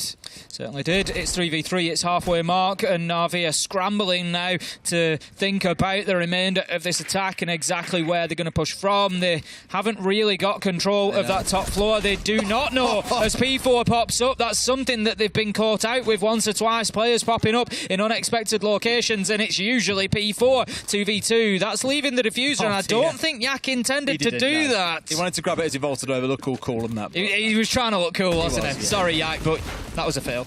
Go for the style points, mate, unfortunately. Still, they find themselves in a spot where this 2v2 is now broken out, right? The thing is, where P4 died in those stairs, I've seen so many players die there the last few weeks where they're kind of sat there looking to challenge up the stairs and someone outside by Yellow Bus gets a freebie. It happens far too often for it to be a really good spot to be playing in. 50 seconds left to go. The Na'Vi players now are stacked up inside a dining, and I think Wolves are pretty aware of that. They're a little bit concerned about the potential for a White Stairs push, having taken over the top floor again. But it's down to Shinka to hold on downstairs, Bibu above. But I tell you what, as soon as they come in through this door, it's going to be good night. 1-2, kiss, kiss, bang, bang. Bibu puts them down, and that's going to be another round to Wolves. 5-0. 11-0, by the way, Bibu. Yeah, not a big thing. It's not a big thing. Just stay in the office. Just whatever. I bet he don't like to talk about it. No, I doubt he does. No, why would he? He's not really a showy guy, to be honest, is he? Not at all. Not at all, no. He is shining right now. What a season he's had, by the way, Bibu overall. Previous seasons, he was playing a more kind of supportive role. We wouldn't have talked about him all that much. He's still playing a largely supportive role, but dropping absolute numbers whilst doing it. And Na'Vi just, unfortunately, not competitive in this game so far. We'll still hold on to the adage of there are 2 halves to a game of Siege, but I just get the feeling Wolves are going to smack them real hard, real fast in round 7, and that's going to be done and dusted. I feel like Team Secret last week went up to a hornet's nest, smashed it about with a stick. They managed to run away. They gave someone else the stick. They managed to run away, and their mate Na'Vi has got caught up in the swarm of the Hornets.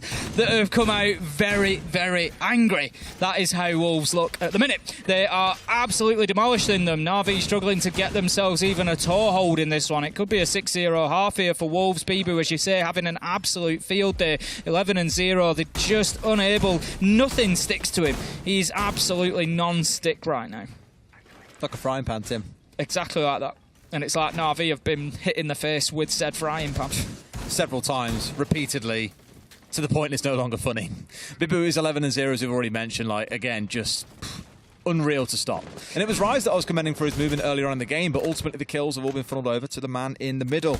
Let's see, though, if Na'Vi can recover anything in round 6. They need to, because going into that second half down 6-0 is stressful beyond belief, is the only way I can put it. I don't care how solid you think your mental really is. When you're staring at match point every single round, it starts to grate on you after a while. Of course it will, Nerf. He's going to be heading in. He's going to choose to pop that Goyo canister himself at the top of Armory Stairs. It will burn 20 seconds. That's going to slow that down, but at the beginning of the round, it is irrelevant, really. Na'Vi just taking the option away from Wolves. Skiddy, Blur, both taking a little bit of damage, but P4 getting eaten back at there. Mowgli manages to find the kill onto Skiddy with the headshot, though. That's a good start. P4 onto Blur, Mowgli onto Yak, and once again, another round just falling apart. It just feels like the mental has gone for Na'Vi right now. Mowgli manages to get Nath. They're just swinging and peeking everything here, Wolves. They're playing with so much confidence. It's 5v1.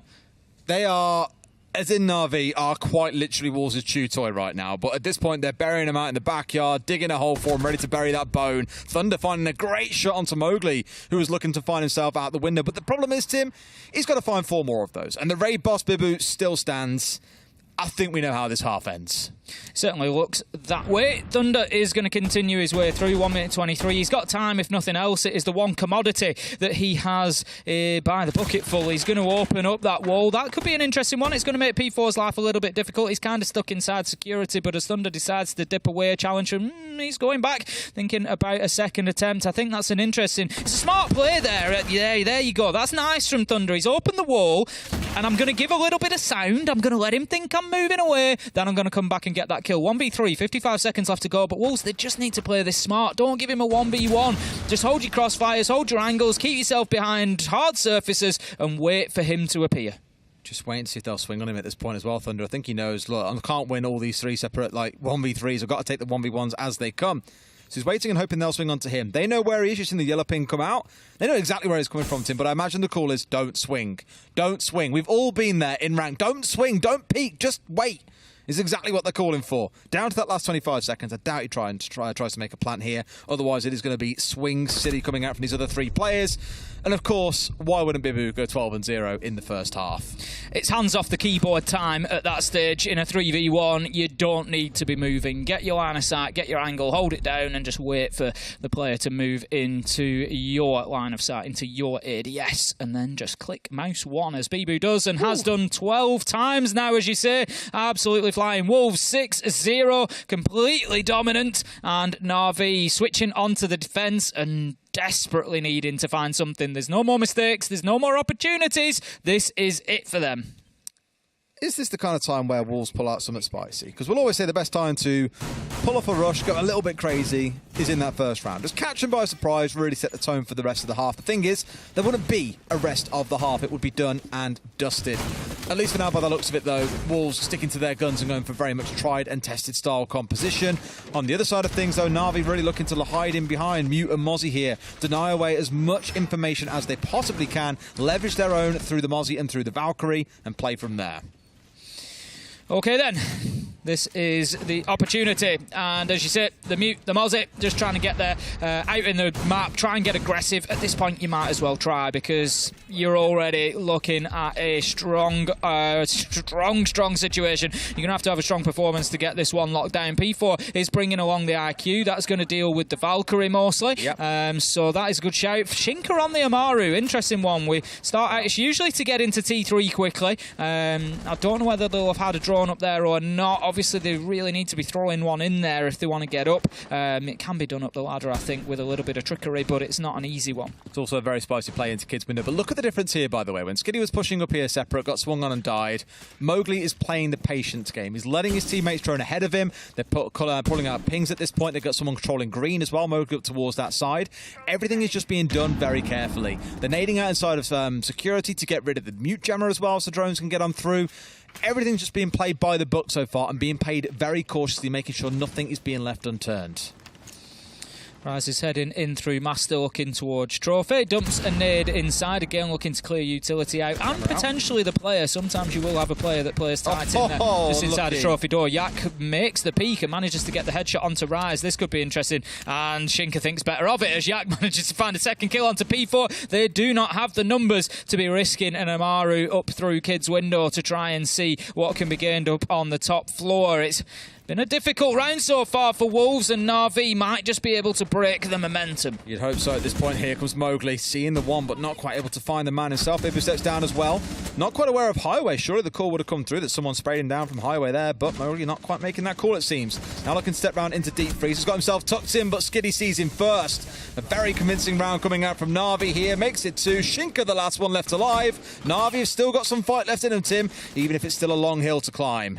This is it. They've just got to look at it one round at a time. There's no mistakes that they can make. They've got to get every round right, and that's going to be the big difficulty. Shinka going to be using the Gara hook to get himself into Armory Corridor. Default cam is already gone. There's nobody up here anymore, but I'm sure that there's going to have been plenty of noise made as he did that, and they're going to be well aware of his position now. Na'Vi might just send one or two, given that they're in a 5v1, to try and find Shinka at this point so that he's not creeping up on them. In fact, they are doing exactly that. You've got one on Zulu, and out comes Yak. Perfectly timed. Gets Shinka, and it was only a down onto the other man, so that leaves us with a flawless round for Na'Vi. And our attacker win rate still stays in the dumpsters. I'm pretty sure in the single figures at this point as well, Tim. What is going on? It's such a weird day. Such a bizarre day. The thing is, I think we're both convinced that they can find that one round. This is what I was going to say. Ultimately, Na'Vi, they might get Laundry. They might get Dorms, because they're both primary sites. When they've got to go to that tertiary site, when they've got to go to meeting, when they've got to go to dining, whichever they choose, it's going to be meeting. You're talking a different ball game now. And this is Wolves' opportunity to just get this finished here and now. I'm curious if they bring in the IQ again, because now there's the Echo also on side. Nath struggling to get himself involved in this game, currently sat at 0 and 6. We've seen him go big in some previous weeks as well. Became a very much spearhead force alongside Skiddy for this team on several occasions. But here, with that extra information coming in alongside the Valkyrie, that IQ to me is now only even more powerful than we saw it in the last round.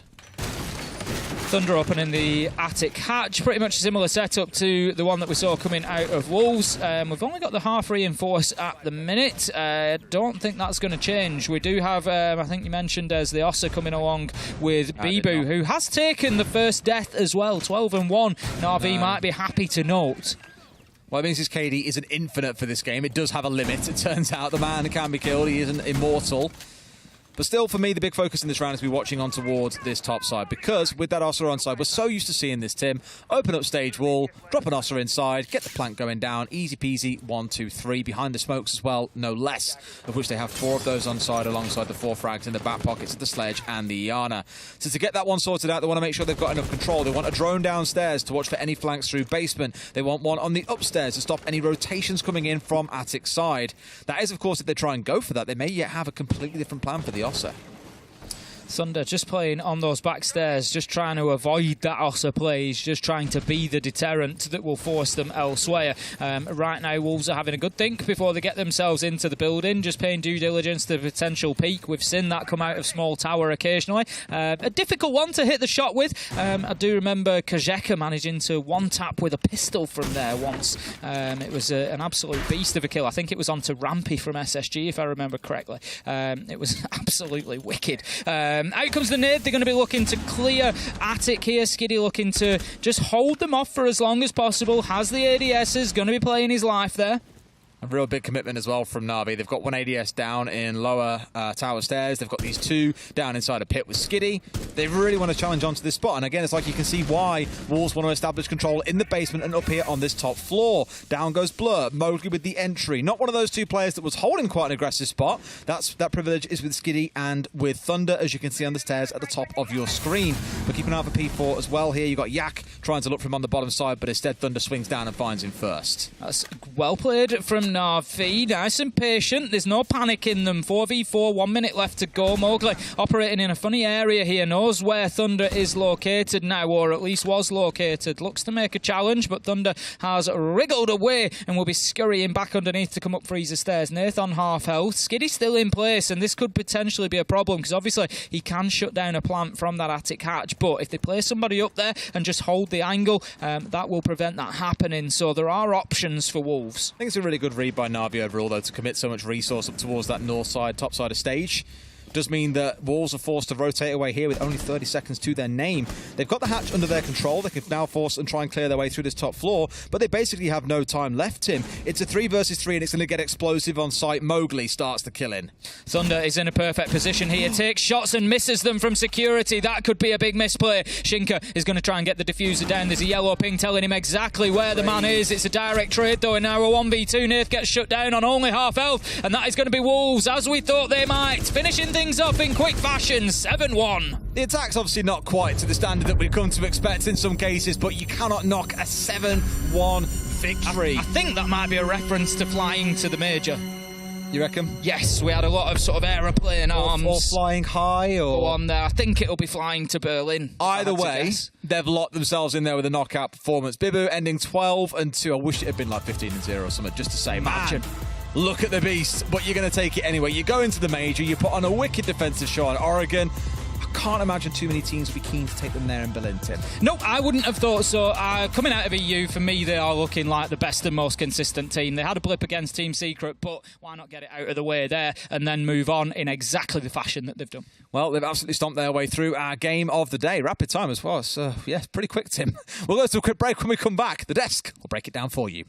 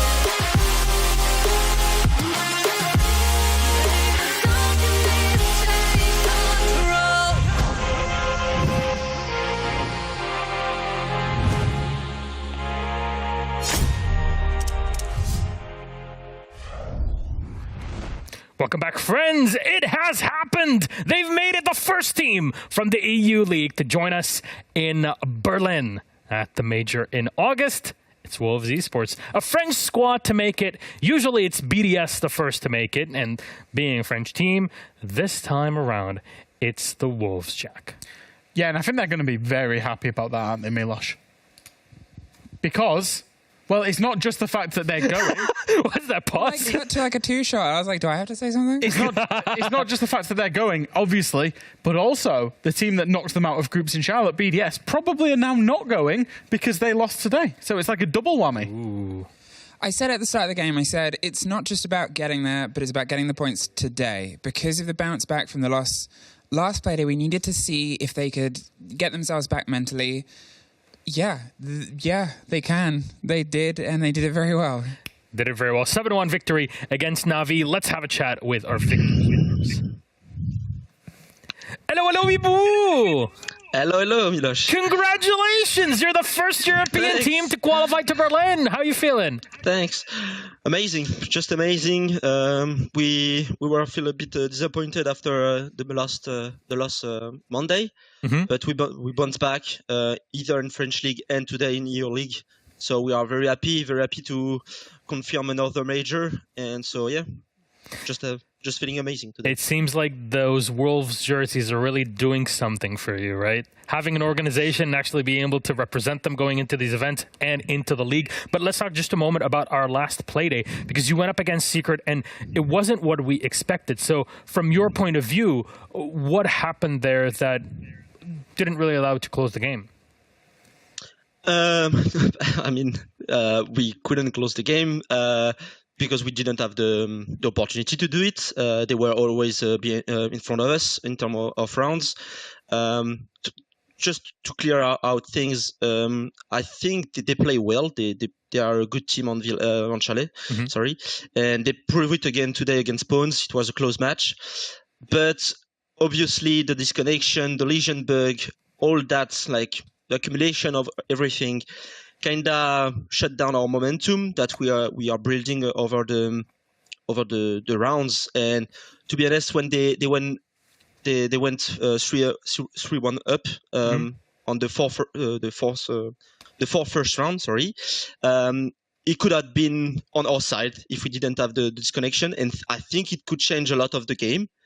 But it is what it is. We were very disappointed, like I said, very angry. Not against the Secret team, but against the game, obviously, because it's always hard to have like this kind of feelings. But we went today motivated as we never was before, and yeah, we show up today, and I think we qualify in a good fashion. I mean, you come in and not just in good fashion, you smashed Na'Vi on the first half of the fence. So I want you to kind of walk me through the game plan, because it looked like you were still active on this defensive first half. We didn't have a lot of information against Na'Vi, because I think the last time they played in Oregon unofficial was against all team, like I think it was G2 MNM, like back in stage 1. So even it was not even the same lineup. So we were okay, guys. Just don't take too much attention on their game. Focus on our game. We know that Na'Vi is a team that prepare well the games. They lot to have like little tweaks and stuff to counter their enemies. So we say, stay focused. Don't be naive, guys. Everything. Don't be just awake every time, and I think it worked well for us. We tweak sometimes some stuff to also today, because for example the Valkyrie, like most of the time on our games it's a ban. People are us, it's a ban, and this time we just abused it because it was Valkyrie is a strong operator, so we just abused it. I think it's helped us a lot in our 6-0. One thing we've been watching over the past few weeks is the rise of Wolves as a well-oiled, coordinated team like we've never seen before. How do you accomplish that as Wolves in the background when you're not playing these official games and in preparation for them? Everything for the team. Like, you need to be ready to die for your teammates. You need to be ready to cover him, to run in front of him for the bullets. Like, it's the spirit that we are using it every day. Like, we want to have a clear group, just not a group, one unit, like a wolf pack. Like, it's the thing is like we have wolves. It's kind of a cool thing, but yeah, it's be only one guy. Like almost we are only one guy on the server, because we know we are communicate well on the server, and we are doing everything what we can to accomplish what's our goal, and our goal is to win. So no matter what we are doing, if we die, okay, maybe I will be 6-0, but if I win at the end of the day, my game is gone. Like, my goal is done, so it's okay. Shout out to Helby and Liloun, of course, from your staff in the background. Jack and Robs, of course. Fresh question you had? Yeah, just one question from me, Bibu, is when you was in Charlotte, obviously you went out in groups. So what's your plan to avoid going out in groups when you go to Berlin? Play like we did every single Playday until today. I think we don't need to do special things. Just play our game, be focused, prepare well the games, because a major we will face other team regions. So you need to be prepared for their game style, because it's not the same. And just prepare some new stuff too, because you need to be on the page every time, on the new page. So yeah, that's all. Just focus on our game, prepare new things, prepare the games, and I think it will be good. Speaking of preparation and new things, I know you guys are playing EU League and the Six Cup, the French Nationals, but do you get any time to watch any of the other regions? Anything from NA or Brazil or whatever that scares you heading into the major? No, I will not say I'm scared about any teams, because if you are scared about a team when you are going on the server, you almost lost 50% of the game. So you don't need to be scared. But we watching on our side, on our personal time, the NA League. I watch a lot because, for example, shout out to the Astralis boys that we met in Charlotte. I was following their pass through NAL. Sorry. And yeah, no, I'm watching a bit. I think everyone on the team is watching a bit, but not focus on that, because the main goal is to qualify. After that, we have time to prepare, and it will be the time to focus on VODs and prepare the games. Well, now for you as the Wolves, your big fight will be for seeding, really, in the top four. You're locked in for it. And next Playday, you go up against a wounded BDS, a team you faced off against so many times. You beat them usually in Six Cup, but not always in EU League. So what can we expect there, and what do you want to say to them? I think it will be a great game, to be honest. The French rivalry, we like to call it. It's always close games between us. So, may the best win. Be ready, because we will be ready. And have a great game, guys. And to the fans, people? To the fans, thanks a lot for all the support. Thanks, because every time, even after the loss against Secret, we got so many messages to say it's not down, and we knew it was not down. But it's always a pleasure to see a message like this. We have amazing support, and thanks to Wolves too to pick up our team. Thanks to the staff. Thanks to all my mates. And thanks to you guys for the host, for the cast, and especially also for the desk. I think Fresh, you are doing a great job on the analyst desk. Thank you. With Fabian. I think it's a good thing. And thanks for all the casters who are replacing Fabian because he's lazy. There you go. Thank you very much. There you go. Bibu, this is the best interview we've had all day. Thank you very much, and congratulations on your victory today, but also, most importantly, on qualifying, being the first team to qualify from EU League to Berlin. Bibu, we'll see you next Playday on Monday. For all the fans, BDS are going up against Wolves. That is Playday number 8. Make sure you're tuning in for it on Monday. Till then, take care. Bonne nuit. Bye-bye. Thanks. Bye. Well, Jack. Yep. Congrats. He's going to farm the hell out of those impressions. He's right about us filling in for Fabian because Fabian's lazy there. He is very lazy. True. Casters, we're doing our best on this desk, but the desk is very good. And when Fresh is on, yeah. Yeah, and Fabian is good, but he's currently... He's so happy. Look at him. He's blushing. This is a great score. This is a very exciting thing. But do you know what I love the most? What do you love the most? Our next game is so intense. Now that we have a confirmed team, now that we have a team at the top of the board, and M&M pulled 3 points earlier today, whoever loses between Rogue and Heroic, every single crosshair is going to be pointed down the back of their neck for that 4th spot. Yeah. Next game is going to be a hell of a one here. Look at Captain Bibu, 162 EPS. 11-0 at one point. That's pretty incredible. The man who puts the team on his back just for this one match, but everybody's proven on Wolves that they can show up at the right time. And that's what you see with Wolves, It's really easy to say, oh, Bibu was excellent today. Mowgli was excellent a week ago when the last time they played Oregon. X-Play Rise has been excellent the whole season. it's a team effort. And the way that people was talking about that, you see through their play, it's a team effort. They take engagements as a team, not as individuals. And, you know, that's what they did today. They identified where Na'Vi was taking engagements as individuals and put that fight as a 3v1, a 4v1. And they were always going to win them.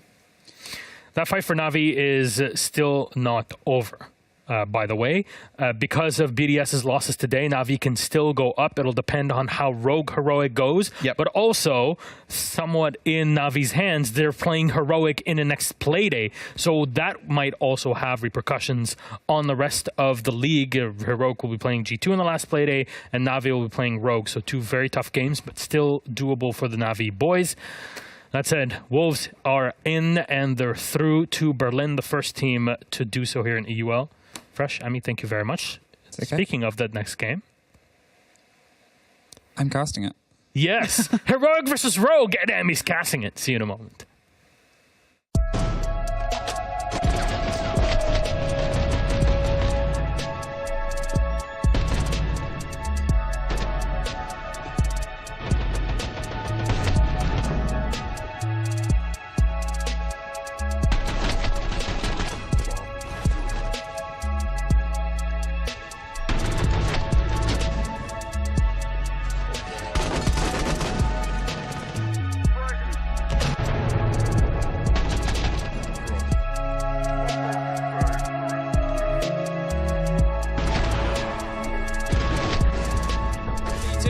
Shut down on only half health, and that is going to be Wolves, as we thought they might. Finishing.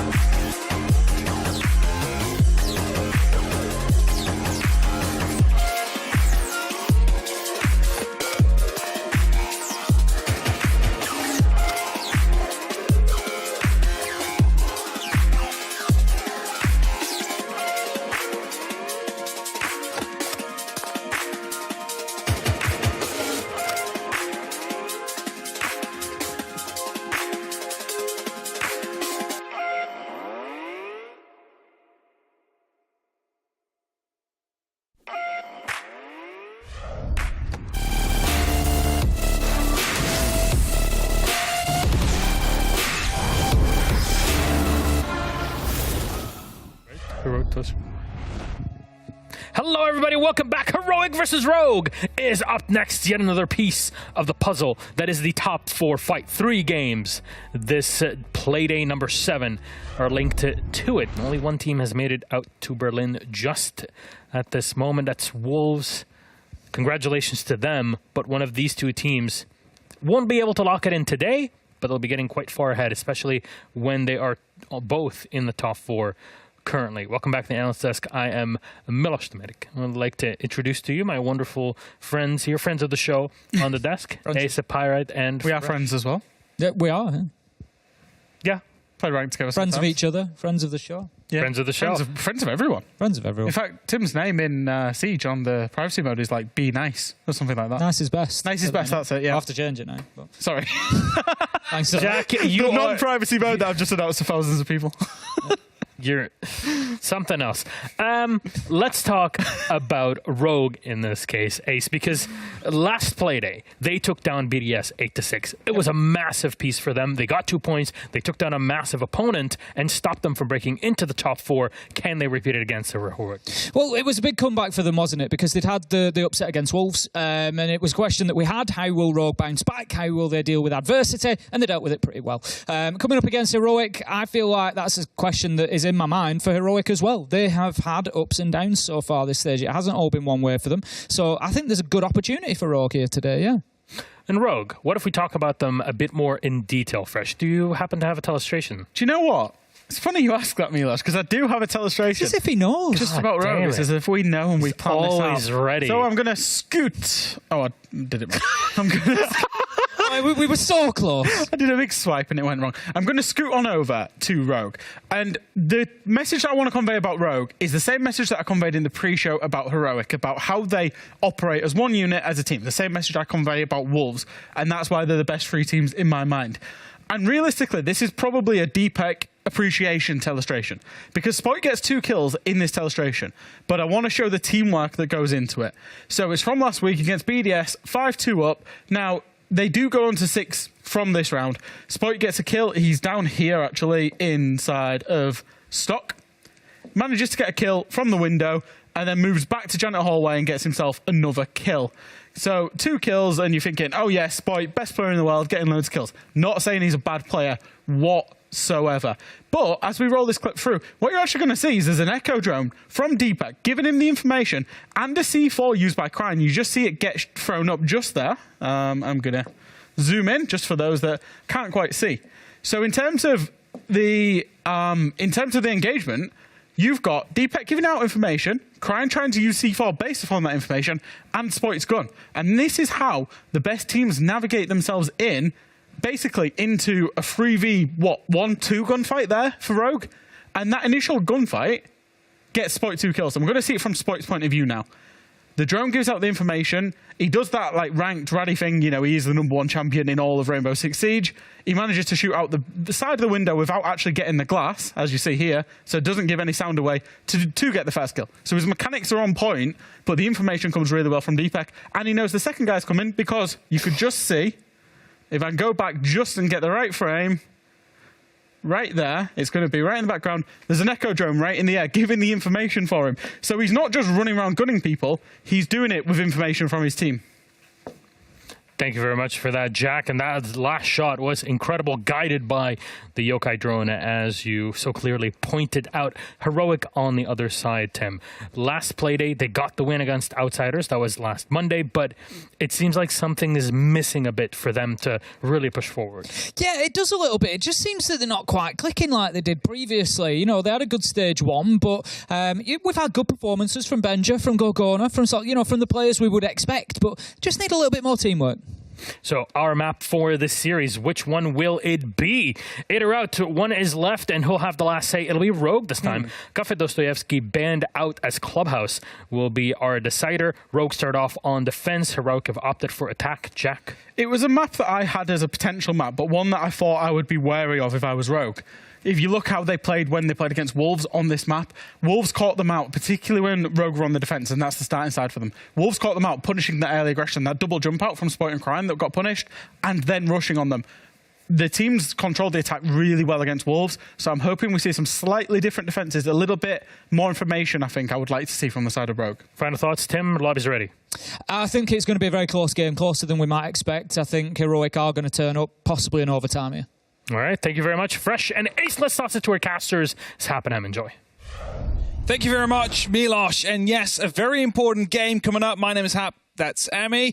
We are going to be bringing you that important game. Whoever wins this is going to be finding themselves in a very, very good spot to be qualifying for Berlin. It's not going to be 100% confirmed. No. However, like 90-95%, that is definitely what we will be looking at. But more importantly, the team that will lose is the one that is literally in the line of fire for every other team that's willing to make it. Exactly. So we have to look at how the results have gone today. We started the day with 3 teams all tied up on a delicious 12 points from 2nd, 3rd and 4th to now having a distance. M&M, who were in 4th, found 3 points. Wolves, who were in 1st, found 3. That guaranteed. Rogue and Heroic, they currently sit on 12 apiece. BDS and Na'Vi both on 9. Outsiders and G2 7 to 6, but they still have to play. So one of them could find 3 points and either get to 9 or 10. Whoever loses this game is next in line. It's not a matter of you'll lose all 3. Even if you just lose 2, you're still next in line, and that is not a good place. It's definitely not a good place, but luckily BDS and Na'Vi have both played and have lost, so they have not been able to pick up any points, which gives that bit of security to both Heroic and Rogue. Of course, with 2 more play days after this one, 6 points to be gained, having that 3-point lead is that one buffer, that one loss extra you can afford before you start getting into trouble. Now, the alibi ban is not one you often see, and it's being tossed in by Heroic, so I can only imagine it is to counter a certain Swedish player on the side of Rogue. It's just a guess. Just a guess. Yeah, I mean, why not? Why not start to target ban? Why not start to bring some problems? Club, it's the place where everybody goes. It's the place where everybody knows. Leon, GG, what do I play? Oryx. It's been given an operator by his opponents there, so it's very, very nice to like to think along. Well, let's see who's woken up and had their steaks this morning. They need to try and bring everything to this fight. Rogue, starting on their defense, Church and Arsenal. Club is a map that everybody knows. Everybody knows Club. You know Club? I know Club. I know Club. Everybody knows Club. And it's seeing what changes can come from it. Now, Rogue, they've been impressively aggressive. They get adventurous. They get sort of big. And Heroic, some of the best points that we've seen them is actually one of 2 things. It's either a consistent pop-off of a player like Benja and Gorgona getting in aggressive, or, to be honest, a backline of Uno and Grizzly has kept having really sharp moments throughout this season so far. It's funny you mentioned I was just actually going to look back at the previous game we had between these two. And of course, both made their changes to the lineup. But if you look at it, back down Sloth, 18 on 6. Pretty good game. Against Rogue. Benja, 11 on 6. And Gorgona coming in 3rd with 5 on 5. On the other side, we had Crying 7-8, Kanto 7-7, then Rips, who's no longer with Rogue, of course, with that 6-9. That was a Chalet match, 7-3-1 by Heroic. So, you know, Sloth was a major factor in that game, but he hasn't really been able to show up to that same extent yet throughout this stage. Now, how do you solve a problem like Spoit? Well, actually, when he's on his defense, it's a little bit easier. We did see him play some slightly better plays last time, but look at this, a pace where they're just cutting themselves down towards the side. Here we go. Onto Blue, the pressure, swing around onto the second box. The Azami survives, that's the important part, but Sloth gets the crossfire onto Leon. It's spread and locked in. Deepak finds a fight. Spoit is a little bit locked out here on the door. Gonna swing and pepper some bullets, but in the meantime, they've hit a bit of a slow. They're still trying to drive towards the site and get the kit down, and it seems like Uno should be able to get this off. A quick rotation and a play round from Rogue onto the far side, but it's a post-plant situation, a fight. Scrappy onto the far side. Deepak with 1 and Kanto with the 2nd, but Sloth takes out Crying down the long corridor. Pings, and a big rotation over the top. Benja's locking it in, the 2 versus 2. They have themselves still. Spoit alive, rotating round onto the door itself, looking for the spray. Round onto the side of Blue. There's a ping, doesn't get the full connection, can't quite get it either side. Deepak is looking for everything, but he's run out of bullets, and they're running out of time. Spoit's rotated his way around to the kit. They might try and get the cover on the long arm here. No, it's Benja down on the fight. They're looking for the aggression. Gorgona is able to find Spoit. It's a 1 versus 1, but he can't find it. Heroic And Gorgona backpedaling out the door. They get us off to the races. A very quick start here indeed from Heroic. They realized there was a weakness on the side and they managed to abuse it to the fullest extent. A good attempt though from Rogue to try and come back. They brought it quite close. An effective 1 and 2, you have to say, clutched out eventually by Heroic. Of course, having that time in their favor as they both tried to hunt down that last standing member on a Heroic. And they win that very first round on the attack here on Club. Now, we're not going back to that basement straight away. First headed towards CCTV, a site not often shown anymore. It's a site that teams are trying to shift away from little bit by bit. And as it gets picked now by Rogue, you are left to wonder, do they have something special up here? Or do they just feel more comfortable playing it? Because if I pull up the map stats quickly, pull them up. I'm pulling them up. We have a... Oh, that's not good. A 17% defensive win rate. When you look at a stat, pause and go, oh, that's not good. Yeah, 17% win rate for defense on EU. Hey, I have a question for you. What's the win rate of attack and defense today? Yeah, well, that's very defense-sided. I'm not exactly sure what it is, but I'm more so thinking towards like a 85% to 90% defensive win rate. I might be 1 or 2 wrong, but out of all the rounds played today, there have only been 5 attacking rounds won. 5. Yeah, we've definitely had... And that's out of an 8-6, a 7-5, and a 7-1. 5 of those have been attacker win rounds. Yeah, today's very defense-sided. So who knows? Maybe that 17% is turning to become a little bit higher today. But this is the bread and butter of Siege. This side, literally, step by step, everybody knows how to do it, and it's going to be a very quick opening. Attempted impacts failing to hit, and that's going to be a good opening there, but the lack of accuracy from Uno is going to stop him from finding his army. Now, that wall is a little bit of a hop, a little bit less kind of viable to just get a quick plant onto Tuck, but still, the pace that Heroic are hitting this map is impressive. Very quick towards the drive-in. Now they're going to see if they can... Well, they almost get Kanto with the depth charge there. Leon should be able to get the pick back up. Nobody was in stock to get a direct spray round. Spoit is playing around Lounge. He's gone to the half step. He's making sure that nobody moves in to get that clarity onto that kill there. They're now getting open garage underneath Deepek. Again, if this is the bread and butter of Siege, this is the best way that people have found to spread it. They find that opening onto CC, go for the bottom of garage, get control of here, and then try and cross themselves behind the server stack.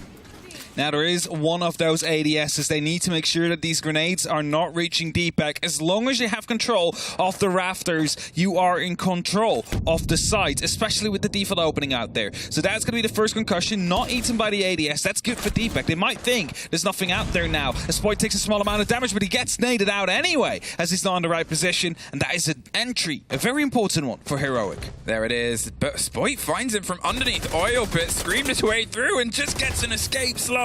Couldn't get the clarity, but finally Uno does, and there it is, that heroic connectivity that seems to stretch itself over a lot of the maps. 50 seconds now, and they have those 2 big bits of control to try and get a bit of a drive through. That his army makes things awkward, but not impossible to start doing the play you want to, and the questions that are posed now is, well, what do you have to stop this Rogue? Apart from a bit of attention paid towards it, there's nothing to throw over the top, no canisters, no C4s, just a lot of attention.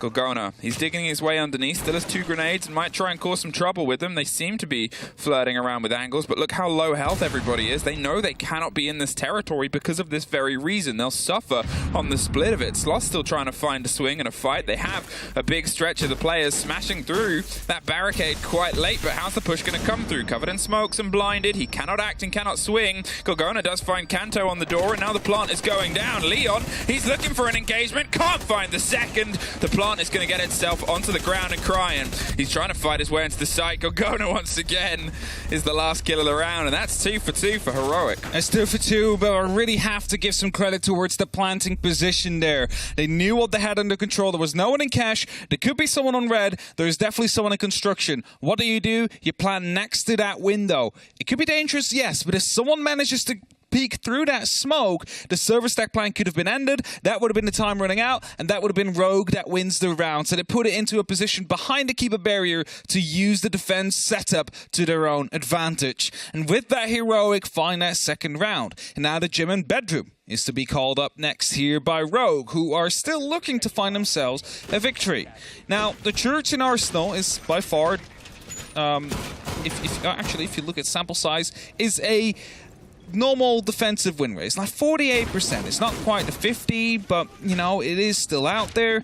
Master and Jim, that is 29%. If you then look towards Bar and Stage, was played 6 times, just as much as Cash and CCTV, even though we're adding one on that extra now. 83% defensive win rate there. So somehow Bar and Stage has become a very viable side. This is that interesting statistic that I loved about the start of the day from the fantastic work by Spra Bunny. And Spra Bunny and Raf, yes.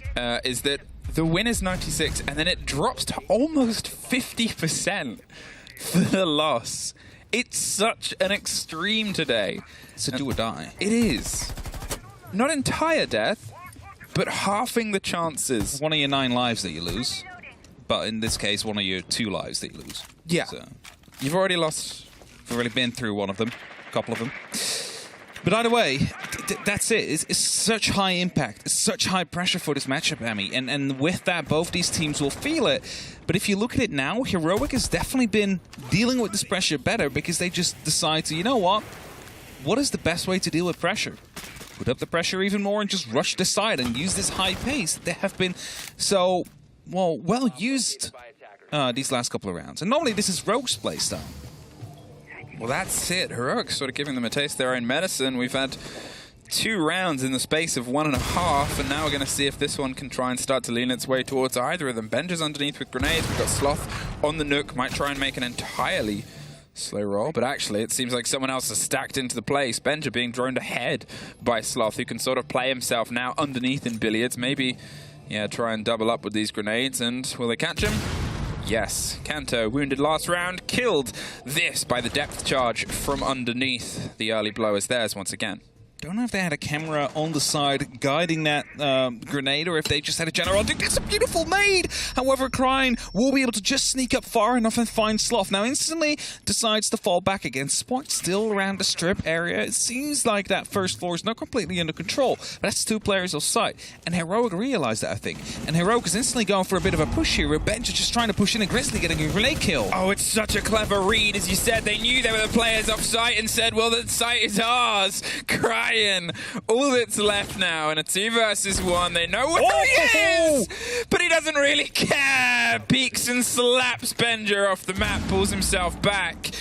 Gorgona, he's currently holding plant. Is he aware there's going to be a bit of movement up and see if he can try and force him off? Swings and takes the fight! And there is Rogue!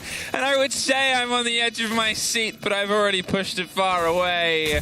This is a stand and scream kind of game. That's definitely a very important round here. Kryne managing to pick up that quad kill. Starts off, of course, with Sloth inside of the bathroom. That relieves a bit of that vertical pressure. Any potential grenades that could still be coming out, but also someone creeping up those main stairs. Suddenly, you are the ones that have that under control. But there's a good read from Heroic, though. Hey, that's 2 players offside. That means it is going to be a 4v2 that we're actually going to be fighting. And they won that fight.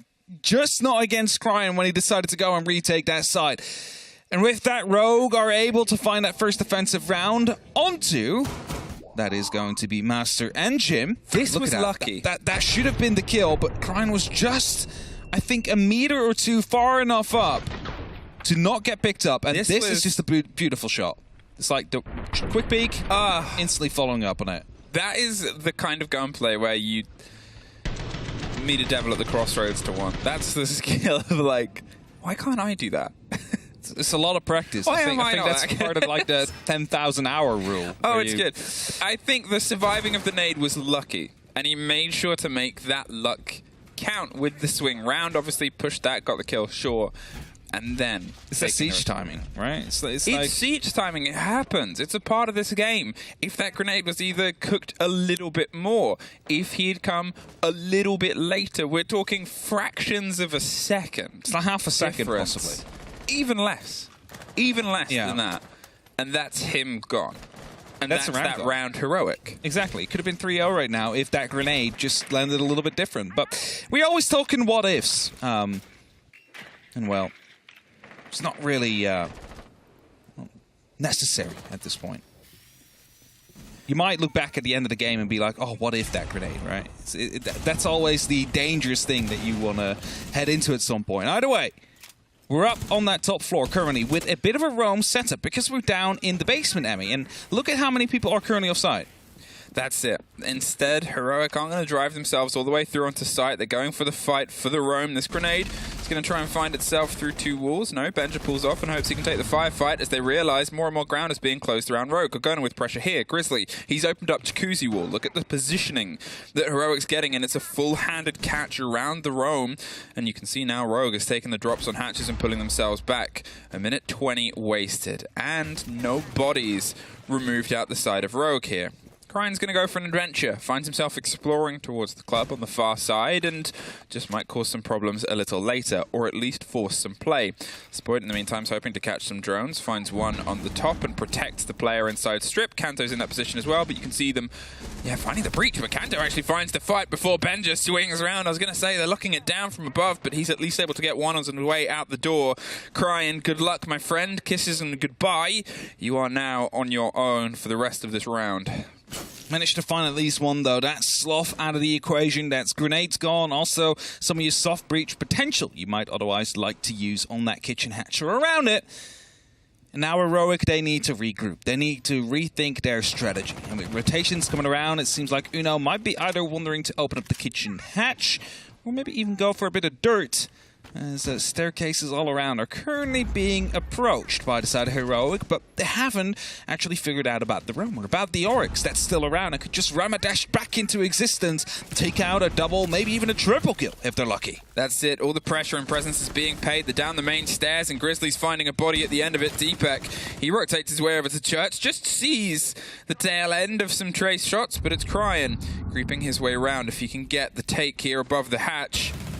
Oh, he doesn't get the connection. There's the follow-up. Spoit finds one inside the site as well. Benja keeps the pace going, but Spoit is buried on the back of Church and sending them to the next level. Spoit with a drift around the outside. Praise be. Rogue, 2 apiece. I think that's what we call a Ferrari peak. Just running around the corner. You realize the pressure was on. And it's like, well, I'm either going to get pre-fired or I'm going to step out myself on my own terms and I'm going to take that fight. So, 2-2. Equalize that score indeed, and Cash is coming up next again. That site, that is just so hard to win around an EUL. Now, have they thought of something new? Are they going to do the exact same thing, but probably not die from grenades this time? You have to wait to find out. Oh, this game is fun. It is definitely fun. It's like... To be fair, when Heroic got those first 2 rounds, with the amount of aggression and pace they had, and with the lack of a response that Rogue was able to put up, I was like, this shouldn't be a 7-0 in the making, or a 7-1, or a 7-2. But then Rogue started to come back after Cryan, managed to get that quad kill, the oh-so-important quad kill, because that last round, they looked to be a lot more in control. I think one of the things that we have to sort of look at is when Heroic has stumbled, most notably was versus Secret on Bank, where they sort of lost sight of roamers. There was a lot of flank play, a lot of players coming in round from the opposite side that they just were tucked into a corner. They didn't quite expect it, and it kept on happening. Now, Rogue didn't really have that ability because Heroic was so laser beamed on towards the site and the objective. The second round, they were outside for most of it. The first round, they were inside within the blink of it. Since then, what we're seeing from Cryan, obviously, a 3K with a 2 versus 1 clutch is huge. And that round as well, being off in strip, being able to strike his way around on the opposite side, that's what Rogue needs to punish. About Heroic here, once again, quick pace paid towards the wall. You obviously have, well, not a huge amount to stop any of this, so they should be able to get it open pretty quickly beyond the mute. This is always a bit dangerous when you want to throw that grenade and you know there's an Azami on the board. If they really want to, they can just lock it off as soon as you throw that grenade. You might actually end up killing yourself, but they're in very quick.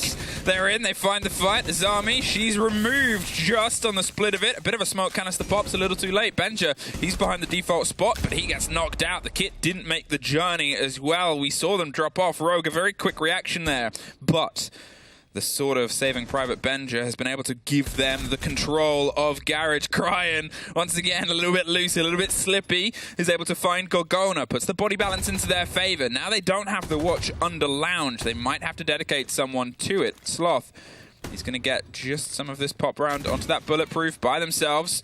more of a route through and then start the droning process. They have a lot of time. That's the big thing about these rush rounds, is if things fall apart, at least you can try and rebuild them. I think the reason they fell off is because they actually opened up the garage rafters. They got the kill there, and that just opens up a whole lot of new avenues. You don't have to challenge that anymore. You can just walk freely up until that point.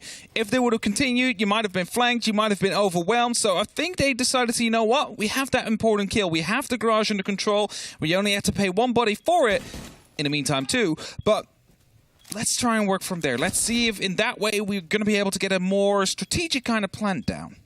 Minute, and Leon, he's found himself hot-footing it to a new location, but here's flashes, pings, grenades over the top. That one does a lot of damage to maybe more of his confidence than anything as he pulls himself back. There's a bit of a drop and a rotate.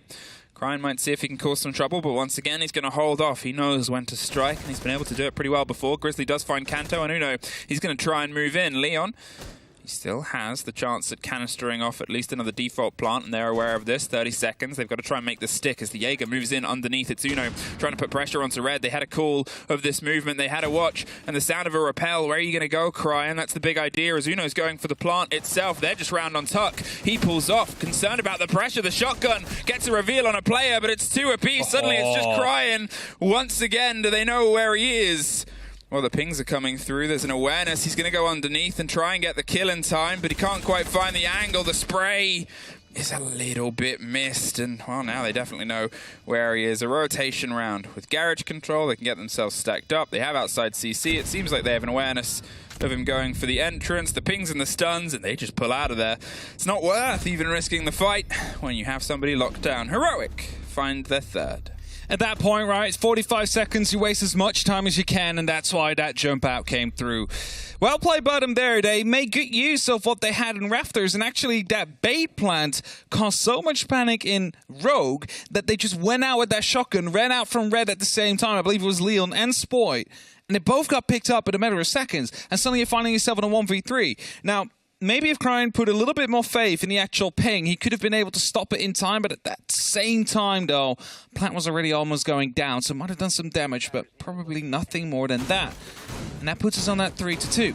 Back towards the gym and bedroom we go, however, as Rogue deciding that this is where they need to close off this half before they go over towards the attack themselves on a clubhouse that, for now, I mean, we've seen 3 very dominant heroic rounds. One of them that should have been theirs but was clutched up, and the other round was purely Rogues on their merit. So far, Heroic definitely in the driver's seat of this game, but there's always 2 halves to a game of Siege, Emmy, and that might just change as quickly as a side swap at the end of this round.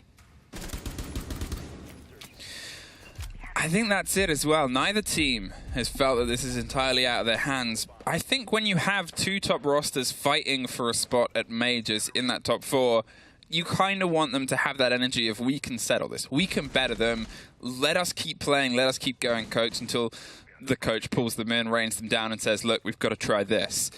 That's that energy I'm getting from these 2 teams. They know how they want to butt heads with each other, and they're making sure that the antlers connect. But who is going to have that sneaky little swing and movement that just shakes the opponent enough? Could it be this, the Nook? The slow creep and approach all the way from the basement with that disguise up. They might not have the full reveal, but they are pretty good with those grenades from underneath, and that's always a problem Rogue has to be aware of. Definitely is. I mean, we've seen quite some damage being done by them here, and as Kanto is closing off these windows, they definitely get an idea of, all right, there's one in the exact same corner again, as where we managed to get a grenade kill before, so Heroic might be eyeing up those opportunities to use them later on. That's the drone, by the way, in the bathroom. Uno is going to be able to be taken out now. Gorgona's in already, however, gets the wall bang onto Kanto, and now they have the bathroom under control. Instantly sprays towards the door, looks for the fight, onto a little bit of a pullback from Deepek there. The grenade is a bit close, so just going to pull himself back. That's always terrifying when it starts floating in your face, but takes the kill. Leon tried to go around with the shotgun. Deepek's holding him just in case he pulls himself out and takes the kill himself back, but cannot stick himself. Uno, they're trying to get the kid in. At the minute, it's a 3 versus 3 with the fact that the Nook's on the far side of Narnia, and, well, Heroic's aware of that. They don't want to overcommit and overextend, because if they lose the advantage, then suddenly they've lost everything that might be the drive on the site itself. So instead, rebuild. They have utility. They have things in their pockets, and it's one of the things Heroic do well is know when to step off the gas. They should have been a bit quicker on the gas, though, because it was just that one player near the door and one near the main staircase. It could have been in Jim right behind the reinforced wall to try and get a plan down. That grenade, though, might actually land. No, Deepak will still survive. Jumps up on top of the bed, gets spotted out. He needs to be very careful here, because just a little bit of damage and his round is going to be over. And as he digs in deep behind the weights, he's going to be able to potentially deny that breach from being used. This is it. Look at the angles. They've got themselves set up. Spoit suffers inside logistics. I think he might have still been holding onto the hatch, which might be getting a bit of presence. There's somebody pushing up main stairs. Sloth, he's going to see if he can swing for the fight. The camera isn't the reveal, but they trade it out. And Deepak finds Uno, leaving just. Grizzly and Benja trying to build it. Deepak, oh, he's making a run for it. He's trying to get out of there and cause some problems elsewhere. Crying, he's holding onto an angle. He can't get up the hatch. It was watched. Well played by Grizzly. Almost a great idea, but here, there's the swing, there's the fear of 1 versus 1, 9 seconds. Benja, he's got the kit, he's got to see if he can stick it tucked in behind the heavy bits of machinery just to buy himself some time. Cryan's going to sprint in. They're almost out. He goes for the swing. No, sees it. Oh! Cryan gets another. How many rounds are his, most importantly? 3 are rogues at least. We are even for the half. I was so afraid there. That was a magazine completely almost dumped into the Ana there, and if that would have gone like without the kill, the Ana could have completed the plan, turn it around, and it's going to get that tap back onto Cryan there. But I was actually going to say Deepak dropped that hatch onto Billiards. At the very same time, someone moved from bar up towards the main stairs. Neither heard each other. And then as soon as Deepak's like, all right, this is my time to jump up the hatch, he actually gets caught off by the exact same player. It's unfortunate. They found each other at the end either way. Now 3-3. And the sides have swapped. And Heroic is on the defense. Rogue needs to set the pace now. Are they going to start this off with a rush just as quickly as Heroic was able to go for early on? Or is Heroic setup a bit more centered around that? I mean, I currently count 4 people actually still on the ground floor, but it is subject to change. Because the thing is, with Rogue, there was only 1 or 2 players on the direct site. You find one of them, suddenly you have a good opportunity to go for a plant. Now we get that taste. And I know it's something we talked about before when we were casting earlier on, is sometimes teams are just feeling it on one side or the other. Both these teams have felt like they're playing a brawl. I'm actually surprised that we had as many plants as we did based on just the efficiency at getting into each other's faces and getting kills. But it's a game that Heroic played well. Rogue, they like to find aggression. They love to find fights and sort of look for that. They know how to rotate things as well, but it's down to Heroic, I think, to see how much they step up and they continue that in the faces of the potential adversity. Talking of, Spoit. Oh! Ouch! That. He was just talking of Spoit. Bang. It's just one click. And that's what he does. Now, Leon, he's going to see if he can drive his way down dirt. They'll hear that Monty and just get out of there. That's why he does that. Gives that audio cue. So they all go, there's a Monty in dirt, there's a Monty in dirt. He also saw it was a SAS operator. The chance is big it was smoke, so Leon quickly went out as well because he doesn't want to get stuck in the smoke, lose his life there without any support being there. And as you look right now, Grizzly's like, hey, I am smoke. I can deal with that there. It's the first, but he gets taken out. Spoit has the support, and now Leon is free to just move up. Hatch destruction starts to come through here. Leon did suffer on the side of a C4 based on his health and the lack of one in the pockets of Uno, but he can still get himself all the way stacked towards that door itself. A 5 versus 3. 2 quick kills, 1 closer to the site, 1 above it, and at this point, the site itself is starting to feel some destruction. Gorgona, he's able to get a little bit back in, and Benja steps up and finds Deepak. Suddenly, wow, should have paid attention towards above you. There it is. Both impacts played. The player was a bit loose. They're trying to find their way over the shield, and it's not going to be easy, but he's able to get 1. He's looking for 2, but it's Spoit once again. The triple kill and the bearing of the mountain and the Swede. And now it's just Benja left to see if he can try and put some competition back against his Nordic brethren. Oh, a train kill. Well, technically, he put it back to each other. They both take each other out. The Monty gets the final cam as he was in that first seed, but a good use of that Montaigne there, just using him to bait out these players. The smoke went a bit aggressive, instantly picked up by Spoit. And if there's any player you want to have watching over your shoulder, I mean, it is going to be Spoit. Just look at that response time. If you're given a list of who do I want, if I'm playing Monty, who do I want? Yeah, it's probably Spoilers up there. Maybe Shaiko as well with his crazy flicks he has every now and then. I think I put Benji on there as well. Just generally the people with the very quick response times, you know? It was good for Heroic. I mean, they got a couple of kills back. I think that sort of says a lot, and one being loose, one being a problem off the board as well. It sort of hints at the idea of that danger I talked about, something that Heroic suffered at the hands of having that loose player. Club can offer it, and the thing is sometimes it offers it and they still get killed, but it takes a long time to clear them based on the structure of the map, and time is such a precious resource. I think though, like, okay, yes, they were in the kitchen, yes, we saw 2 kills come down in the kitchen, but I don't think it was ever really the intent to be out there fully, right? Because you see that push coming through in the actual dirt tunnel. That is going to be your main arrowhead. The kitchen is just for the pressure to really remove anybody playing in that corner there, potentially even find yourself in a good position for a post-man. It's unfortunate you lose those 2 players there, but it's not going to be that win condition. It is going to be the Monty being able to make it in. It's going to be trying to get that plant through in the end. Of course, we didn't get that far because all the kills came through before the plant even happened. But with those 2 players dying, it's not like the complete strategy fell apart. Well, there is a player loose. It's Benja ready to do maybe a run out here onto the garage side, hoping people get stacked up, but he doesn't entirely feel confident. The breach should pop through there onto the CC wall. Leon's able and happy to head his way over. You limit their rotation. You try and force them out of a location and see what dramas you can cause, and that's actually caused Benja to head up towards rafters, be a bit of a surprise strike. Spoit, he's swinging himself wider and wider. There it is, looking for the angle, looking for it. Benja is gifted nothing. So now they have an idea that somebody's in that position. Are they going to force themselves to go for a clear or not? That's what the drones are doing. As I said, sometimes it's not just about getting the kills, but the time that you can take.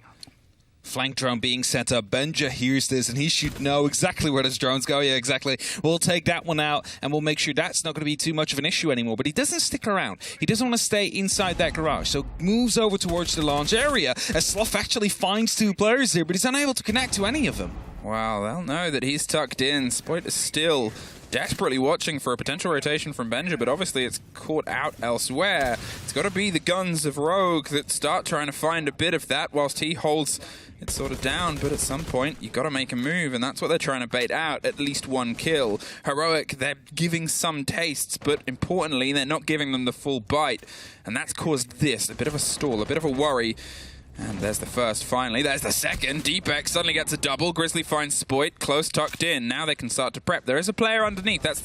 Could be a big blow, but as the trades come together, suddenly, Bench has got to rotate once again. He's found himself hot-footing it for most of this round. Grizzly's inside the site, does some damage and downs Deepex. The kid is cold outside. There's the finish from Benja up. Stop. Now it's 2 versus 2. Bit of a flat fight, but Benja, he's able to get himself swanned in. Kanto versus Benja. Looking for Kanto!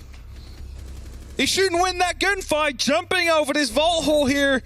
He was about to be challenged, but that actually saved his life because he was being pre-fired, Emmy, on head level. What do? You jump over, your head level raises up about half a body. That allowed him to get the jump on him there. And now a tech timeout being called by Heroic because suddenly Rogue are about 2 rounds away from putting a very, very difficult task ahead of you, Heroic. Of knocking you down from instead of 90% up to about, what was it, 63? Maybe even less. Maybe even less? I think it was like 57.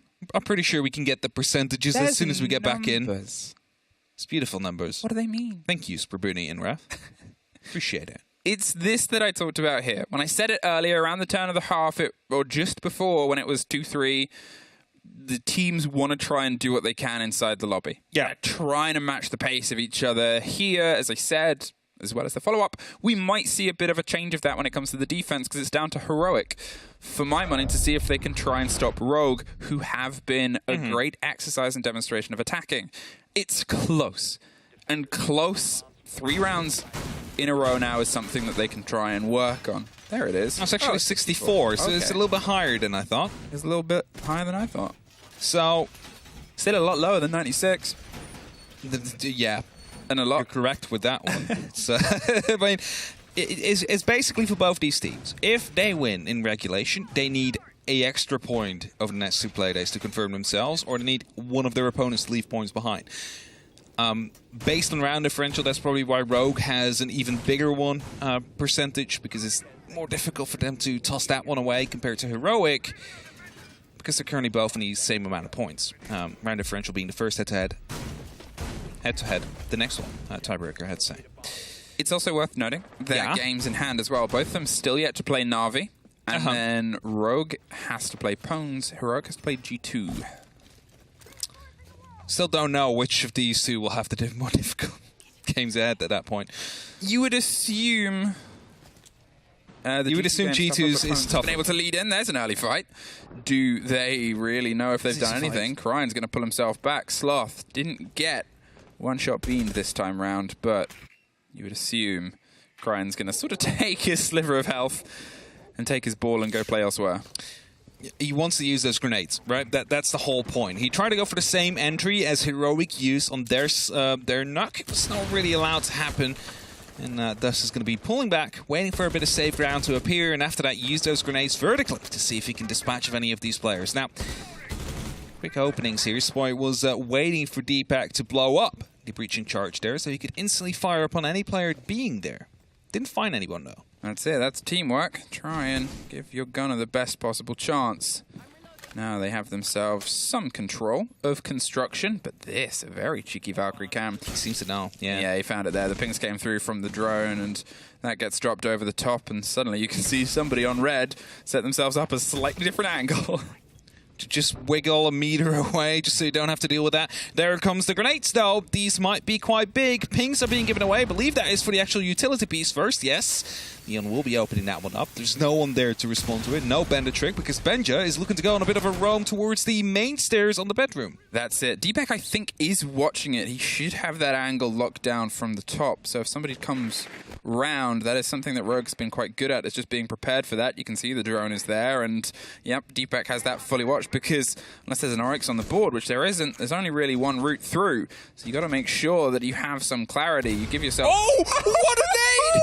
That bounced off the wall! Old teammates die hard. Kanto takes the grenade over the top, and now they're going to see if they can try and move towards it. Spoit finds Gorgono, and Benja finds the C4 onto Kanto. Now they have that potential awareness of the player behind them. Sloth stepped up to the top of red, and they've pulled themselves a little bit further back. Draw some attention, and a lot of bullets as Leon finds Grizzly, leaving just Sloth on the site, but he does an important thing and gets a kill. Benja wants to slip past here, should get caught. Does. There was Kryan ready in position, and now 30 seconds, a 3 versus 1. Kryan is super low health, does still have, obviously, a grenade as Leon tries to get the plant down, doesn't need to.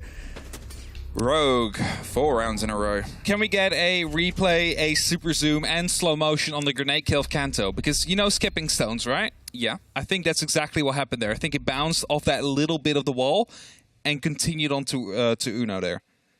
I don't know if I'm asking too much from production here. I mean, you often... I often do test them. You asked for a statistic last round, this time in. I know. I'm sorry. I like to ask and request things. Can I have things. a picture of Fresh? Reversed, upside down, black and white. That spins round. Can I get mine first? And after that we can get yours. I'm just wondering. Well, maybe. I don't know if we'll act like we might. But for now, we'll talk about Rogue. Oh, there it comes. We don't have a zoom, but we do have this. A Kanto. I'm pretty sure it skips off the wall there. Let's watch. Like, look. Just, boop. Yeah, it skips off the wall and it bounces right into Uno. That's just perfect. Stood where they wanted to put that thermite charge. To be honest, that's it. I don't even think that was a ping. That he didn't know a player was directly there. He was looking for any electrics on the wall so Leon could get the breach. Or someone trying to place it at that point, right?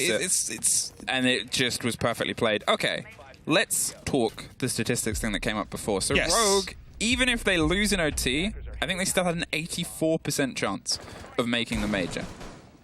Yeah, something like that. So Rogue is doing some real good business for themselves. Oh, great business. The thing is, right, like they will be currently on 13 points.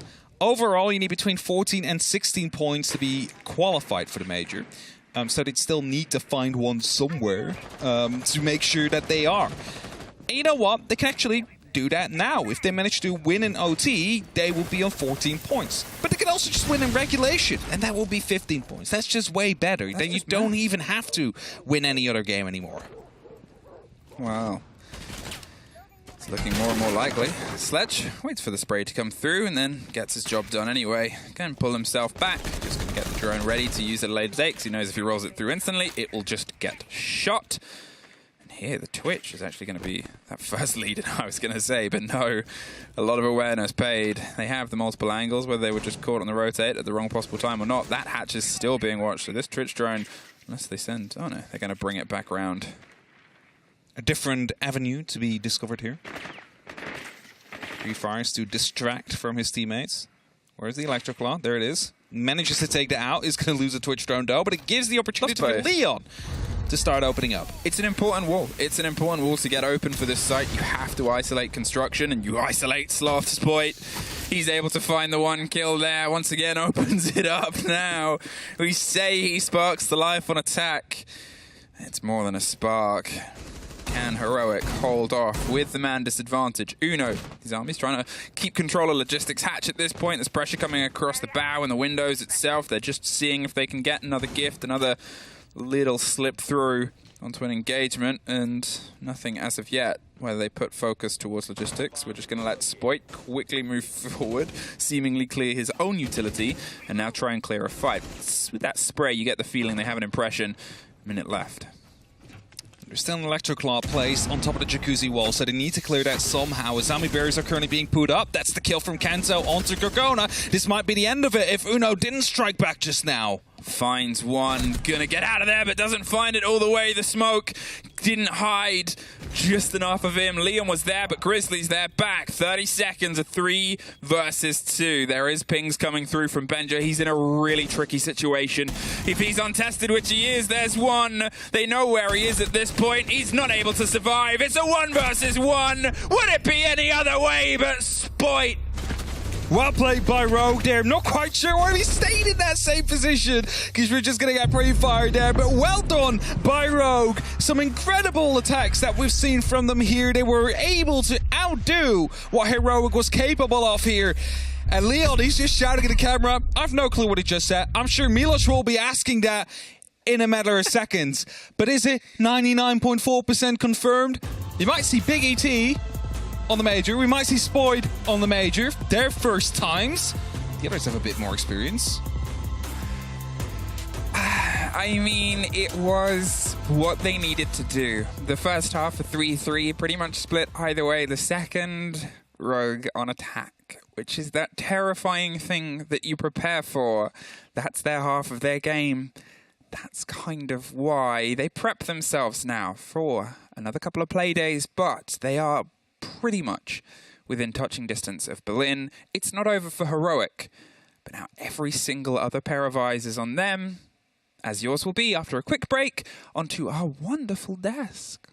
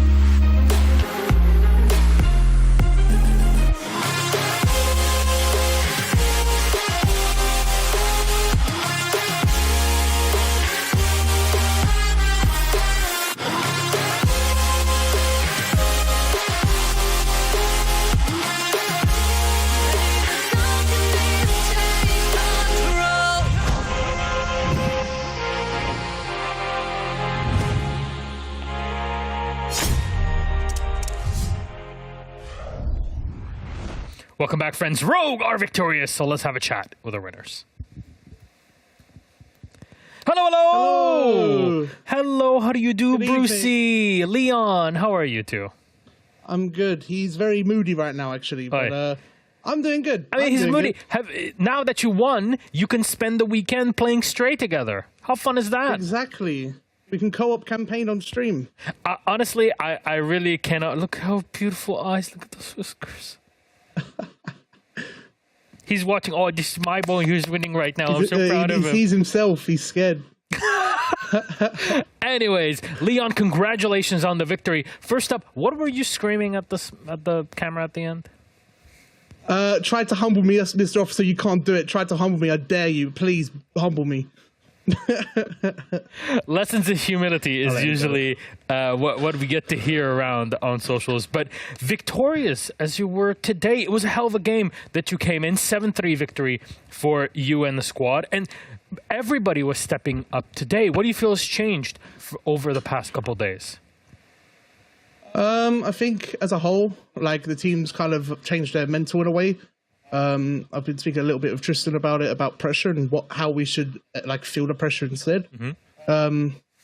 It's really new. We only started talking about it today, really, but yeah, it's more of a instead of pressure of losing, we should have pressure of winning. And like because we know we're better than most teams in this, or every team in this league. It's just about how we show up on the day, about how we play as well, and it's just about ourselves.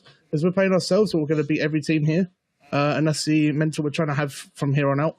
Because we know we can do it. But from mental to strategy then, how do you prepare for Heroic, especially within the context of a Super Week? Because you play BDS on Monday and Heroic on Thursday. That is a lot to handle. Well, obviously, we've got to kind of mesh all of our prep into one sort of like quick week because we play 3 games in 1 week, basically. Because we play, I think it's Pwnz next week. I can't really remember.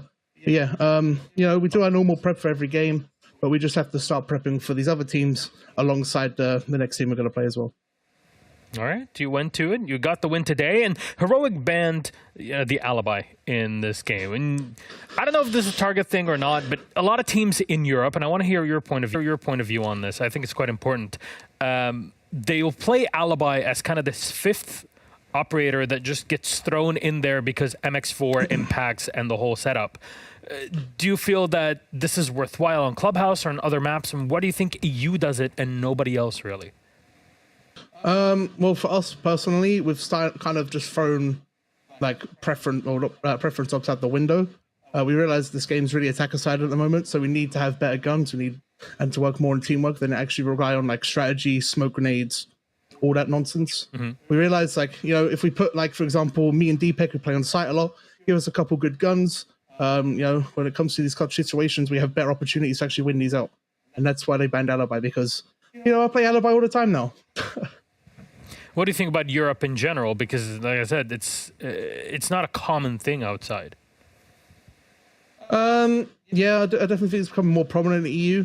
I know for a few teams, they've tried to copy our play style, and that's why they're playing it as well, because they see it's working and they realize it's how we should be playing from here on out. So they just kind of copied what we're doing just to see if they can replicate the same success, but so far, not as good. But why do you play it? What is there about it that really... How do you set it up? How do you play that alibi properly? Well, I mainly just play it because it has a shotgun and a 1.5x. If alibi is banned, I'll probably play Oryx. If they're all taken, then I'll change up, maybe go a Rooney. You know, something like that. It's mainly just about taking a good gun, you know, that can make good destruction on site, keep the setup simple, and just play off your teammates. Fair enough. And the entire team looked incredibly coordinated today, Leon. So it was a beauty to see. Honestly, this is basically looking at kind of Rogue doing their own thing. Wolves were doing their own thing also in that cooperation that we saw the game just before. It really brings up the best in Europe. And speaking of that, you're very close to making it to Berlin. Next Playday would practically guarantee it, defeating Pwnz. They're the last obstacle in your way, and you have control of your own destiny. Nobody else can shake you out of it. How do you say to Pwnz? Well, obviously, we respect every team. You know, they could show up on the day. But yeah, we're definitely coming into that game hard. We're going to take that win, and we're going to make sure we get into that major because we should be there. All right. And to the fans, Leon? Thank you very much for all the love you give us every day through Twitter, DMs, Reddit, all social platforms that you like to message us on. We appreciate all the love and support you give us. And yeah, enjoy the last game of the night. Thank you very much, Leon. Congratulations again for all the fans out there. Reminder, Rogue versus Pwnz. That'll be game number 2 of our next Playday on Monday, Playday number 8, the penultimate day of EU League Stage 2. Leon, till then, take care. See ya. Bye-bye. Goodbye, Milos. Bye-bye. Enjoy your night. Thank you. You too. There it is between Bruce and Leon. Have a great way to finish up our 4th game, Tim. Yeah, I'm sure that Rogue are very happy with that outcome. We were expecting it to be a tough game between these two, and it was to begin with. It was for that first half, 3-3, and then much like Wolves did to them, really, Rogue just got onto that second half and just took Heroic apart. I was very, very, very concerned for Rogue. I thought, I genuinely, I didn't think the map choice was the best choice. But what Rogue did exceptionally well and what Heroic didn't do very well at all was deal with that pressure. We heard Leon talk about it in the interview. The fact that they won a 1v3 and a 1v2 on Jim, Cryan won both of them, and then Kanto gets a 1v2 in round 8, those 3 rounds should have gone differently. They should have gone to Heroic. But Rogue had the players to deal with that pressure and individual talent. Spoit. They had Spoit! What more do you need? The man is a machine! Got onto the attack, he was not under any pressure whatsoever, was he? Just give him a gun. Look, everybody talks about it. Oh, I got a message, Han Solo, by the way. Shout out to you, my Croatian friend. I hope to see you soon. But Spoit, target ban against him. Doesn't matter unless you're literally taking away his ability to use a gun in Rainbow Six Siege. He will still show up and do work, Jack. Yeah, I actually thought he was going to target ban anybody. You'd have target banned Fairmite on Leon on Fairmite, because on the attacks he's so crucial. Him on Fairmite opening up, particularly that construction wall, is so crucial. I thought Heroic got it a little bit wrong with the target bans because Rogue are just that flexible. Like Leon said, they're just going to play a gun that makes sense. They do very simple setups in all of their defenses. As long as Leon has some way to make a hole and a good gun, Oryx, Alibi, Aruni, he's happy. I think, you've hit the nail on the head with Spoit. He doesn't need a specific gun. He doesn't need... It doesn't matter. He doesn't have crutch operators. It's just a high ability level. Simple as that. So, unfortunately, can you have more impact than target banning him? Yeah, you absolutely can. You've got to look towards the strategy of Rogue. You want to beat Rogue, you've got to stop the teamwork functioning. You've got to look towards the strategy side of things. It's the only way. I think the clinical scientific term is he's built different. He is. And indeed, he is showing up on the server every single day. It's a lot of pressure to show up in this position, especially given who he is in the community itself. Showing up, turning 18, and then competing with a team, playing as well as he is. Honestly, pretty darn incredible. But, gentlemen, we still have one more game for tonight, and you're casting it, Tim, aren't you? Yeah. So, Tim and Des will be bringing us our next game on the cast, but that's G2 versus Outsiders. I saw the G2 army sneaking their way into chat. Let's see if they can sneak their way into a win. See you in a bit.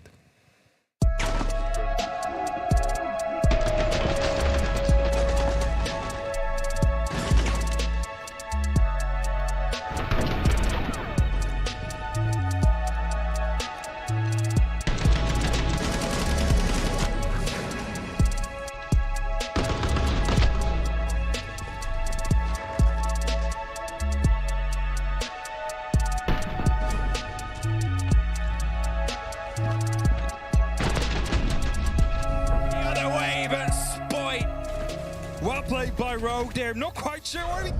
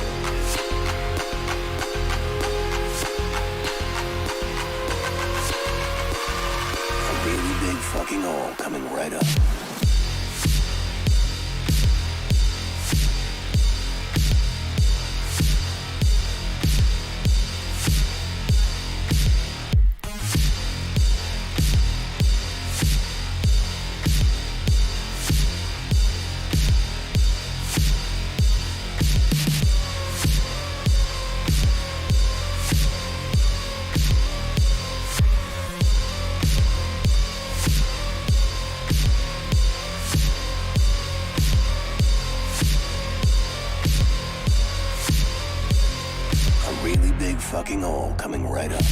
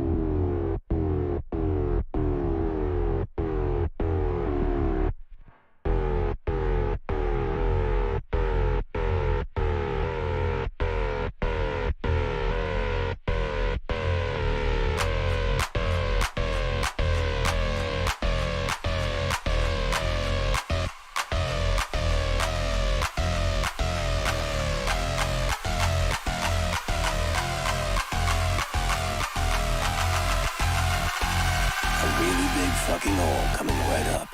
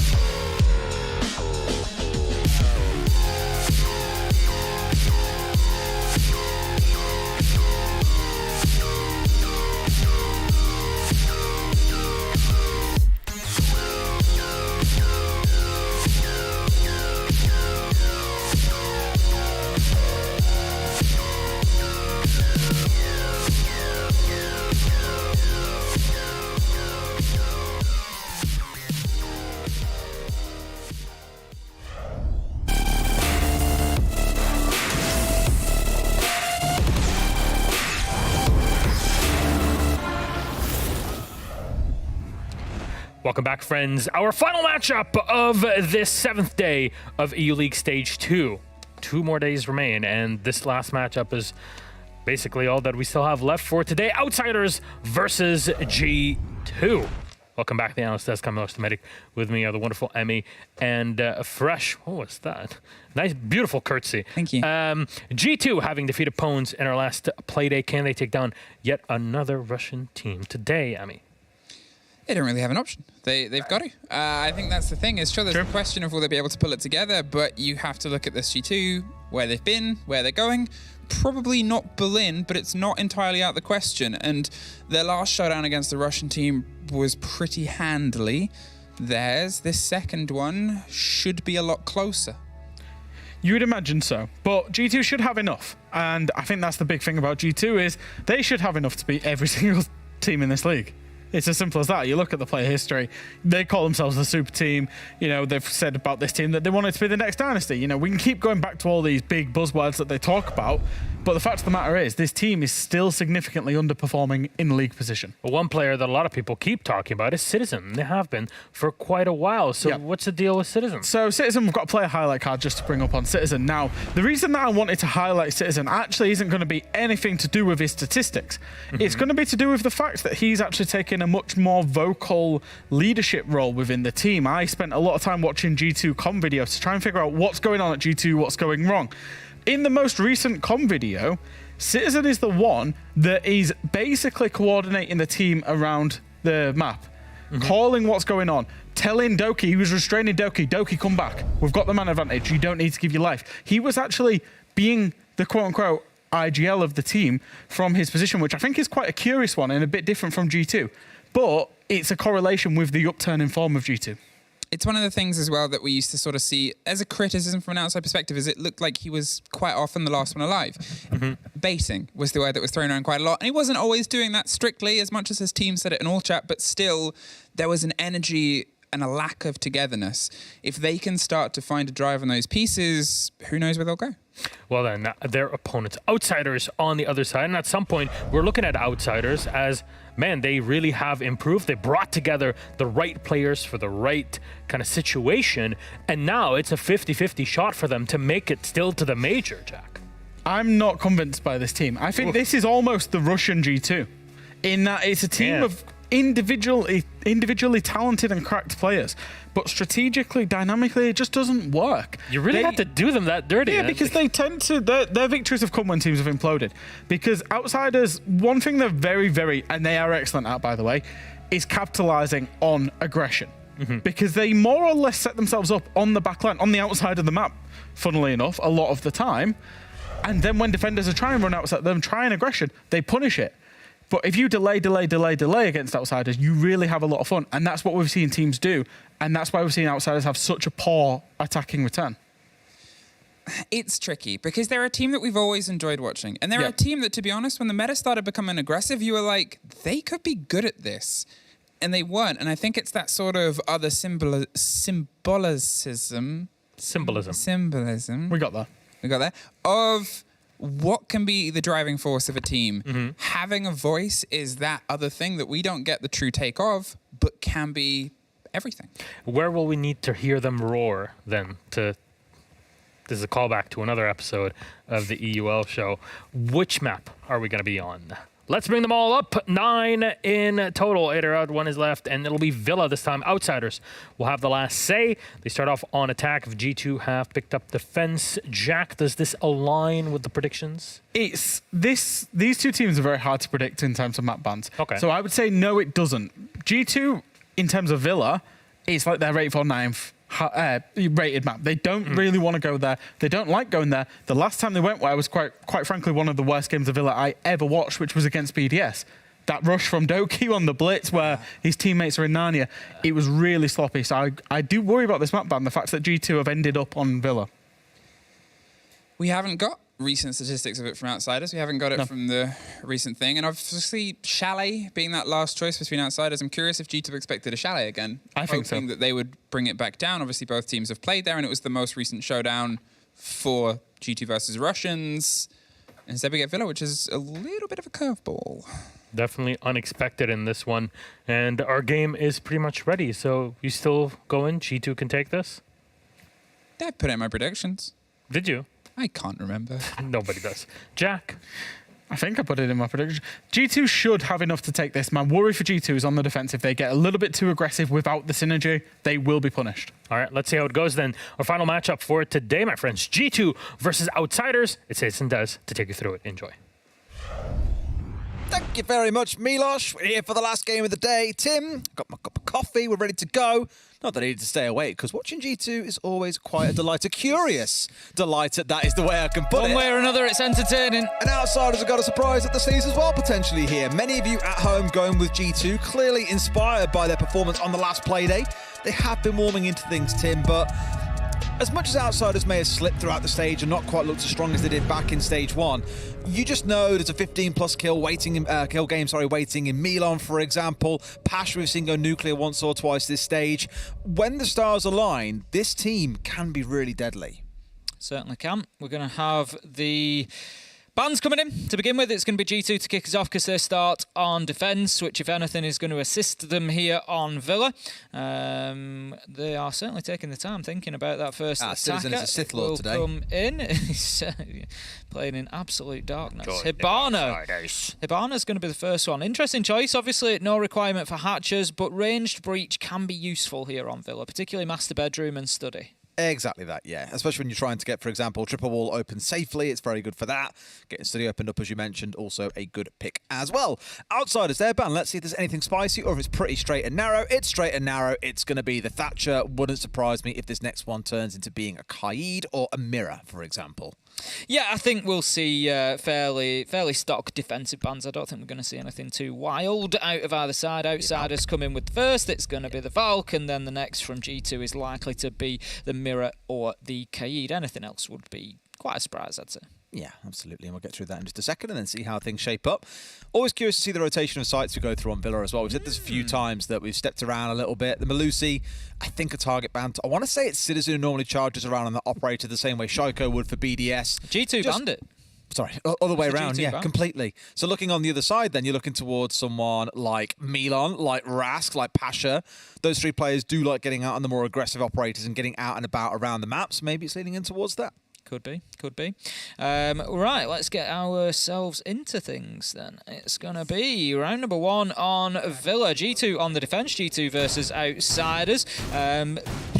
Both of these teams pretty much away from the major spots now. I dare say there's an argument for Outsiders being able to, potentially, mathematically make a run. They have an outside chance, Tim. Exactly that. It's still reasonably unlikely for both. But the thing is, both are playing for very different reasons, very different outcomes that they're looking for from this. They're looking for consistency. They're looking for points. They're looking to avoid, potential relegation spots later at the end of stage 3. There's all sorts to play for here. G2 up and down so far. They managed to get themselves a good win a couple of Playdays ago.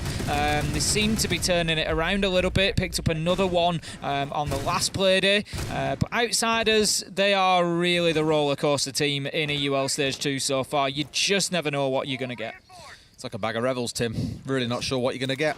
And the thing is, you can shake it about as much as you like. You never know what's going to rise to the top with these guys. I said before, I'd like to see Pasha being consistent once again, like he was for much of 12 to 18 months ago. He was the kind of star player on this team. Milan came in, put on some real shows as well. They were a real force to be reckoned with, but it's kind of like M&M where they don't quite have the same level of consistency. Their front three are a really solid core unit. We've all seen them shine at different points in history, but trying to get them all firing on the same day is where many of their main struggles rest. So that's what I want to see come online today ahead of anything else. A big focus of them here coming in from Laundry on the east side, trying to sweep out towards the Pulse and the Legion playing downstairs.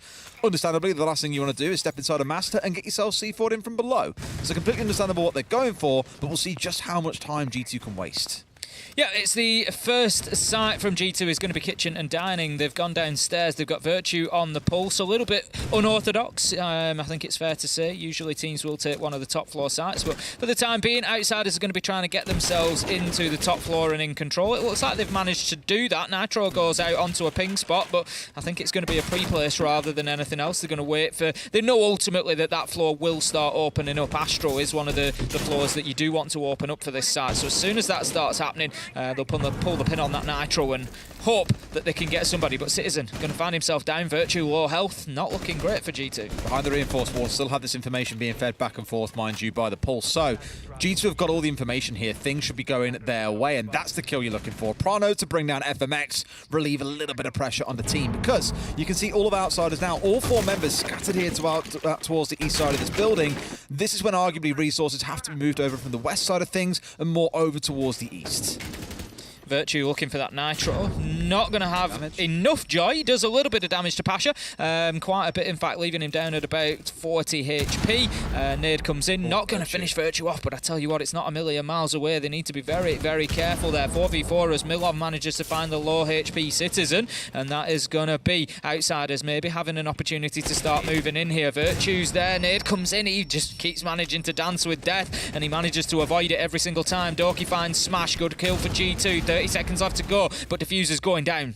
Oh, this is the thing. They wanted to try and get Alamayan for deny there, but he's not going to be able to get away with this now. No one really can stop them, so it's going to have to be an aggressive push coming out of G2 in this 3 versus 3. Milan, though, with the shield on side, finds one back. A C4 out from Prano, finds his second in the round, and Ras goes down 2. Now dancing around, but Milan makes it a 3 in the round. Where's this Prano been? A big third kill to come out, and now Pasha has got to do it all by himself. He is on the vertical, and that means G2 need to retake the top floor. Pasha will be more than aware of this. Red Stair is where the push is coming from, and Prano's going to have to try and stick this. Here we go. And now Virtue has got to be the one to hold this angle.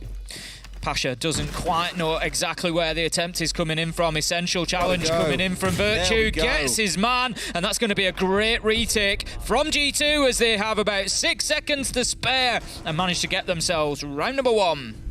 Quite comfortable, I think. There was good pressure coming in from outsiders, but when you've got 5 players all pushing on the same side of the building, that is to be expected. And while we criticised certain teams earlier on today, saying, hey, you're trying to go for a full map clear here to pull off an execute, they get very to the point. They bring the Arsenal, they get control of Laundry, they sneak a shield just inside of sight and get the plant down behind that with a bit of vertical control as well. So I like the simplicity from outsiders. They're not trying to overcomplicate things, and really there, weren't in a bad spot. 3v3, plant is down, just couldn't quite win it out when Plano's walked to 3k.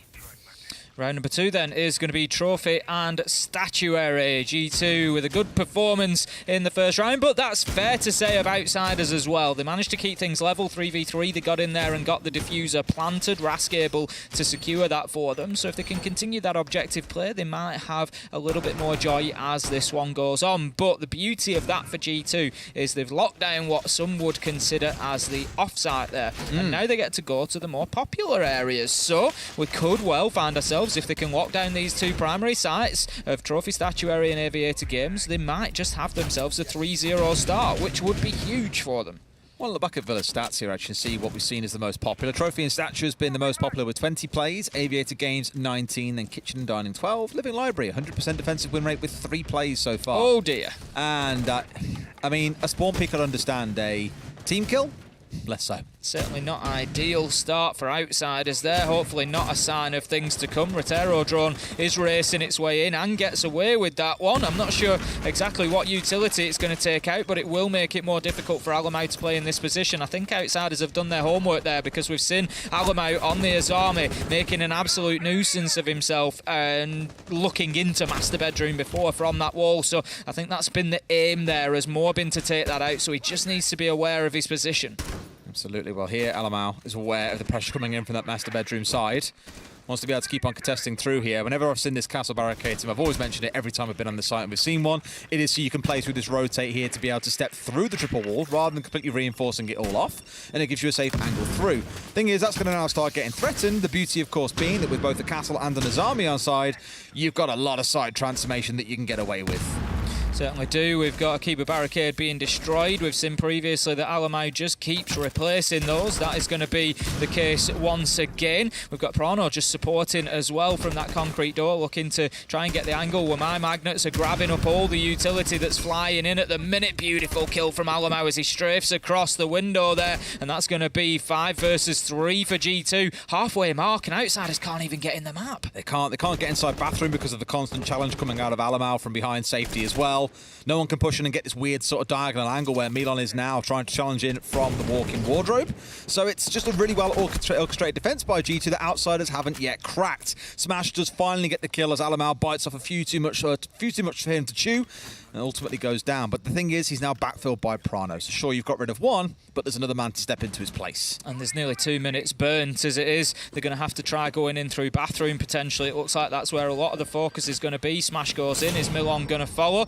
Clears out the barbed wire for him to start. Straight away looking towards Astro. Might be the approach into sight, but Prano holding a tight angle through there, and they could be in serious trouble here as Prano has managed to just extend himself into bathroom there, and into bedroom, gets the kill into bathroom. Milan manages to get the trade, but Prano's work is largely done. 3v2, 25 seconds left to go, and they've still got G2, a man on the flank. They've just completely outgained them here. All the utility from outsiders has been gone for the last minute or so, so they're left trying to scrap together an attack. Getting a couple of kills like this, the one onto Prano, the one onto Virtue is a good way to start swinging it back. We're in a 2 versus 2. It's Doki and Citizen, though. They're 2 of the last men you want to come up against, but Milan is the one you want left alive in any 1vx situation. Trying to stick the plant in here. Citizen going to try and charge his way forwards. Impact nade comes out. Pokeballs Milan. G2 take round 2. Well played from G2. Citizen knew exactly what to do in that 1v1 at the end. Just wait for the timer to tick down towards that 1 second. 0 seconds. So long as the diffuser hasn't been planted at that point, you can approach and try for that final kill.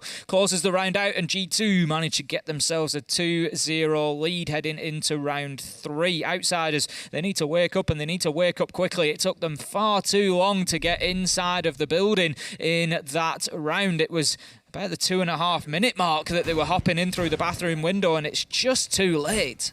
Everything was so risky, though, because, like I said, by about the minute 15 mark, they were out of nades, out of Gone 6s, they were out of the Rotero drones. They'd literally burn everything going through these castle barricades that were then being replaced by the Azami Keeper barriers. And this is the real strength that you have in these architects, as Ubisoft calls them, that you can just constantly transform the site, shape it the way you want. And it felt like when you stepped into Bathroom, you were stepping into a maze. Everywhere you looked, castle barricade, Keeper barrier. The site looked completely unfamiliar to everything that they were expecting to see, and that's why it got so scrappy towards the end. And sure, Outsiders came close. They did get 2 or 3 kills back in the late round, but G2 had their number, it felt like, from second one. It certainly did. Citizen going to be underneath with the alibi at the moment. We'll see how long that persists for. Aviator Games is going to be the site, but with Milon, Pasha and Rask with nades in hand, G2 are likely want to keep a presence underneath, because you can see how much of those floors are destructible inside Aviator Games, and if they can get underneath and start playing with those vertical nades, it can be deadly. That doesn't look ideal.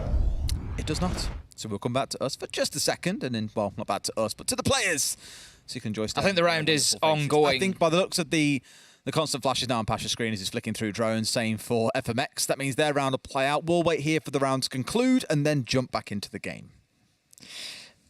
I think, as I say, a big part of the plan there, if you bring in 6 nades along and you know that you're attacking onto Aviator Games, you are going to want to get yourself established underneath. You're going to want to be getting in there, throwing a few vertical nades and seeing, if you can take anybody down. You can get often quite a few free kills in Aviator Games because there are really default places where players will play. You know which corners they're going to be hiding in, and these guys practice hitting those nades all day long. So I think that will be part of the plan. So Citizen is going to be particularly important. I don't know how much we can maybe gather from his face as to whether he's alive or not. We'll do our best. But Citizen was playing underneath on Alibi, and just keeping that lockdown is going to be essential, I think, for G2. I think what I love here as well is just the fact that, I know obviously we don't get to watch the game, we're all here to watch the game, but you do get to watch player reactions, see who's talking, who's doing what as well. And I think that at this point, Doki seems to be dead, as he has been hands off mouse for the longest of times. Unfortunate, I suppose. So you can start to discern how the round is going from that sort of information alone. Yep, it certainly seems that the round is still ongoing. The thing is, even if G2 don't win this round, if they've lost players and they lose the round, it's not the end of the world for them. They come away from their first defensive rotation 2-1 up. If they continue that through, they get themselves 4-2 on the half. And defensive Villa, they're going to be reasonably happy with that. 4-2 is your aim, but we've seen quite a lot of 3-3s, to be honest. Villa becoming, much more sort of even in terms of win rates, attack and defence. So I think if G2, especially having chosen Aviator Games as their third site, they'll be more than happy whatever happens in this round. Absolutely. Like I said, you'll probably hear a couple of sounds in the background as well. We'll get back into lobby once the round is concluded, get the players back in, so then we can crack on with things as well. And no doubt you'll also see that score in the middle of your screen tick up. And given I think a lot of the players stopped at this point, Tim, we're pretty safe to assume they're going to be doing that any moment now. Yeah, it certainly looks like Virtue I'm looking at. You can see one of his hands there. I think G2 won. I think G2 might have got the round. Just in case Doki's cheering didn't give that away. I think G2 might have got the round there, so that'll make us 3-0. It was close because there were 3 players sat with their hands off keyboard. I think it must have been a close round. Outsiders do look a little bit dejected on that one as well. Certainly looks like maybe a bit of a blow for them. Probably quite a close round there, I think. I love the icon we've got now, by the way. It's like praying to the cog, like, oh, yeah, please fix it. Like the sun, but it's a cog. You get it? I've just written G3 instead of G2. Is that the upgraded version of G2? I think it's because they're 3-0. I'm going to rewrite that. There we go, sorted. There you go. I remember when they used to lose like 2 and 7, it'd be like, oh, G2 and 7, lol. Or if they got like 2-0 in a best of 3, G2 and 0, lol. That sort of thing. All the original ones. The numbers really don't help, to be fair. In names, they are just easy to pick up on and run a mile with. The one that I always struggled with was the matchup BDS versus G2. I always, at some point, whenever I cast G2 versus BDS, I always, without fail, I think I've done it every single time I've cast that game, end up saying GDS. Every single time. You know what I always struggle with? BDS versus TSM. Yeah. Well, slightly riskier. I'm sure those of you at home can guess exactly why. If you can combo a few of those letters together in the wrong order, you can understand exactly why. But yeah, the thing is, you think about it and you're like, I must not say it. I must not say it. That's the problem, though. When something gets in your mind, it can become problematic. Because, like, let's break the fourth wall a bit. When you're casting, for example, often you're not really super conscious about every word coming out of your mouth. You're just letting your brain sort of run away and do its thing, and you're trying to find the next thing to talk about in about 5 seconds. I don't time. remember a thing I've said in the last 2 years. That's just your age, mate. I'm afraid, honest. sorry to tell you. What did you just say again? Sorry? Exactly. So for me, the way I look at it is it comes down to that sort of thing is you're kind of looking 5 seconds ahead and always thinking about it. So you hear someone say something silly, or like me all the time, you stutter over your words and say the wrong thing, or you just say a word that doesn't even belong there. It's because you're thinking about what to say in 5 seconds time. It's your brain's moving faster than your mouth is the way I look at it, Tim, and that's when we get these unfortunate mishaps and slip-ups. But they're at least funny for everybody at home. They can That's have a little very chuckle. true. If I ever say GDS, you're more than welcome to have a little chuckle. Or if I go Ninor again, you're also welcome. I mean, that was just pure unrivaled passion. All of us are going to be chuckling at that point. We get back into it then. We've got everybody back in the lobby. We are 3-0 G2. It is round number 4, and we're going to be going to dining and kitchen again. So the defensive rotation that we've just seen is going to stick, and they are going to be going back to that downstairs site. And just in case you're wondering, this game's stakes are relatively low as far as the major is concerned. But outside... One? But you're telling me that there's a chance. So you're saying there's a chance? So what you're saying is that there's a chance. Absolutely. But the one thing to also note, for G2, it's less of a concern. I'll tell you what, I'm not going to say that and be a typical caster and just assume that I know. I don't know at this point, so I'm going to go and look it up. I'm pretty sure, though, G2 are far enough away from the relegation conversation. I think it's less of a concern. Outsiders are a bit closer, though, so they're in that spot where they're in the bottom 4 and I think are fighting that out right now. G2 are on 22 points overall, Outsiders are on 19, Na'Vi are on 18, Secret are in 9th place on 15, and Pwnz are on 9. So, I mean, you've got 7 points clear for G2. You've only got 4 points clear. That's not even relegation either. No, you've got 4 points clear for Outsiders. So, like you said, those 3 points can be a big difference. But what I will say is an extra 3 points here will be an even bigger difference. The crazy thing is for GT saying, I'll get the 3 points to move even further clear. BDS are only on 27. I know. It's not like they're I was just going to say, away. if G2 get this win, it basically starts creating some real separation in the overall table, because 6th place upwards will be 25 points and up, and then 7th place Outsiders and down, and 19 Pwnz and below. need to So win it 6 starts games. to create some real separation then as to who's going to get caught up in it. Pwnz would have to win like 6 games next stage to even get out of the conversation of being near relegation as well, to start competing with those teams in the 20s, and that's where things get a little bit scary. But enough about relegations for now. Let's focus on this game and how it's going. It's not going great for Outsiders to kick things off. G2 once again leaning quite heavily into the Pulse, who's running around upstairs, Tim. Not normally the place you throw a Pulse. Well, no, not normally. I like especially on this site, you want them downstairs so you can, use that intel for your nitros and for anything else that you're trying to achieve. Now, interestingly, Outsiders aren't really pushing the top floor too much immediately at the minute. It looks like they're going horizontally. They are going to be heading in that direction. Pasha is looking to get himself over there. But for the time being, he's just trying to support this sort of push through living room and library as well. I think it's pretty good from G2, because if you understood here, the Outsiders are working laterally, they're working horizontally across the map on the ground floor. They have got a couple of players in the upstairs. We saw the Sledge of Pasha swinging that hammer away as well. But you can then feed information on what's going on below you rather than strictly always looking upwards. So if you know, for example, Milan, like you just saw, is starting to work his way up red through living and library, you can feed that information back across to the team that are on the downstairs to be able to go for a contest. Challenge is going to come in. Prano having a good game. Today. He really is on one today. Manages to find his headshot onto Rask and just keeps that top floor nice and secure. That is a really important kill for G2. It means that there's only 2 left to be able to push onto that top floor, and what it's doing is diverting Milan away. He's having to watch this Astro stairs, but the problem for G2 here, and this is actually going to give his position away. Doki comes around and gets the kill. That's super important. What I was going to say there was that if they were unaware of Milan's position at the bottom of Astro, that would be their natural rotate to get back to site, and he could have picked 1 or 2 of them up had he been able to hold that position. But going for the nade, I think pulling the pin, maybe the sound cue just gave him away, and Doki was able to get the kill. But Smash gets something going with a kill onto Alamau, and that brings us back to 2v4. But G2 looking pretty solid at the moment. I think at this point they just go direct to site. For Outsiders, that was far more successful last time round. Citizen caught in the wrong place at the wrong time as we get into the last 10. You got the Legion across to the right-hand side of Prado here, who's just dipping around and waiting for him to step forward. Doki finds another. Will it be a 3k in the round? Yes, it will. It's a 3k for Doki, and round 4 going the way of G2. Too many 3s. I'm trying to write G3 again. G3k.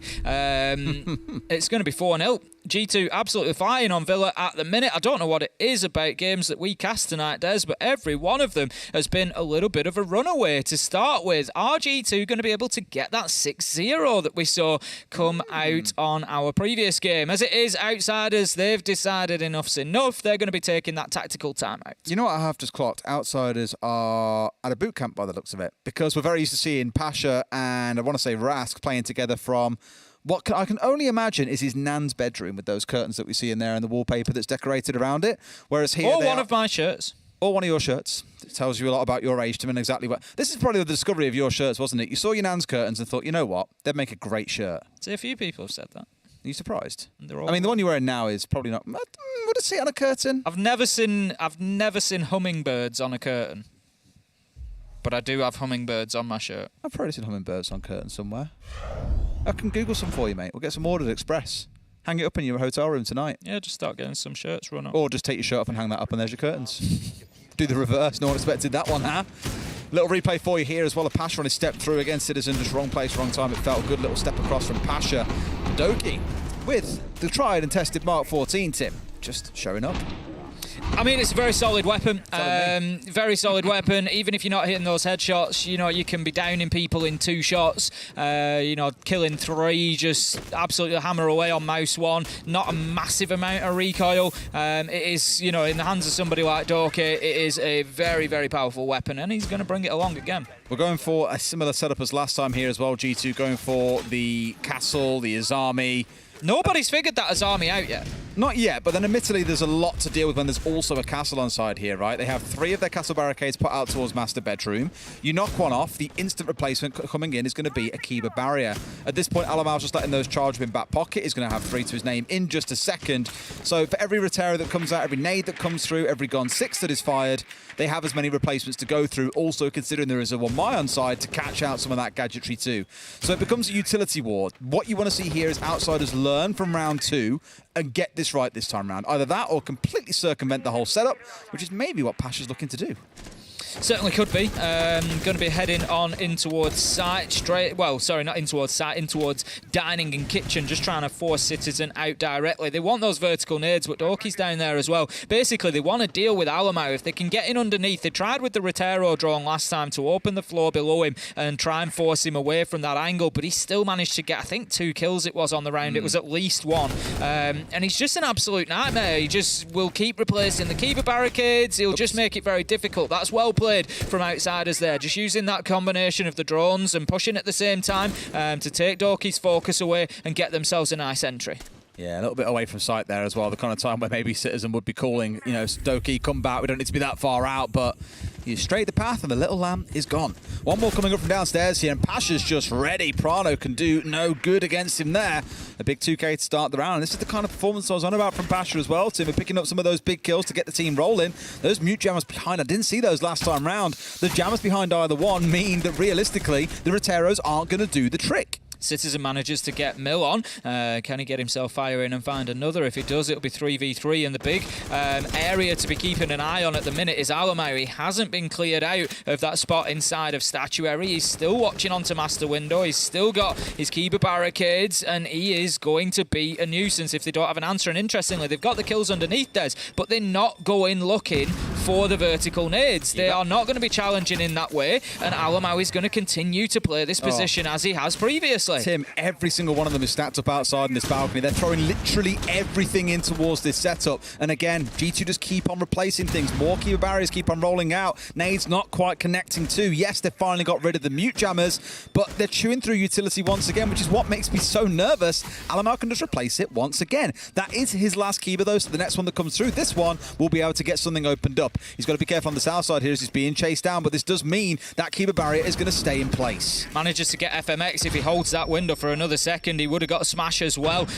Did sort of predict the play quite well as the Rotero drone came in to move him. There's the flash. There's the aggression. Absolutely beautiful. Full white flash. Citizen with a nitro. Alamau with the final one. And I called it before we went into the rounders. Nobody has the answer to Alamo in that position. We've not seen it yet, and he continues to dominate round after round and play that specific strategy better than anybody else I've yet seen. The thing is, that strategy, this is a unique take on this. I've seen the castles before. I haven't seen the mute jammers that far out being replaced with Kiba straight after as well. And the big difference there, last time round back in round 2, Alamau did die, but Prana then just stepped into his, like, where his shoes where he was before.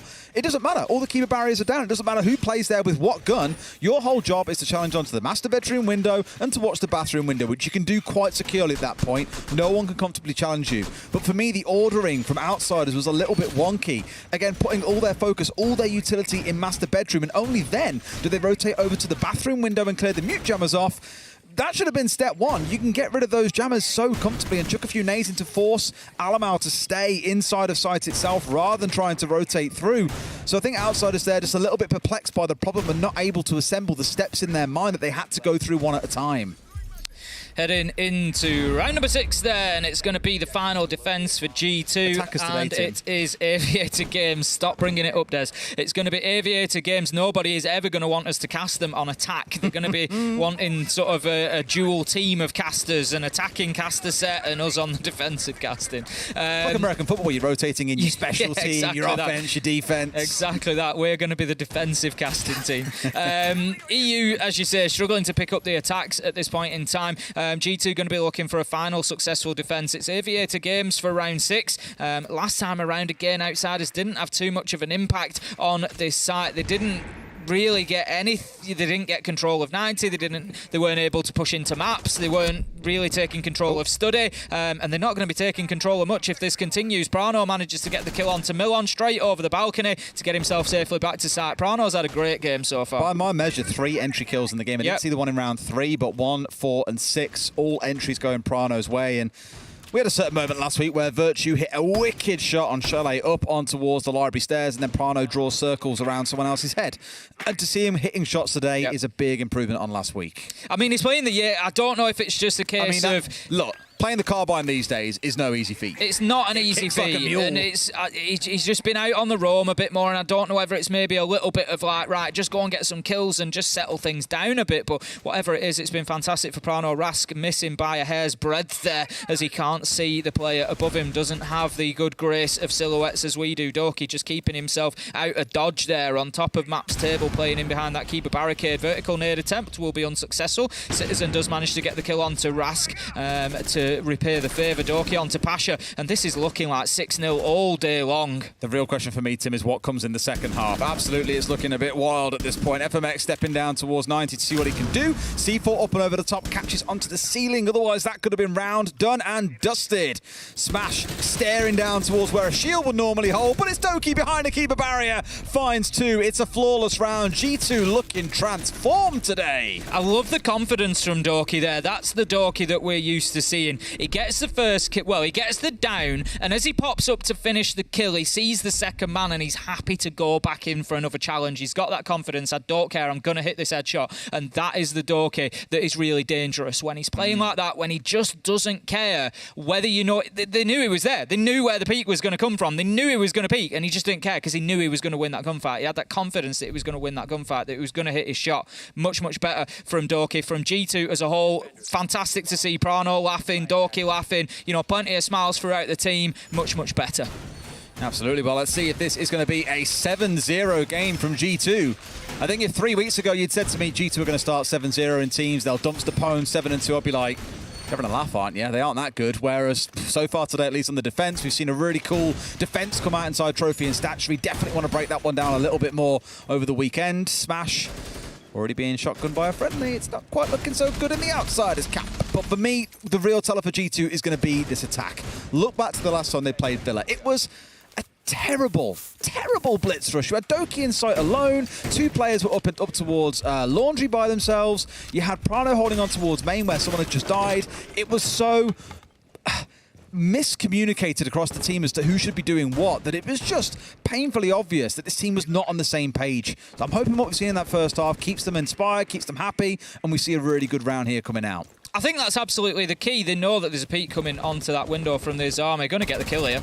No, Alamau just missing his shots. The F2 just taking him away. The recoil just kicking up a little bit more than he expected. The Azami of Milon just getting away with that one. Like you say, they're definitely stacking up at the minute. I think they are just applying various elements of utility to that area to try and keep it close. What I like about the G2 lineup, Adez, and what it's, and I'm not going to comment on what's going on within the team because quite frankly I don't know. I am going to guess and say I think that maybe the mental was just a little bit lower at that point, and it was like, right, just bring the blitz rush, just do, you know, it was a little bit of maybe just, I don't know, despondency, just, you know, we've had enough, just try it, whatever. Whereas now, like you say, they've got that focus, they've got that sharp, keen edge where they're coming in and they're saying, right, this is how we're going to win this round. And it is a stark contrast for me, and you like to see it. We've had the opening kills gone on to Doki, but FMX has gone on the other side as well. So 4v4 and G2 still okay. And looking down the scoreboard on their right-hand side of the screen too, like everyone's getting themselves involved in a really positive way. I know Virtue's 1-0 and 2, but it's not like he's 1 and 4, for example. He's definitely getting himself weighed in. And that's only since the rehost. The Knock working her way down 90 here. May well come up with a great backstab, as that default cam won't have seen anything, but the wee-woo goes off. They must know at this point, and I think he now has to back away. I'm not sure if he shot it out in time as well. Yes, he did.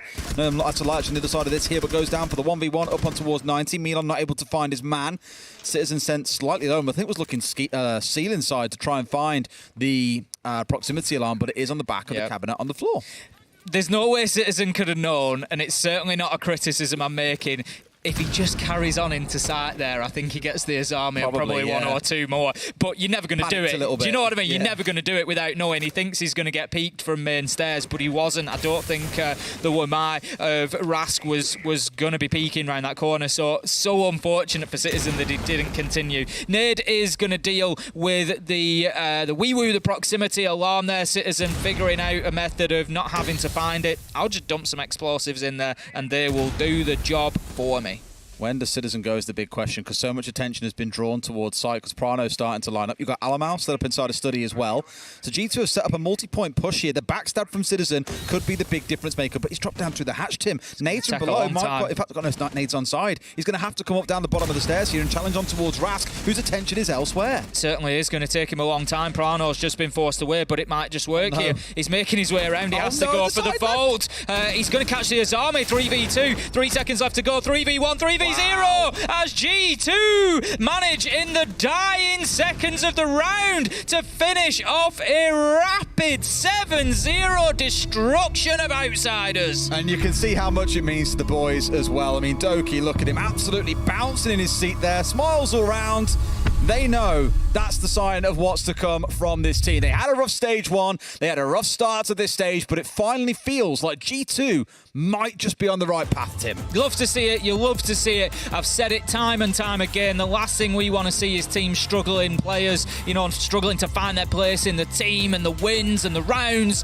That's not what we want. Smiles, laughing, fun, and teams just absolutely storming through games. That is what we want to see, and G2 have delivered bucketfuls of that tonight. Haven't they just? It's a shame it's a little bit too late for the Major to start putting up these kind of performances, but that's the most decisive we've seen of the night, on both attack and on defence. Foundations. Got to lay the concrete foundations to build. I said this with the first win. The first win wasn't perfect. The second win was better. The third win was borderline clinical. You've just got to lay your foundations to move forward. Mistakes from outsiders, absolutely. We know they've struggled with consistency, but G2 took advantage. I can't wait to go and dissect those defences later. They were sublime. Well played to G2. Big 3, big points on the board, and great for the round. And a successful attack. And that too. Let's go to a quick break. When we come back, Desk will break it down for you ahead of the post-show.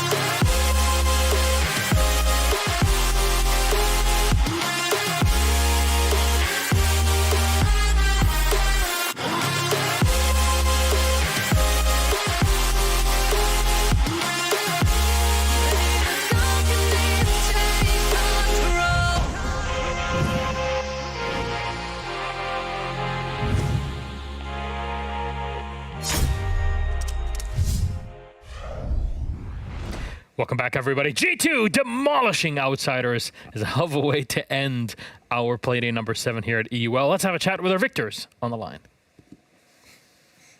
Hello, Doki. Man, we're getting used to you now. Twice in a week. What's going on? Twice in a week? What the hell? I don't know, mate. What the hell happened in the game? 7-0. Are you serious? What was this, like a completely different G2? Mate, not only is it 7-0, I swear to God that's the first time I've ever beat them. I swear that's the first time I've ever beat them. I hate playing this team. I really hate playing them. It's... I feel like I've just won the World Championship. Cool it down, buddy. Okay. It's an EUL game. Okay. Yeah. It's more than a game. It's more than a game. That was a statement. That was a statement piece. That was a statement. You know what? And you definitely made it work here on Villa, of all maps, really. I mean, we're looking back at some issues that happened with G2 on Villa against BDS specifically, as was mentioned on the desk. What do you feel you fixed up for this specific map and playing against Outsiders? We just more patient, way more patient. Instead of, we did the same attacks as you can see, very similar attacks, but we were all on time with each other. Like no more solo blitz. You know, no more solo blitz. That was a terrible idea. Whoever's idea that was. Shut. But yeah. Yeah, it's just more on time, more patient. Really good team effort, I think, today. Like everyone did their job like outstandingly. Like if we play every game like that, like that's really good. That's where we want to be, you know. Like everyone pulling the weight, like everyone just doing the good stuff. So yeah, today was great. Do you expect to go to Villa? Because we had challenge before. Fresh was talking about in the pre-desk, like, is this really the one that we expected to see? We were ready for like every map, to be honest, because we had some odd bans. I guess we banned Club in Oregon, which is quite, you know, no one really bans Club in Oregon. So we had Club in Oregon. We were expecting with like every map. Villa was probably low on the priority list, so we're probably a little bit underprepared. But I guess we didn't need it. So given the result, yes, I completely see what you got out of it. And it seems like, I mean, with this week, G2 and the Super Week bring a victory against Pwnz, a victory against Outsiders, and next week you get to play against Team Secret on Monday. How do you feel that's going to go? Because you're familiar with the Team Secret players from the UK days. I think a lot of people underestimate Team Secret and think they're kind of shit. Oh, again, man. I can't. You're too Scottish. Every play. Sorry. But I think they're way better than they show. Like today, for example, they played really bad on attack, I think it was. I think they know that themselves, but the fact that they brung that back was like that means something, you know. No team can, like, no bad team can pull back a 5-1 deficit or whatever it was. Like, so they got to hold themselves higher. And they beat Wolves regardless of whatever bugs or whatever nonsense they're talking about. But yeah, I'm looking forward to Secret. We've beat Pwnz and Outsiders. I think they were both 2 tough games that we managed to conquer. And we've got 2 tough games left. And you never know what happens at the end of it. Maybe see you in Berlin. Maybe not. I don't know. Numbers are tight on that one, but how's the morale overall of the team now with this victory? I mean, the 2 in a row now, things must be filling up. When we were 6-0 up against Pwnz last Playday, I said to the guys, we're going to get our first 7-0 victory today. And then we lost 2 rounds after it. So today, I didn't say we're going to get 7-0 today, and we did it. So the mood's good. So you're blaming yourself for the mistakes. Oh, absolutely. Okay. Don't blame anyone else in G2 for all of the failures. Blame me. I'll take it. I'll take it on the chin. Years of lost trophies. Doki's fault. Years of lost trophies. Thanks for reminding me, Milosh. Appreciate that. I mean, technically, you are a Pro League champion. Technically, yep. Right. Let's keep rubbing the wind. Keep going. Yeah. Fun times. Well, Doki, thank you very much for being here, and congratulations in the game. Honestly, you want to like talk deeper about strategy or whatever, but it seemed like you just had control over it all, playing as a team, fixing issues that were very prominent in the past, and I hope for you that they continue to go on this way in the legacy and the pedigree of G2 and yourself in particular, Doki. But anything you want to say to the fans out there? No, just always thanks for sticking by us and not giving us too much hate. But maybe back off a little bit. And what else can I say? Back off. Fresh is piped down a bit, honey, this week on Twitter. Look, Fresh talks a lot about like, I'm a big boy or whatever. In reality, the moment you come on here on the interview, he's like, okay, well, I'm just gonna. G2 have just done dry runs on Monday and Thursday when they beat a big team. Oh, come Then on. I'll talk to Doki. Oh, come on. Don't be so harsh towards outsiders, man. It's tough to get his love. I just want you to do well, apparently Doki. it is. That's what it is. Apparently so, mate. You know, he DM'd me after I called him out last week, Yeah. and he was like, "Oh, what was that about? What was that about? Didn't you say that?" That was a bit of a harsh call, out, to be honest. Yeah. He's scared. He's scared. You broke his heart. What do you mean, Doki? You sorry. can't do that to Jack. He's our own. But I'm called Jack as well. You know, it's Jack Love. It's because I've got the Uplay Jack. He's very upset. It's Jack on Jack violence in here. Honestly, this is what I'm looking forward for the event where both of you are present, and I want to see some action. Never gonna happen. We suck. On that note, thank you very much, Doki, for joining us today. Good luck next week in your matchup. For those that are watching out there, G2 will be playing Secret. That'll be game number 4 in our penultimate EUL day. Till then, Doki, take care. Bye-bye. See you later, guys. Bye-bye. Always a pleasure to have Doki here on the desk and kind of asking him some questions. Yep. Jack. Yes. Responses to all of this. A 7-0 is pretty impressive. I think Doki put it very well. That's a statement piece. That's not just winning a game. That is us going out and saying, we're back. We've sorted whatever issues we had out, and we're coming for it. Now, we're going to talk about the major, and we're going to talk about G2's run towards the major. Yeah.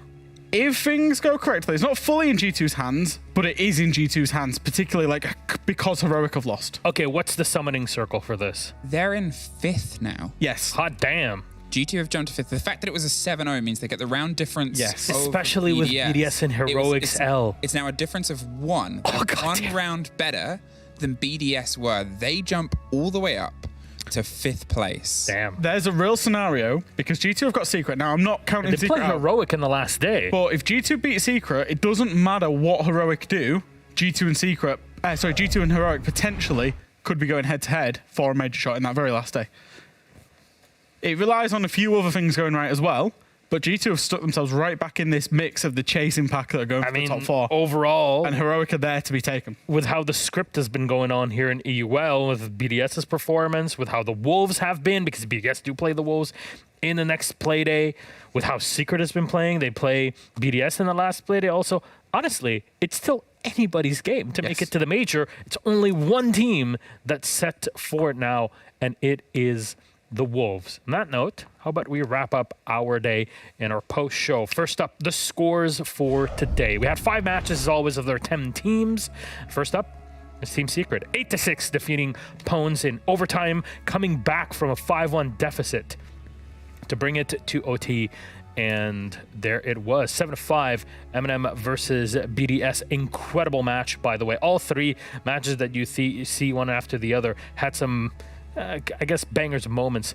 The Wolves versus Na'Vi was their match of the day, but it was a quick one, 7-1 for the Wolves, who guarantee their spot at Berlin at the major in August. The only difference will be where do they seed within the top 4, but that's about it. 7-3 Rogue versus Heroic, Spoit going wild. And finally, G2, a 7-0 sweep against outsiders. As Doki was saying, this is a statement piece, but also a statement to themselves and to himself, because he hates playing against this team. Fair enough. They got the win, and it's all that was needed, which leaves us with these rankings. Here's what it all looks like in Europa, as the Germans say. You practicing? I have been learning German for the past year and a half. Wow, how did you know it was Berlin this time?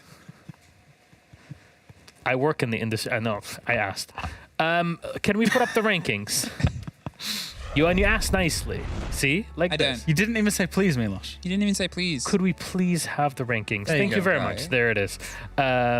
Thank you very much, production. Wolves Esports at the top. 18 points. Nobody can pull them away. They are in the top 4, 100%. 15 points for Rogue and M&M.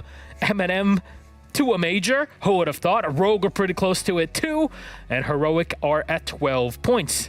Now, this is the banger. G2 are at 9 points. BDS are at 9 points. Both of them within earshot of the top 4. But guess it's not over yet. Na'Vi are right behind them at 9 points. How close is that 6 teams are fighting for the last 3 positions, and we still have 2 more EUL days. Team Secret sitting at 8th with 7 points. Same goes for Outsiders, and finally Pwnz at 4 points in the last place in EUL Stage 2. That is all from day 7. What about our next play day? That is on Monday. Of course, this week was a super week, which means we had Monday and Thursday. These are EUL days. I know not everybody's always kind of locked in for Thursdays, but here we are. On Monday, you'll be coming back to watch M&M versus Outsiders, Pwnz versus Rogue, our match of the day. A Classico, a French derby as hot as it gets, is Wolves versus BDS, G2 versus Secret, and Heroic versus Na'Vi. There are still 3 spots left for Berlin, and these games could determine who goes to Berlin. So here we are. I guess I'd like to open it up to the entirety of our stage here with our wonderful casters sitting on the other side. There they are, friends. How you feeling today? He's getting too old for this. He is a little bit, isn't he?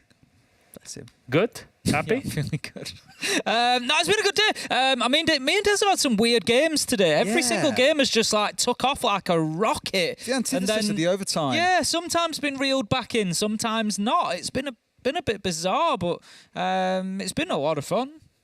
We're getting a good picture for the major now. Yeah. I'm slightly gutted because on Playday 9, I'm not here. I had a holiday already booked back in November last year. Oh, look at him. Where you going? And I'm on a cruise. My private yacht, sorry, cruise. my Private yacht. Yeah, that's the better one, than a cruise. No, my thing is that I've just looked at it Who's all. the old one now? The best lineup I can see coming is it comes down to Heroic versus G2 on that last day for the major spot. Probably. I am gutted. I'm not here to watch that because I will be losing my shit the entire time. It's going to be such a good game. I'm going to be sat there on the top deck with my laptop out, watching this game, screaming at a video game. Are you going to get top decked and wrecked? Absolutely. Oh, damn. And watch a lot of Siege. It's going to be amazing. Man, going on cruises with you must be incredible. It was great fun. I've only been on one before, to be fair. It was a very short one. So this is like a family one now, my parents. Well, I wish you all the best, Derry. Tim, will will you be taking us on a cruise somewhere? Why not? Let's go. Where are we going?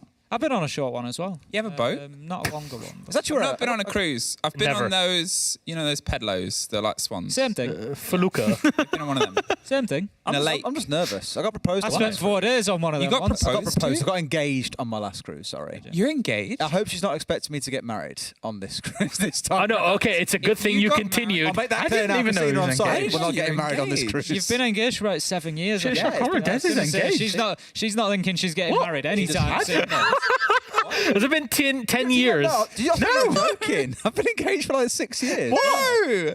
Ages. I didn't know. Poor I know Christina. you've been together for like ever. Poor Christina. man. Honestly, you've got to feel for her. Yeah. She really wants to. She has to deal with him and She knows 7 how years. much. She knows how much his company's worth. That's why I she's just get with him. sent 10,000 videos of cats every day. You'd love it. Yeah, that's what a relationship You do is. send me those videos Every too, now so and then, I'm not yeah. complaining. Anyway, yeah, back to the point.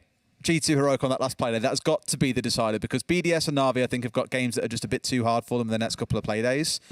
The chance is entirely. I see Wolves will beat BDS on Monday.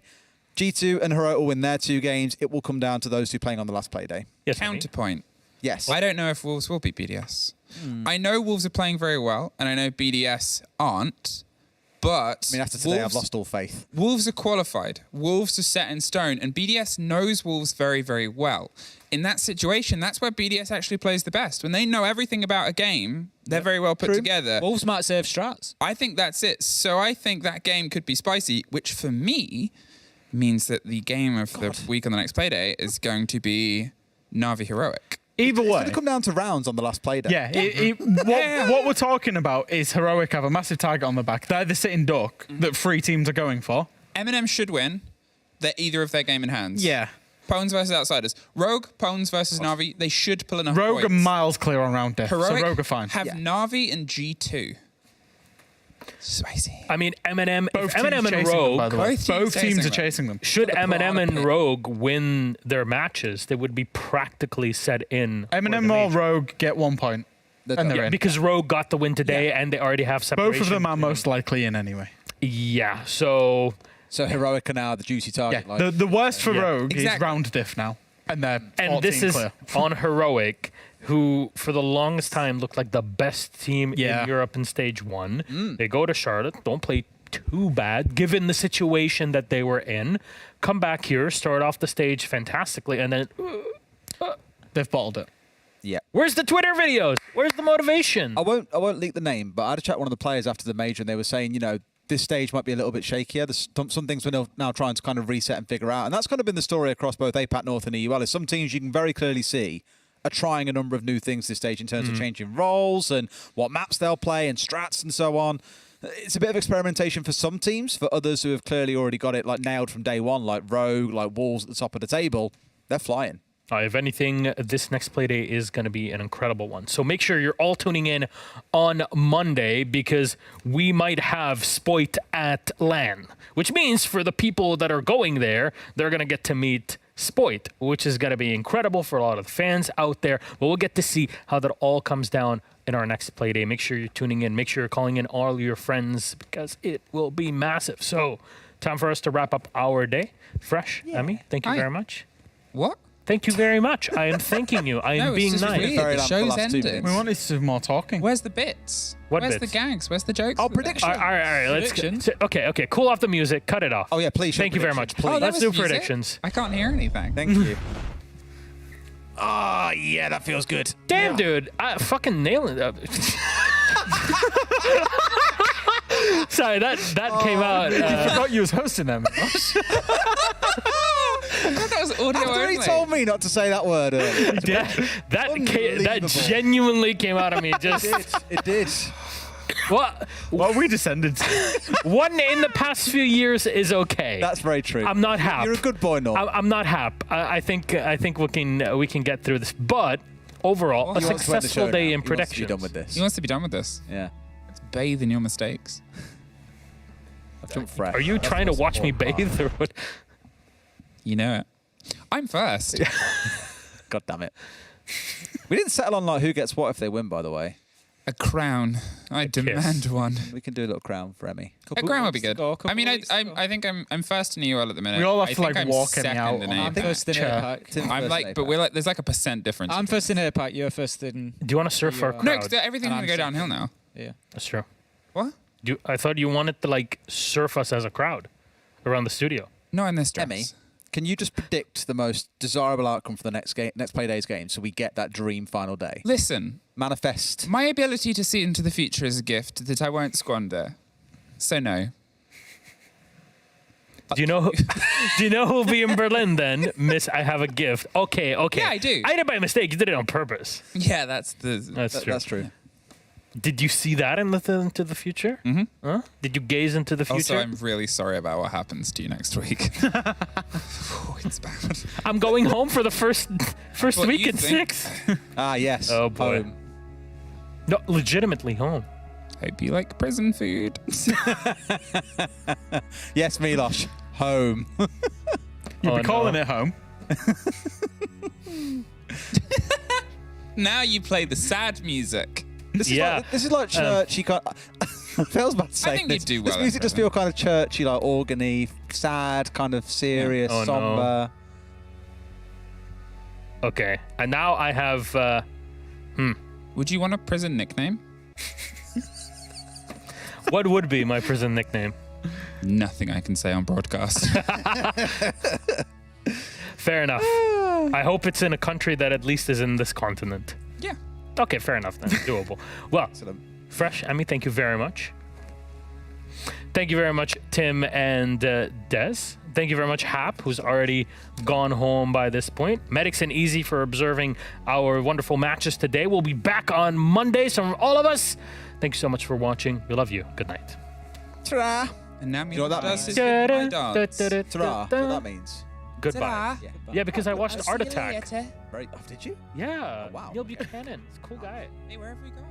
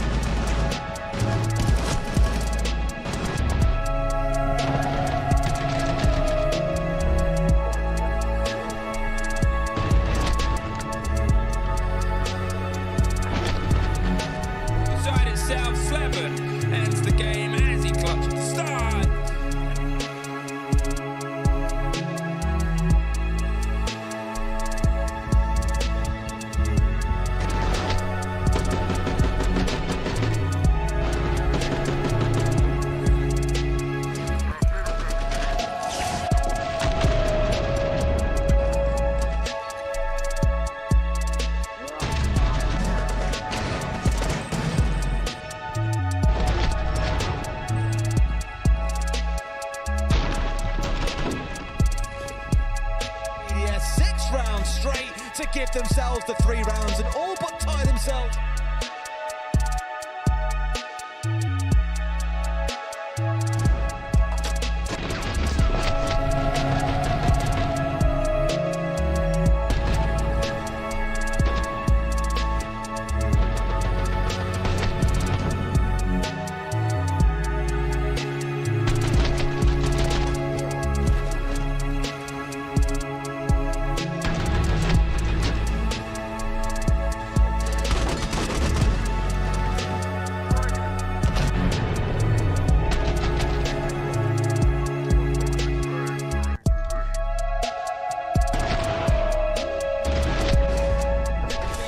Gets shut down on only half health, and that is going to be Wolves, as we thought they might. Finish.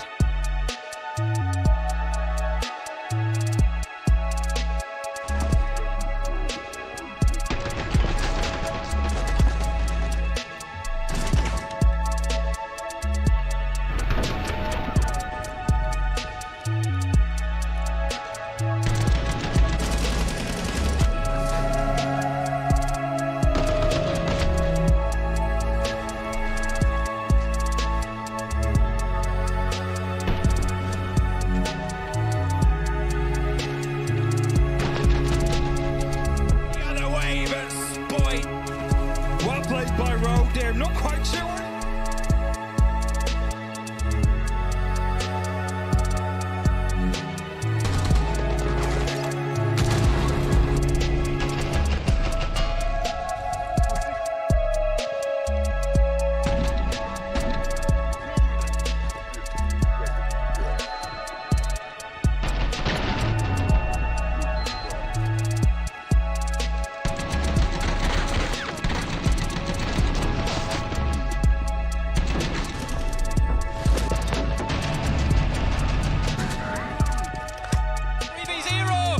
G2 manage in the dying seconds.